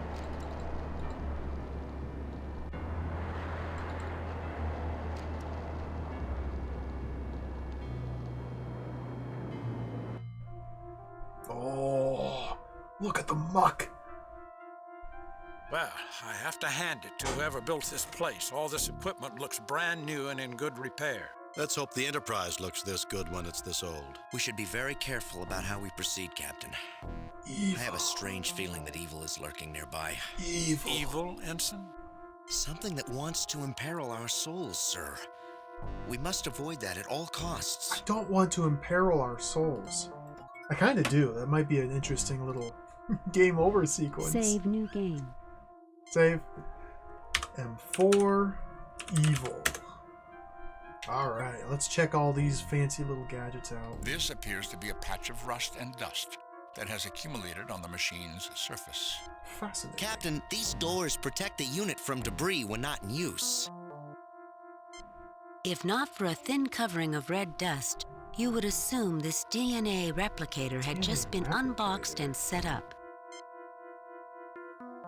A door leading... If not for a thin covering... This is also the DNA If not replicator? for a thin... Okay. If not for a thin... Captain, these doors... Aside from minor differences in styling, this looks remarkably like a Tellarite 8000 DNA sequencer. Aside from minor... A large dry room. The huge ancient stones remind you of the buildings in Machu Picchu, Peru. Whoever built this, built it to last. Is this where Marty.zone is? Marty, are you here right now? Machu Picchu? I'm gonna go to large Machu dry Picchu. room. A door leading to another room. Let's talk to everybody. See what they have to say. DNA synthesizer and replicator. This is one of the most advanced genetic facilities I have ever seen. How unusual. How so, Spock? Even visitors to this planet would leave behind a substantial number of artifacts. Sending only a genetics lab does not fit established archaeological patterns. I'm getting the feeling that this is an enormous complex that we have to explore thoroughly, and there's going to be like at least 7 or 8 rooms packed full of hotspots. I'm just getting that feeling here. I haven't seen equipment like this since I interned on Talara. Such equipment. Such equipment. In such a place. Such a place. What does that mean? You know, a person could do serious research with a device like this. What an odd piece of equipment to find in a place like this.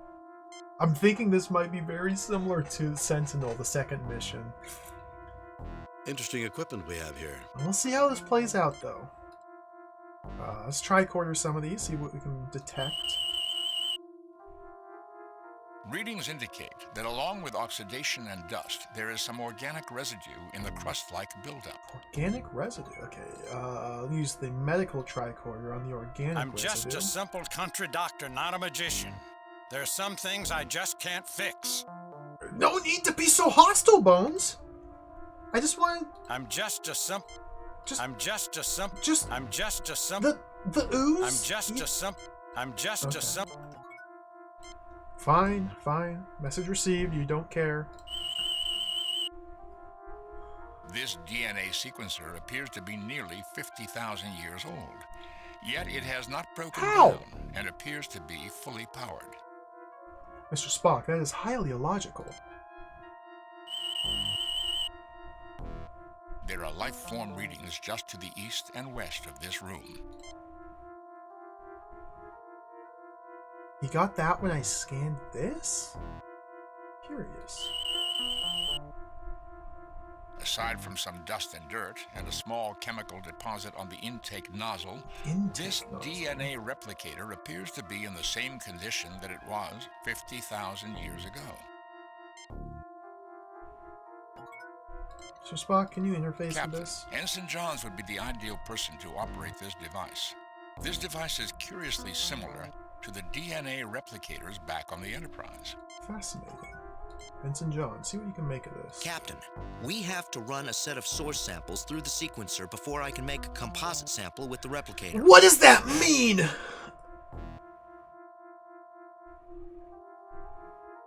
Okay, we have to run a set of source samples through the sequencer before I can make a composite sample with the replicator. So, what? So we have to find some samples and then run them through the sequencer. Then he can make a composite, then he can replicate the samples that we're sequencing through the sequencer. So we need DNA to put into the sequencer so we can replicate it with a composite. Okay. So this stuff here, no maybe? effect. No effect. No effect. Wait. Maybe he can get some progress on the other machine. Wow, this is almost identical to an 8000 sequencer. Cutting-edge Federation technology. Just input a sample, and the sequencer analyzes it so it can be spliced or altered on the genetic level with the replicator.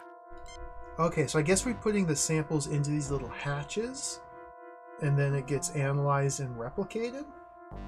Okay. No effect. So this one should, no effect. If that's true, then this one would already have a sample in it. And that's what the reading here must be? I have no idea. Let's just walk this way.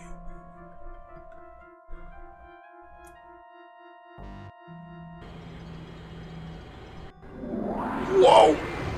I welcome you, otherworlders. I beseech you, save us from that which seeks our destruction. Look at this guy! How fitting for a devil to appear on a world that looks like hell. What is your problem? Enough of that, Mr. Johns. This is just another xenobiological entity. Correction, Doctor. This is a projection of a xenobiological entity. Jim, the only life form readings are within that machine behind the porthole. Single-cell organisms with an extremely high reproductive rate, but a very poor metabolism and an extremely short lifespan.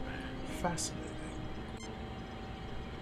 I like his wiggly tendrils for fingers he has. He's a cool alien. Alright, let's look around, see what we can figure out here. The monstrous projection towers over you with viscous bodily fluids oozing from sores and coagulating in long, putrid streamers. Oh! In its swollen, pus-ridden, piggish eyes, you see fear mixed That's with disgusting! cunning. Shoot it! Would a test of the disruptive ability of your weapon on projections produce any unexpected results? I guess I can't shoot it. Scan it, Mr. Spock. This projection is being cycled at 1,000 frames a second, which suggests the equipment was designed to function in the presence of a race that has a sharper visual acuity than the human or Vulcan races. I was gonna say, the human eye can only see 12 frames per second. It's just a fact. It's just science. Whatever he is, he's not alive. I get no readings at all from him. It's a projection, Bones. We just went over this. A large alien computer. The thick glass window and the light coming from it make it difficult to see beyond it, though you get the impression of a living plasma swirling behind it. Interesting. So maybe the actual life form is like this glowy orb of swirling plasma? The wall slot is made of surgical steel, yet it is padded as if ready to receive a fragile vessel or container. The computer console has a conventional keyboard which is covered by odd symbols you do not immediately recognize. So yeah, one of the very tricky things about this game, just approaching it from like a game standpoint, with point-and-click adventures, trying to figure out what you can point and click on is sometimes easy, sometimes hard. This game is very difficult because the cursor changes to red when I'm over an interactable clickable hotspot, which is this entire computer is a red cursor. However, depending on where within this computer I click, I get different responses. So this one computer here is at least like 1, 2, 3, 4, maybe 5 or 6 different hotspots just melded into one. And so you have to be very thorough and pay close attention to where exactly you click. A large alien, the computer So we have like the keyboard here, we got the slot here, we got the glowy here, we got the glowy lights up here. alien. We'll try using the tricorder on it. Nothing unusual about that object, Captain. We got nothing unusual for scanning here, but I bet we'll get something here. Energy levels behind this glass are more than sufficient for having powered the distress signal we received. Fascinating. The computer is functional, but I detect no connection between the keyboard and the machine itself. Apparently, it was designed this way. Slot? There is power going into these circuits, Captain, making it capable of functioning. So yeah, this one hotspot has like so many different parts. I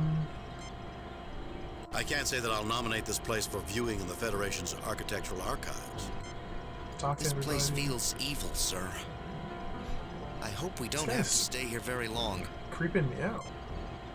This machine is a genetic bank, Captain.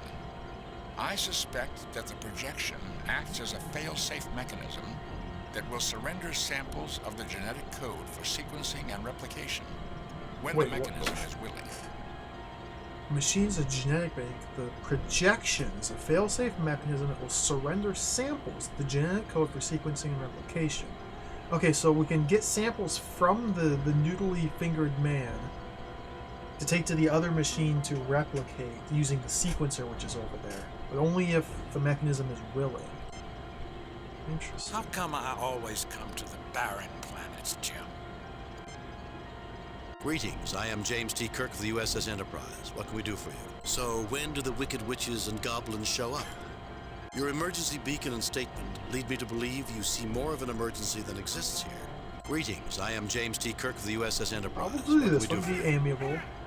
I am Visner of the Alphen people. Our race possessed this world and thrived here until the invasion by the forces of light.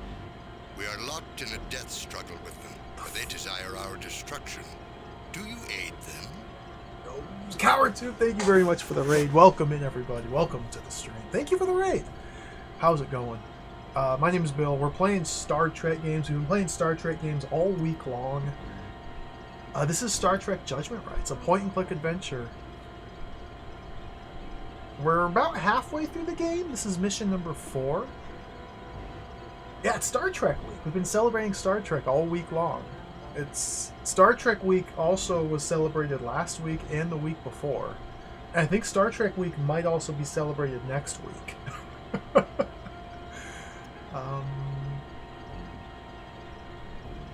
So yeah, we just beamed down to this planet here. And there's some googly little demon monster who apparently is fighting the forces of light. I don't really know what we're doing here in this mission. We're just kind of figuring it out still. No, we do not aid them. Wars and destruction are not things we value, Visner. Our prime directive prevents us from interfering in internal struggles. But at the request of all parties, we might negotiate a compromise. Forgive me, but I find that claim insupportable. This world, while grim, hardly looks like a battleground. Who is trying to destroy it? Wars and destruction are not things we'll go with this one. Our prime directive... You open yourself to confusion in speaking with Azra, but it is understandable that you want to hear his side before acting. My assessment of you suggests that most of you will fight the clouding of logic and will see through Azra's deception. Please report to me your success. Community's gone. So I don't know if we did that correctly or not.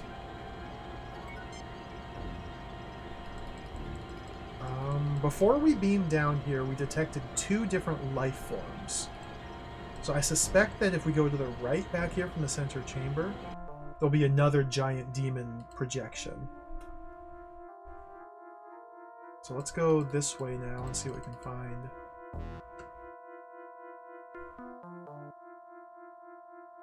So if that was the forces of dark, then this might be the forces of light? Greetings, gentle beings, and welcome. I am Azra of the Omegan people. You are the salvation we have long sought. Thank you for answering our summons. An angel! Actually, it is the projected image of an angel, Mr. Johns. Angel?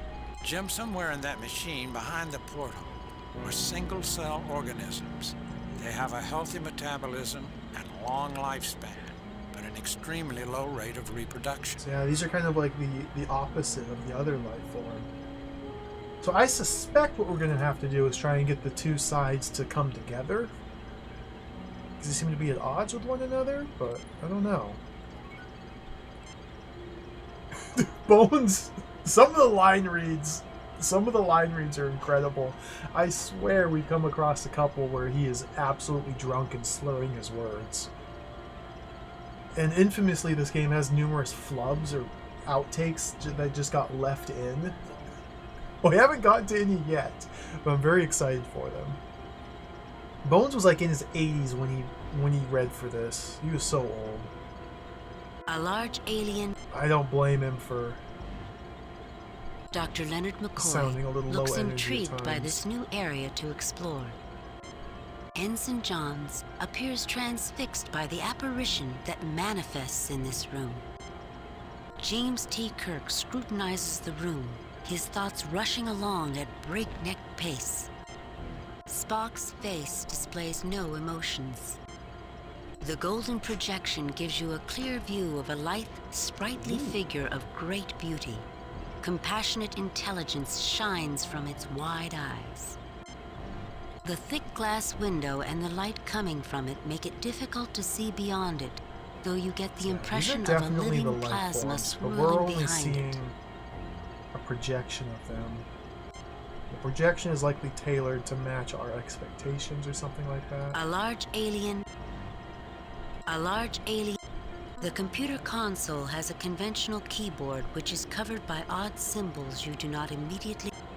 The wall slot is made of surgical steel. Yeah, these are all pretty if much. this device were to produce a sample of the Omegan genetic material, we would receive it from this output slot. They're all pretty much the same descriptions as the other machine. A large dry room. The huge ancient. Let's talk to everybody. This reminds me of the first time I saw them cloning Amoslovs at the Academy. It seemed like magic at the time. The fetuses growing into embryos, then developing into infants. Life is a miracle, Captain. This device contains genetic soup, Jim. Amino acids, proteins, the stuff of life itself. We need to do everything we can to preserve the lives of these angelic creatures. This machine is a genetic bank, Captain. I suspect This that is the the projection... exact same text as the other room. So where's the emergency? Greetings, I am James T. Kirk of the USS Enterprise. What can we do for you? All right, I know you're just a projection. Let's speak with your real masters. So where's the... Greetings, I am James T. Kirk of the USS Enterprise. I am Azra of the Omegan people, an ancient and venerable race which labors to prevent the domination of this world by the forces of darkness. We require you to expunge this place of our mortal enemies. Expunge. Captain, the most worthwhile purpose in life is to fight against the forces of darkness. We must help him. This guy thinks we're in a JRPG. Enemies? This world is so barren that all the life on it is located right here. If you have mortal enemies, we've not seen them. Who are you talking about? Our Prime Directive prohibits us from taking part in wars on one side or the other. It would be seen as intervention. We are willing to negotiate a compromise. I think this is probably our best. You will forgive me if I don't fall for a pretty face. I'm not about to expunge anyone. And I will take no action until I've heard both sides of the story. Ooh. I don't want to expunge. You imperil your soul by conversing with the enemy, that sugar-tongued Visner. I cannot protect you, but I do not imagine I can dissuade you either. Go, do what you must. I do not have that much time, but will be here if you seek to comply with my request. Interesting. There's no need to leave. We've already talked with Visner. I have to say that I find many of your claims insupportable. What? They didn't, make any claims. Insupportable? How can you defend a race whose very existence is based upon deceit and foul lies? Foul lies? Their position contradicts yours, but there are similarities. You dwell on your differences so much, you just can't see them. Frankly, Azra, Visner is quite rational and makes your impassioned pleas for genocide sound psychotic. What? For a being of goodness, you're rather bloodthirsty. Maybe you should try practicing what you preach. Foul lies? Go with this one. Their here. position contradicts yours, but there are similarities. You dwell on your... Captain, they're as different as angels and demons. Similarities? They are beings of shadow. They mock our perfection. They are our antithesis, created after we were to destroy us and our potential for good. You repeatedly proclaim yourself good and suggest you are morally superior to the Alphans. Why don't you act like it? If you're so perfect, how come you need our help? This is a massive dialogue tree. How do you know that? You repeatedly proclaim yourself good and suggest you are morally superior to the Alpha. You said they were created let's after do this you one. were. How do you know that? These are the Omegans, and the other ones are the Alphans. Wouldn't Alphans come before Omega? We know we came first because that is what our sacred scriptures tell us. In the light we were born, and commanded to shun that which dwells in darkness. This clearly tells us that we came first. Surely you can see that.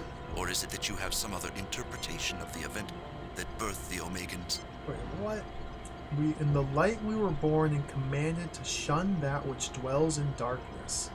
Clearly, this clearly tells us that we came first. Excuse me? If you're commanded to shun that which dwells in darkness, doesn't that imply that the thing in darkness was there already by the time you were born? Otherwise, what are you being commanded to shun if you were there first? If there's nothing there yet? This is... Does your sacred scriptures explicitly say that no beings were created before you? Dare you suggest they came first? Let's see what we've got. 2 single-celled organisms, each incapable of survival on their own. One lives in light, the other lives in darkness. Each must live a limited and unstable life without the other. Captain, do you know what you're doing? Allow us to unite you again. Your combined strengths will make you a viable entity again. The persuasiveness of your arguments has opened for me a door through which I spy a future and a truth that I have long denied. You are correct.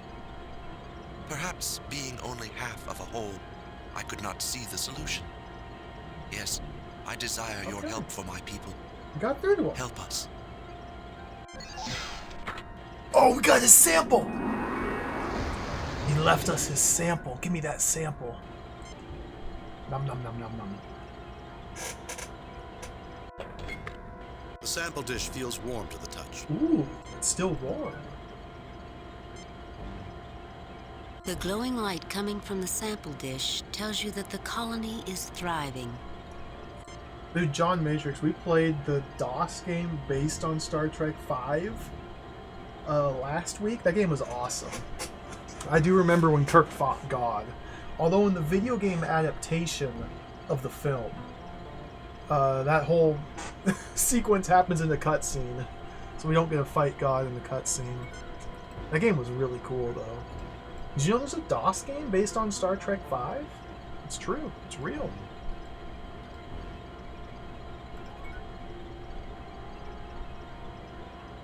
Can we, like, spit in here?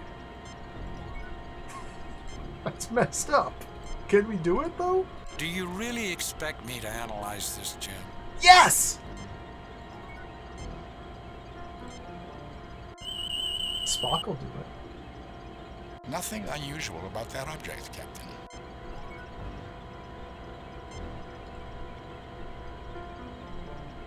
Is the med kit on There's it? nothing there that requires... Okay. There's still another room up here. Yeah, I never went up here. And I feel like we're gonna have to, like, clean this or something. Let's go up this way first. Now, what's this? No holograph waiting to meet A us large here? dry room. A large alien. A viewing port into the genetic holding tank. So, okay. Nice. Interesting. So maybe there once were 3 entities, but somehow one of them died off? Or maybe this is the computer for both of them once we've combined them together? The computer console.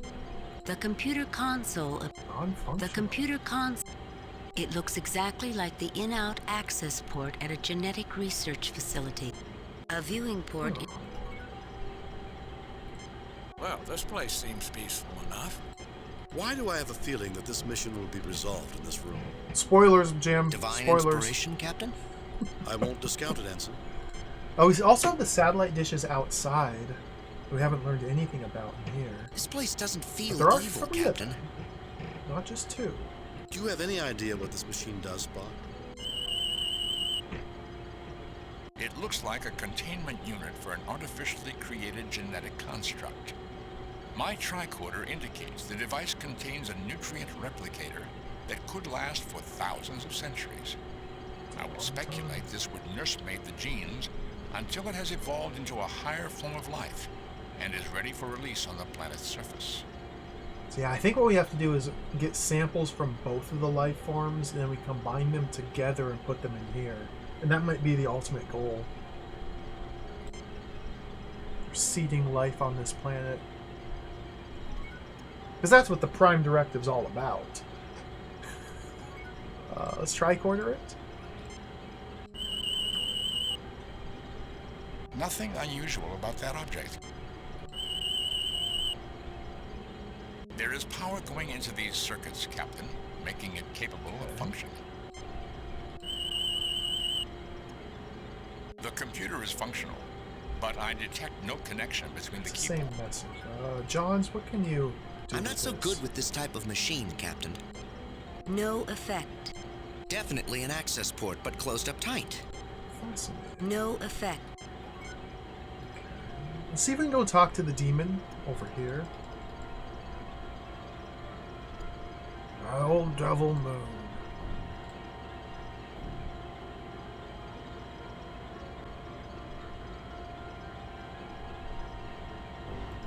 Maybe talk to this? You get no response. How do we You get summon no him? response. You get no response.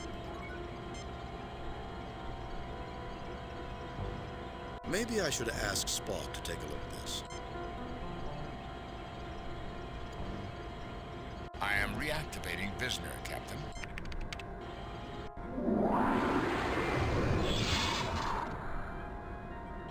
Cool. Save. New game. New game. M4. Visner. Let's try and get through to him with words. Was it not as I said it would be? Are not the Omegans a fanatical race, uninterested in anything but fulfilling some self-contradictory messianic destiny for themselves? I assume they filled your heads with their warped theology. Frankly, Visner, Azra is certainly committed to his cause, but hardly the blood-mad fanatic you describe him to be. Warped theology. It is true they differ greatly from you, but your worldviews are based on common beliefs. You see things from different perspectives, that's all. That's all. This might be a good answer. Frankly, Visner, oh, we only have Azra 2. is certainly committed to his cause. Warped theology. We'll do this one. It is true that... Were you utterly ungrounded in logic? They are creatures of superstition. They invaded our world, then sought to drive us from it. How can you suggest we are anything alike? Stray apostrophe. You question my grounding in logic, but you don't apply logic to an examination of Alphan beliefs. Aren't they concerned with the same things you are? You're supposed to be the reasonable one. Your facts can't be very persuasive if you aren't willing to try and find common ground. You said they usurped your place in the world, which suggests prior ownership by you. What evidence do you have to support that concept? I like this one. You question my grounding in logic, but Maybe you're number supposed to be 2. the reasonable one. Your facts can't be very persuasive if you aren't willing to try and find common ground. We'll go with number You said 3 they here. usurped... We know we came first because they invaded us. An invasion suggests they came to take away that which we possessed. Clearly you can see that. How do you know they didn't exist on this world before you encountered them? Do you further suppose they came first and we invaded them? I see there are only single-celled organisms here, each with a defect. Perhaps at one time, the Alpha and Omega life forms were united. A strong, viable species that became divided. Only by reuniting can you hope to survive. And only through mutual cooperation and our help can you reunite. Captain, this thing is evil. We can't unite them. Shut up, Ensign! Your position is unassailable and points out the one and only purpose for our races. Thank you, Captain Kirk, for making me see that. Yes, I desire your help for my people. Help us. Okay. It's that easy. Give me your sample. How warm is this one? You take the alpha sample, which feels cold to the touch. Gross. Save, replace, Place that. Okay, can we combine these? Make it No, I don't slurry? think that's necessary. Now, there's still the issue with the satellite dishes up on the surface. Not really sure what's going on with those. But I suspect now we have to do something in this room to like combine the samples together. Although this machine's all rusted and disgusting.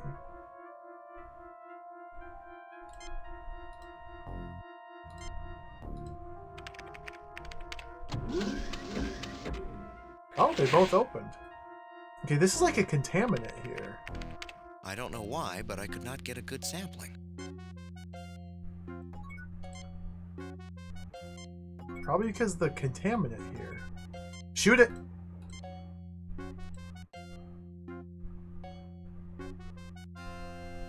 Yes! A unique use of a phaser, but adequate for removing the deposits from the apparatus.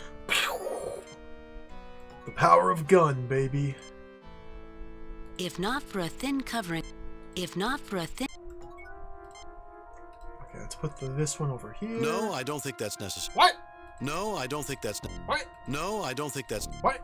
No, I don't What? think that... No, I What? don't think that's... Put this one in here.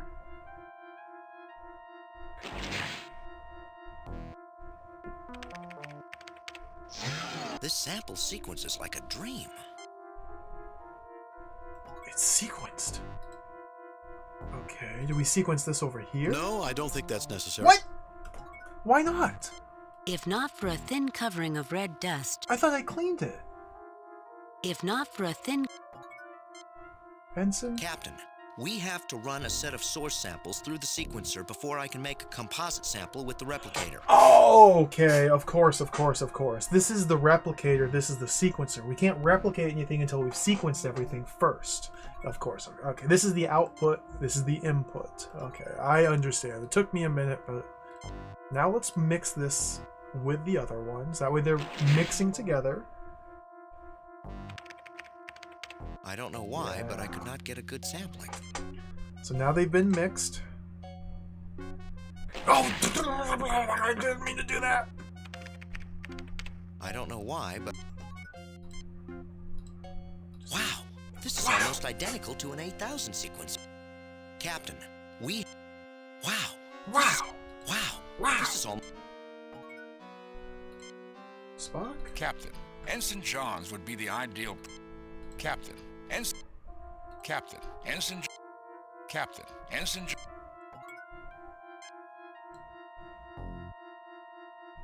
So this one sequences like a dream.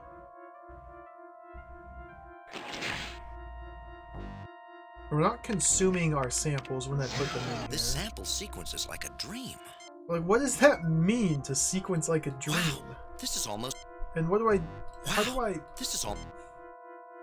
Captain, we have to run a set of source samples through the sequencer before I can make a composite sample with the replicator. I literally just did! I just ran source samples through the sequencer! Multiple times! We go up here?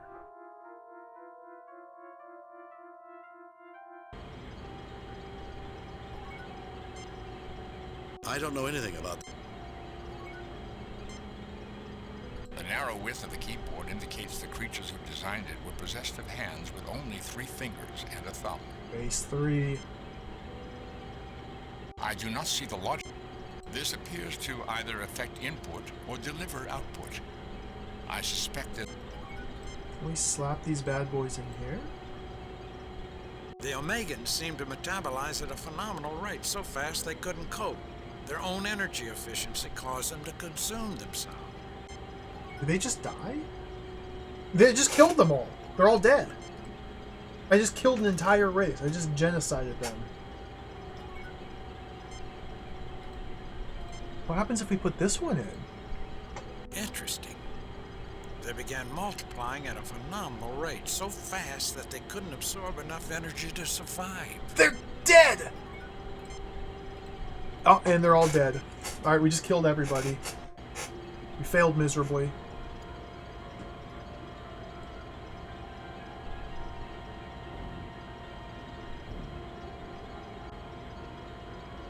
You got any more of that sample? Get some more of that sample?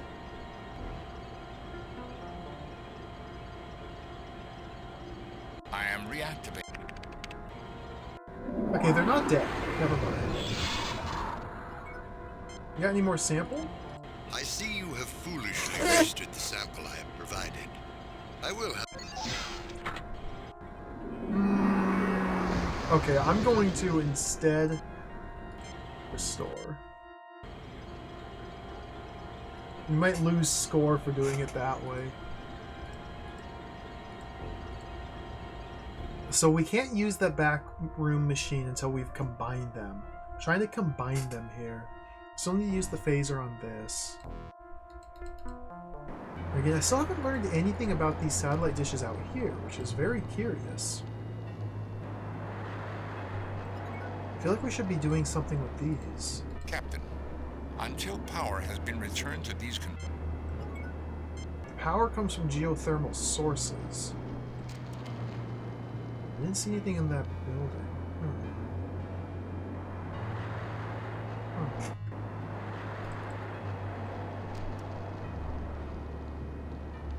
I think whatever it is I need to do likely is just figuring out this room. So let's clean the machine on the right. Phaser set to Captain, kill. using the phaser at... The phaser has to be set to stun. Okay, let's stun the rust. A unique use of a phaser, but adequate for removing the deposits from the apparatus. Perfect. Captain, these doors protect the unit from debris when not in use. Captain! If not for a thin covering of red dust. This is the replicator. Aside from minor differences sequencer. I feel like I should be able to combine these. No, I don't think that's necessary. No. Maybe we do it in the other order? Do blue into yellow? No, I don't think that...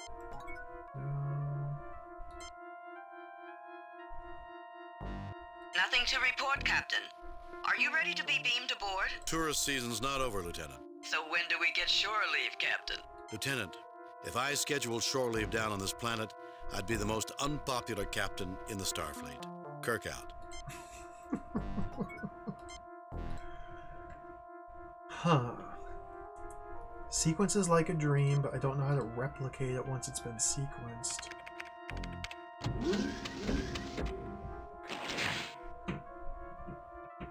Maybe there's some other thing.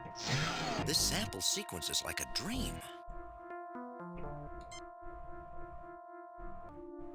No, I don't think that's... Captain, we have to run a set of source... Wow, this is almost identical to an 8000 sequencer. Sample. Cutting-edge Federation technology. Just input a sample, and the sequencer analyzes it so it can be spliced or altered on the genetic level with the replicator. Captain, so alters. Okay, so splice. Just do one of those things, mister. I was unaware you had studied genetics. No, I don't think that... Wow, this is... Huh. Fascinating. So we put this one in.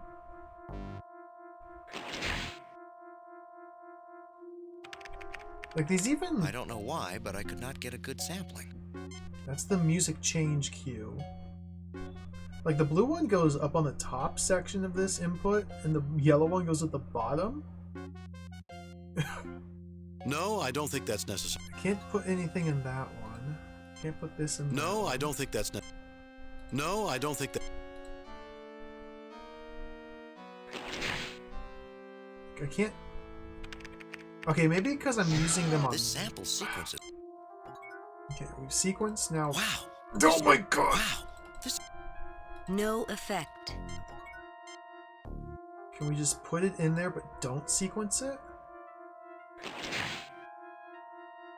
He automatically does this. I don't know why, but I could not get a good sampling.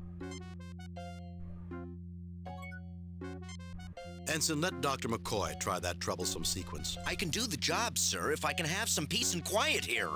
Mr. Johns, I think I'm getting a clear picture here of your difficulties. Do you realize that insubordination is an offense punishable by a court-martial? He's throwing. He's purposefully not sequencing it because it's demons, and he doesn't want demons. He wants to kill them. He's actively sabotaging the mission. It looks to me that you're deliberately trying to mislead us. That's not a good career move. He's sabotaging. Calm down, Ensign. No one is criticizing you. I just need answers. We'll try to be Mr. Johns, I think I'm getting a clear picture here of your difficulties. Do you realize that insubordination is an offense punishable by a court-martial? I don't know if we threaten him just yet. It looks to me that you're deliberately trying to mislead us. That's not a good career move. This is tempting. Calm down, Ensign. No one is criticizing you. I just need answers. We'll let him explain and not accuse him of anything outright. I appreciate the offer, Captain, but I know what's right and wrong here, so I don't need your help. Yeah, he's screwing us. Ensign, I appreciate your situation, but this is not the time for philosophy. You have a job to do. Ensign, you are here as a genetic engineer, not as a philosopher. I expect my orders to be obeyed, and if you have a problem with them, I don't expect to be deliberately misled. This is probably the answer we want. I could really use a Tellarite security officer right now. Ensign, I appreciate your situation, but this... Ensign, you are here as a genetic... I regret my attempt to mislead you. I will accept whatever punishment you feel is necessary.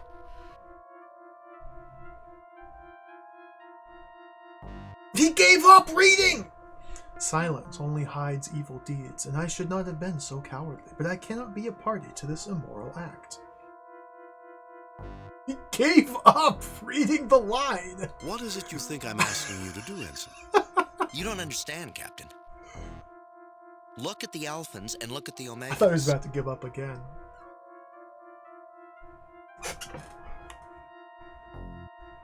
I hope he got fired halfway through his line reads. Like, what right do we have to dilute the glory of these beautiful golden Omegans by mixing their DNA with that of a dark, cruel race, like the Alphans? There's so much evil in the universe. You're asking me to destroy a race of good and beauty by mixing their genetics with something ugly, something evil. I can't do it. He's not even reading the correct lines! Oh, he doesn't say I can't...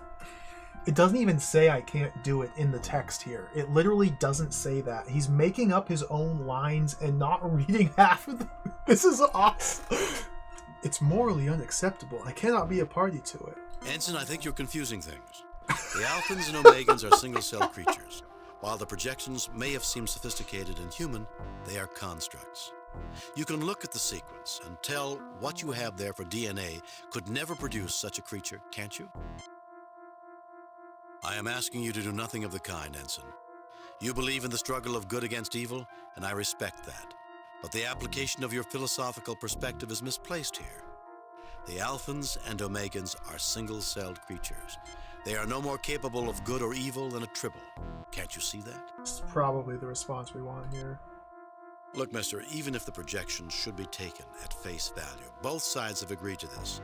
McCoy says they're only single-celled organisms, and you're smart enough to know if he's right or wrong. Use your instruments, be a geneticist, and then make a decision. This one's pretty good too. Appealing to McCoy, appealing to his reason. Ensign, I think you're confusing things. The Alphans and Omegans are single-celled creatures. I am asking you to do nothing of the kind, Ensign. You believe in the struggle of good against evil? Single cells. You're right. I've been a real Single idiot. cells. I suppose I should take a refresher course in ASAP. You're right. Single cells. It wouldn't hurt. Some of the wisest people in history have written for children. Never judge an input card by its label. I guess that was the trap I fell into and kept me from doing my job and made me deceive my captain.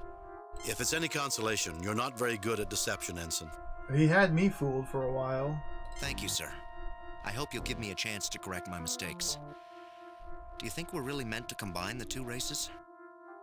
You've programmed the sequences. You can tell whether they're compatible. Sir, the sequencer indicates that they need to be combined for their continual survival. But how did you know?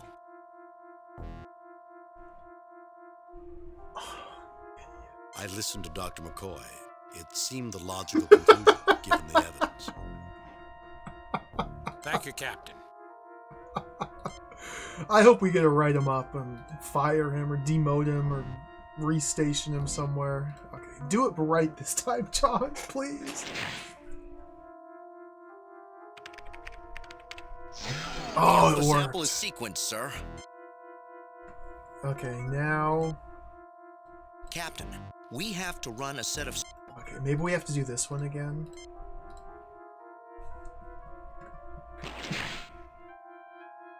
Now they've both been sequenced. This sample sequence is like...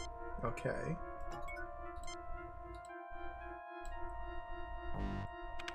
There we go, and now we're two combining. samples have joined together as easily as if they had once been a whole and had been separated before. Any race that had this technology 50,000 years ago could possibly have been able to perform such a dissection and kept both halves alive. Captain, with the samples sequenced together, I'm ready to use the replicator to produce a sample with the combined genetic data. Do it.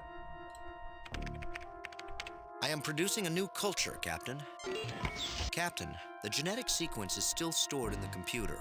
If we need another sample, the replicator can generate it. Ew, it's all green. Wait a minute. I officially christen this life form the Gammons. A weak greenish glow comes from this dish.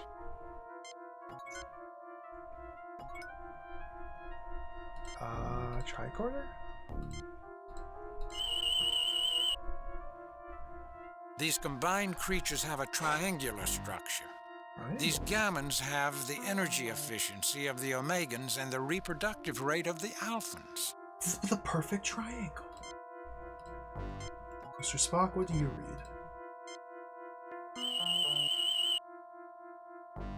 This colony of creatures appears viable for the long term. Quite vital and thriving. Thank you, Mr. Spock.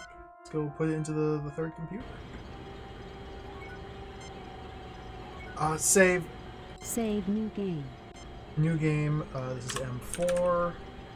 The Gammons. Triangles. Let's put this in. Well, Jim, it doesn't look like it does anything. I guess I spoke too soon. Oh, we got the green. It took it in. It looks as if the colony is getting a foothold in there. Life energy levels are spiking. They're building to a level sufficient for sending out a signal 100 times stronger than the one that brought us here, Captain. The gammon sample appears to be thriving in this environment. Thank you for your hard work. You have fulfilled the design for which we were created. I am authorized to tell you. Thank you for your hard work. You have fulfilled the design for which we were created. I am authorized to tell you. It would appear there is more to this message than we are receiving. Okay, maybe this is when the satellite dishes and the surface now come into play. We have to repair those, maybe? Captain, maybe this is connected to that sensor we saw that was out of alignment. A safe assumption, Mr. Johns. Kirk to Uhura. Are you receiving any strange subspace or radio signals? Captain, there is a neutrino-based transmission being broadcast near your current position from a point of unknown origin, probably from another star system. Our equipment is not designed to handle it. Though given 1 to 2 weeks, we might be able to identify patterns and extrapolate what it's trying to say. We'll work on the problem from here. Kirk out. What do you have to say about this, John? This place doesn't feel evil, Captain. Bones? Well, this place seems peaceful enough. Nobody has anything to say about this? Beautiful and quite lifelike, the three-dimensional projection appears to be a blend of Alphan and Omegan traits. Let's go. So I guess since that third computer is generating a power source, it's like 100 times stronger than what was previously active and calling us. Maybe that means now these are working? I think it was the third one that was out of alignment? Captain, until no, there's still no power. The array dish appears to have escaped much of the damage visited. Well, okay, maybe each dish is programmed to one specific race. So that's the Alphan one, then the Omegan one, then we have to find the Gammon one. In sharp contrast, Mr. Spock. The array is a precision. Captain, these not functioning properly either. I can't remember which one of the three was explicitly described as being out of alignment. It might be this one. Captain, the array dish is quite. We have to tricorder these. The array appears to have deployed recently, which explains its lack of damage. So I think it's number 2. So there's a left, a right, and a middle. So it's the middle one that we're interested in. The array appears to have deployed recently, which explains its lack of damage. I will need to adjust the controls before the sensor array is realigned. Scotty, I need a calculation from the main computer. While I know the computers on the Enterprise aren't quite as good as our engines, I think she'll manage. I am sending the problem. Ugh, that was too easy, Mr. Spock. The angle is 32.5 degrees. Thank you, Mr. Scott. So is there anything else you need, Captain? Not now, Scotty. Kirk out. Kirk out. Can we... Captain, I cannot we still need realign power. the sensor until power has been returned. The array is a... So we have the correct angle, but we don't have any power going to this. Interesting. This isn't a medical matter. This isn't a medical matter, Jim. Something in the top left corner there. I'm just a simple country doctor, not a magician. There are some things I just can't fix. Shoot it. I believe phasering the array into slag will not enhance its functionality. Phasering the controls will not give us access to the sensor array. It is fascinating how desperate situations can inspire such illogical action.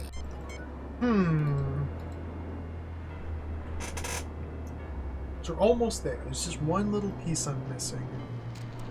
Maybe the...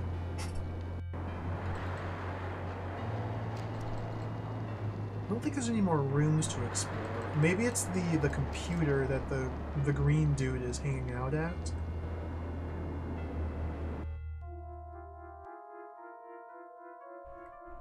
Maybe there's something here we can do. I haven't interacted with this computer. The narrow width of the keyboard indicates the creatures who designed it were possessed of hands with only 3 fingers and a thumb. What's happening? Thank you for your hard work. You have fulfilled. Curious.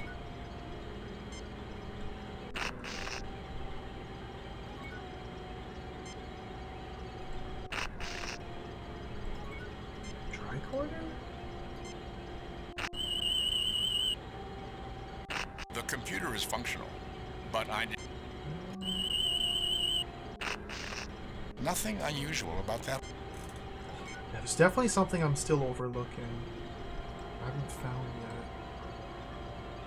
We need to like turn off the other machines now?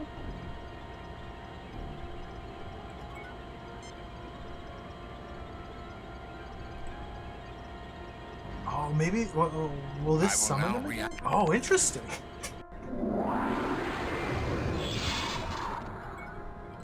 Finish your task, human, with our blessing. I'm trying.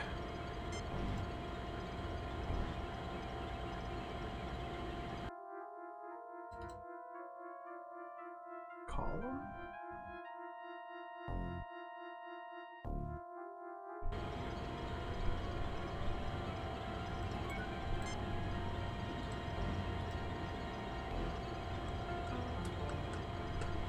I am reactivating.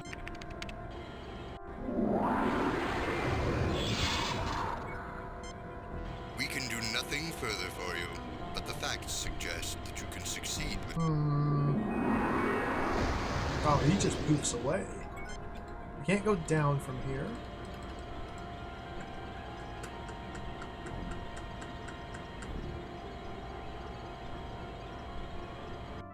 It definitely looks like those different computers open with that red panel at the bottom. A door leading... If not for a thin... Don't see anything else to do here. If not for a thin... Aside from minor... Huh.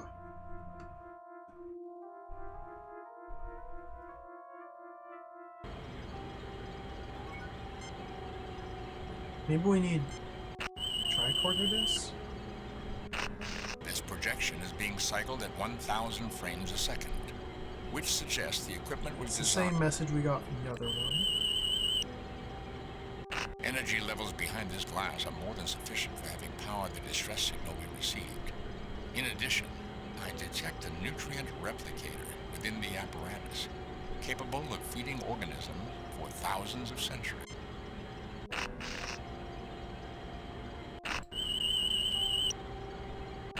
Nothing unusual about...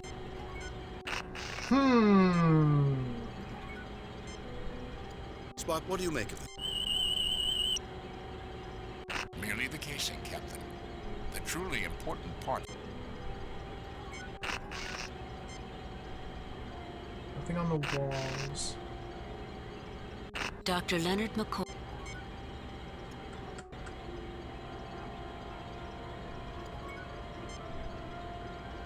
Can we get another one? I am producing a new...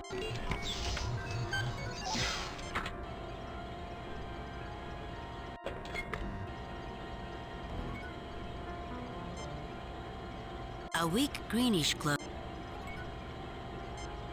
Can we use this to power it? Just slather it with some organism?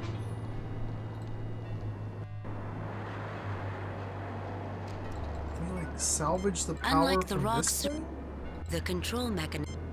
Unlike the rocks, volcanic and ore. Stars twinkle. Unlike the rocks. Shoot it. I had not thought of making the array appear as weathered as the rocks, but then I rely on logic to govern my actions.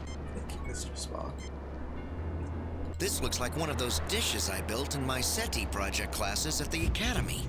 The controls aren't familiar. This looks like the computer control for a SETI dish, except for some of those weird symbols. I could ask it to calculate pi to the last digit, but I don't think it would listen. I don't think that's how pi works. Surgical grade aluminum, not bad. I haven't a clue what to do with it, though. Captain, until the array dish appears to have escaped. Spock, see what you can do with this. Captain. This appears in pretty good shape for having been out for so... No effect. No effect. Hmm.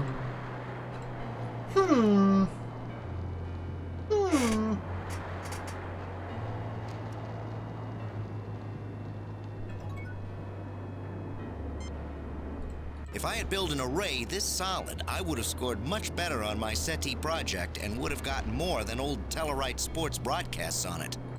They have unique responses to all of Testing. them. 1, 2, 3. Maybe we'll let Spock work with the controls. Okay, everybody has to try everything on all of them. A metal this durable should be used in reconstructive joint surgery. It's interesting that the control mechanism seems to have lasted as long as the actual array without taking damage. I'm surprised at the high degree of engineering evidenced by this array. Interesting controls, right, Spock? Fascinating, Captain. Fascinating, Captain. Captain, I cannot... I need to return the power! We're ready to assist in any way we can, Captain. Scout out. That sounds weird.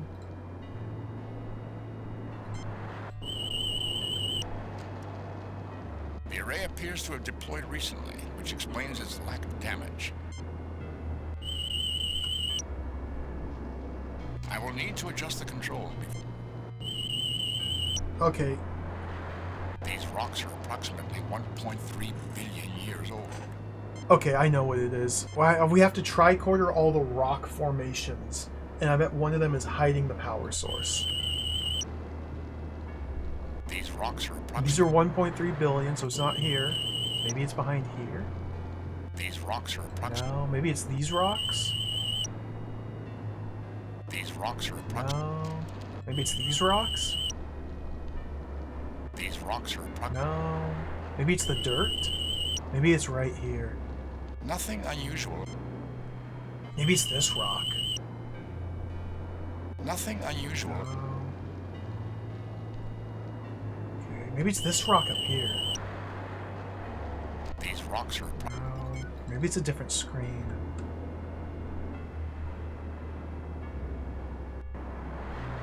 Like one of these rocks might be secretly something else or hiding a power source behind it. Find it for me, Mr. Spock. This rock is a secondary formation produced by the interaction of plates, earthquakes, and volcanism. So this one is not old. It's not 1.3 billion years old. This was put here later by the volcanic activity. So let's blast this rock. Yes! Jim, all you're doing is turning this rock planet into a gravel planet. No, we're shooting the rocks! Jim, all you're doing is... I'm trying to... Jim, all you're doing... Okay, maybe it's not here. This rock is a secondary formation produced by the... Oh, wait, okay. Let's go back to that first screen. I think we're close.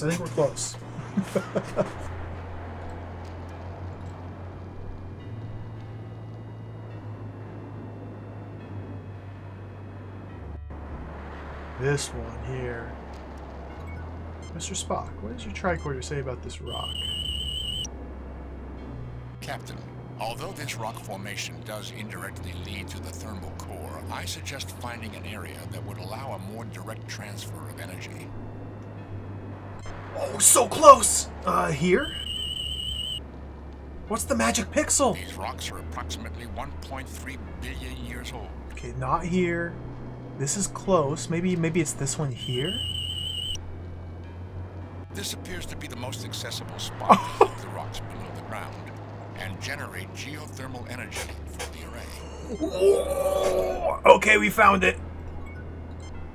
Phasers! Let's heat the rocks. We really have to blast the rocks with the phaser. Level is insufficient, Captain. We cannot generate the energy level needed to provide geothermal energy. If it's thermal Wait, energy the ship! you want, Jim, I remember this planet that used a starship's phasers on a microwave setting to heat the surrounding rock to provide temporary power. My thoughts exactly, Bones. An interesting observation, Doctor. We could use the same technique here, but the beam would have to be extremely precise. If we targeted the wrong section, we could melt the rock and destroy the array. This is a pretty devious little puzzle. Use the tricorder on all the rocks that look identical until you get a different response on one of them. Alright, Enterprise, Mr. Scott. Kirk to Enterprise. Sulu, can you read me? Sulu, hey. Sulu here, Captain. How can I help you? Shoot the rocks, Sulu. The Enterprise should broadcast a low-level microwave beam at the coordinates I am sending. We have them, Mr. Spock. Get ready. Stand away from the blast area. Stand by, ready for weapons position.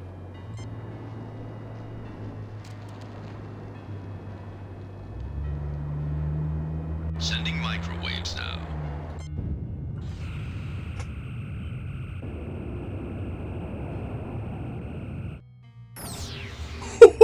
Temperature near the power coupling is rising rapidly. I estimate a below-ground temperature of 345 degrees Kelvin is required to reactivate the array. That is a crazy microwave. 330, 335, 340, 345, 350. Shut off the beam, Mr. Sewell. Affirmative, Captain. The array is now drawing power. We were successful. We were successful.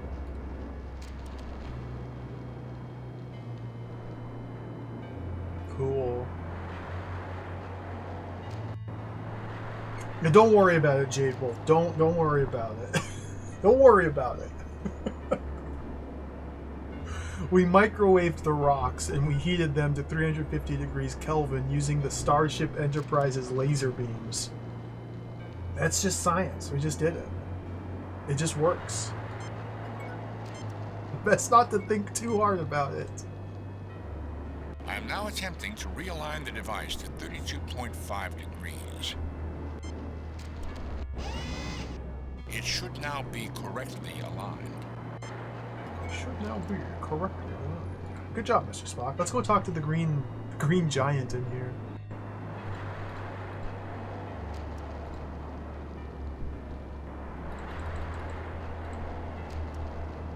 I love how sometimes Kirk just walks the wrong way for a second and then turns around and goes the right way.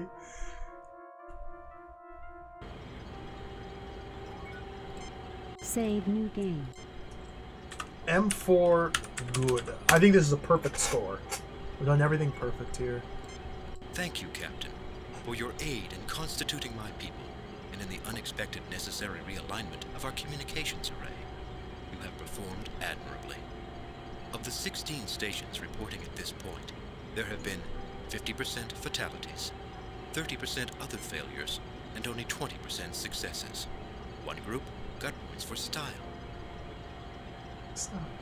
Points for style? Is this some sort of game? Not another alien race with a superiority complex. Who are you this time? Your appreciation is welcome, but many questions remain unanswered.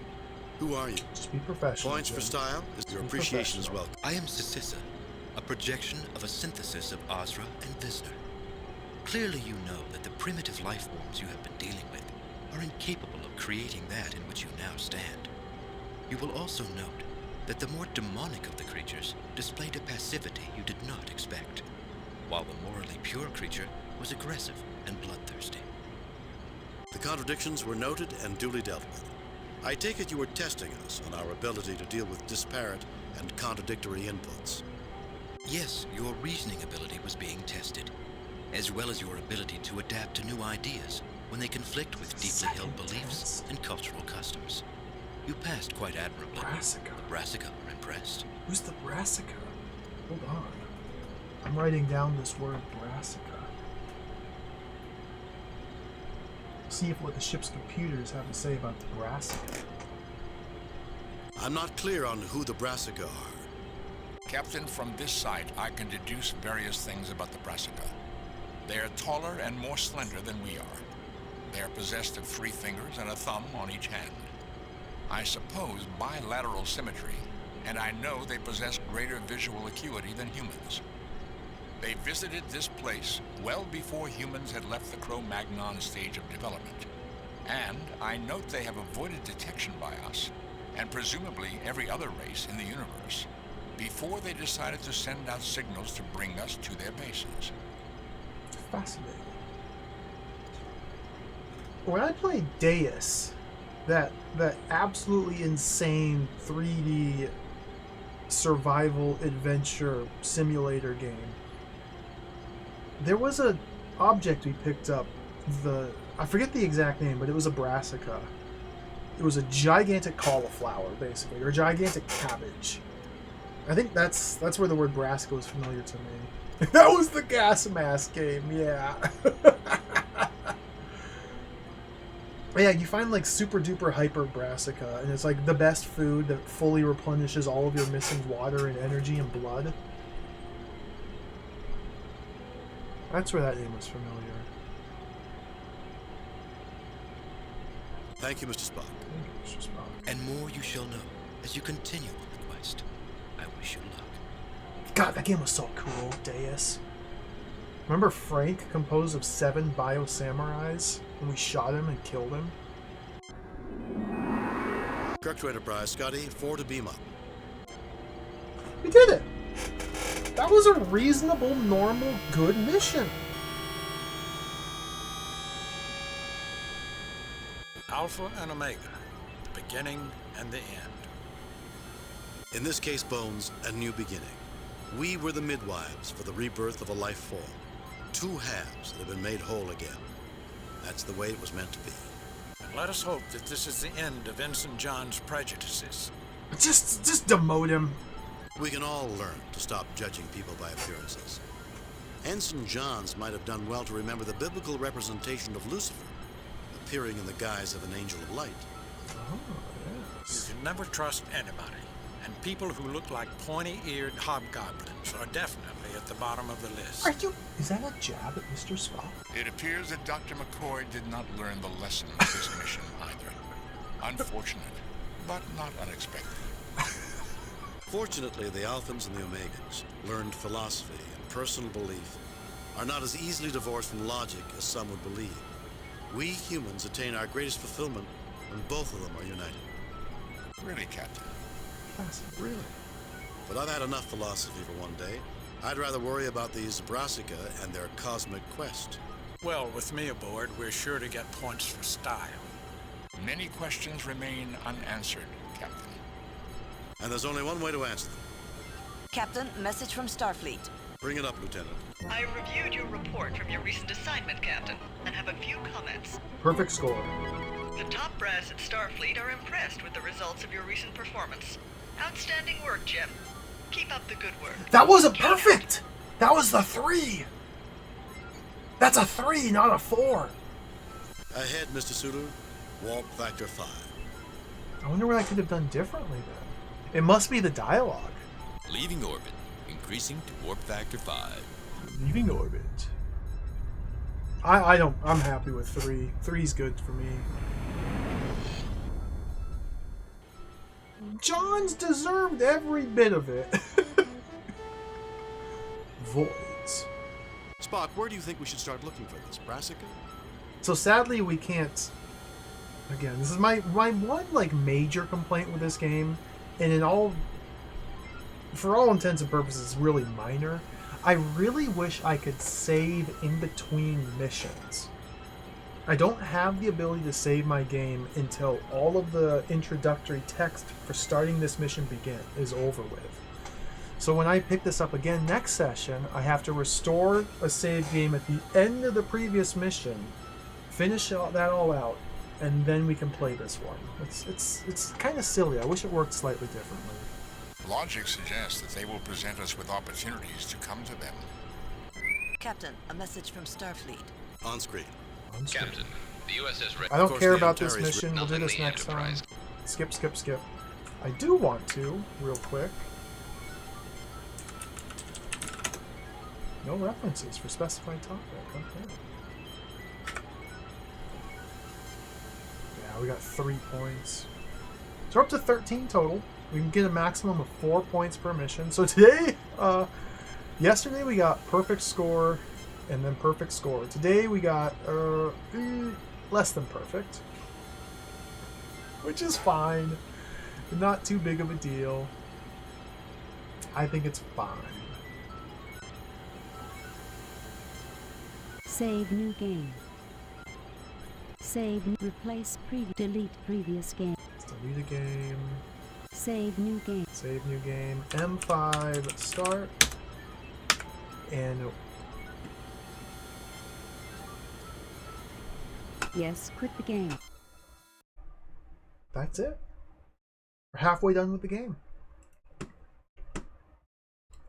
That first mission was intense. It was just so long and drawn out. The second one was really fun. I much prefer them to be paced like that second one was, where it's kind of is much more constrained. There's not 10,000 areas to look at and click on and items to use on everybody. But at the same time, it's nice that we got a little bit of variety. This game's really cool. I'm excited to play more. So we'll plan on playing more Monday.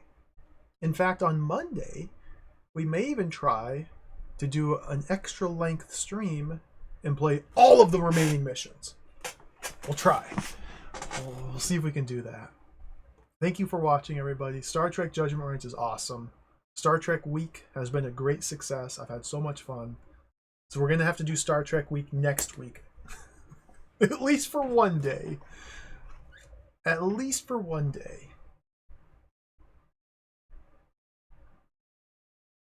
It's been a great... Star Trek Week has been a great month. Yeah. Thank you all for watching. Thank you for hanging out. Thank you for the follows. Thank you for the cheers. The big emotes. Thank you, CowardTube, for the raid earlier. Thank you, Dino, please, for the raid earlier. Holy smokes, I totally missed Flora's Lava for the 10 gift subs. Must have been while I was on break, you sneaky little devil. Thank you. Thank you. Thank you for the resubs. Did I miss anything else? Thank you all. So yeah, next stream, no stream this weekend. We'll plan on coming back Monday. I may start stream a little earlier than I have been, because we may need to have that extra time.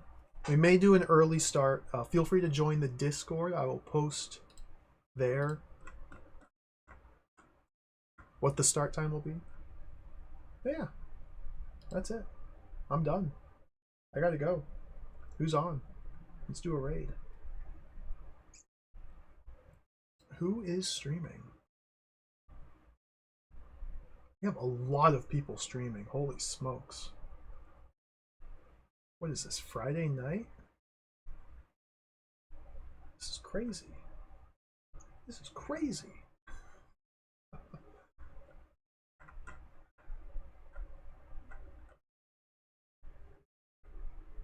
This is crazy. There's so many streamers playing video games. I haven't had the chance to raid Maple Mystery in a while. We'll send you over to Maple Mystery. Creator of the Crimson Diamond, which I still haven't played.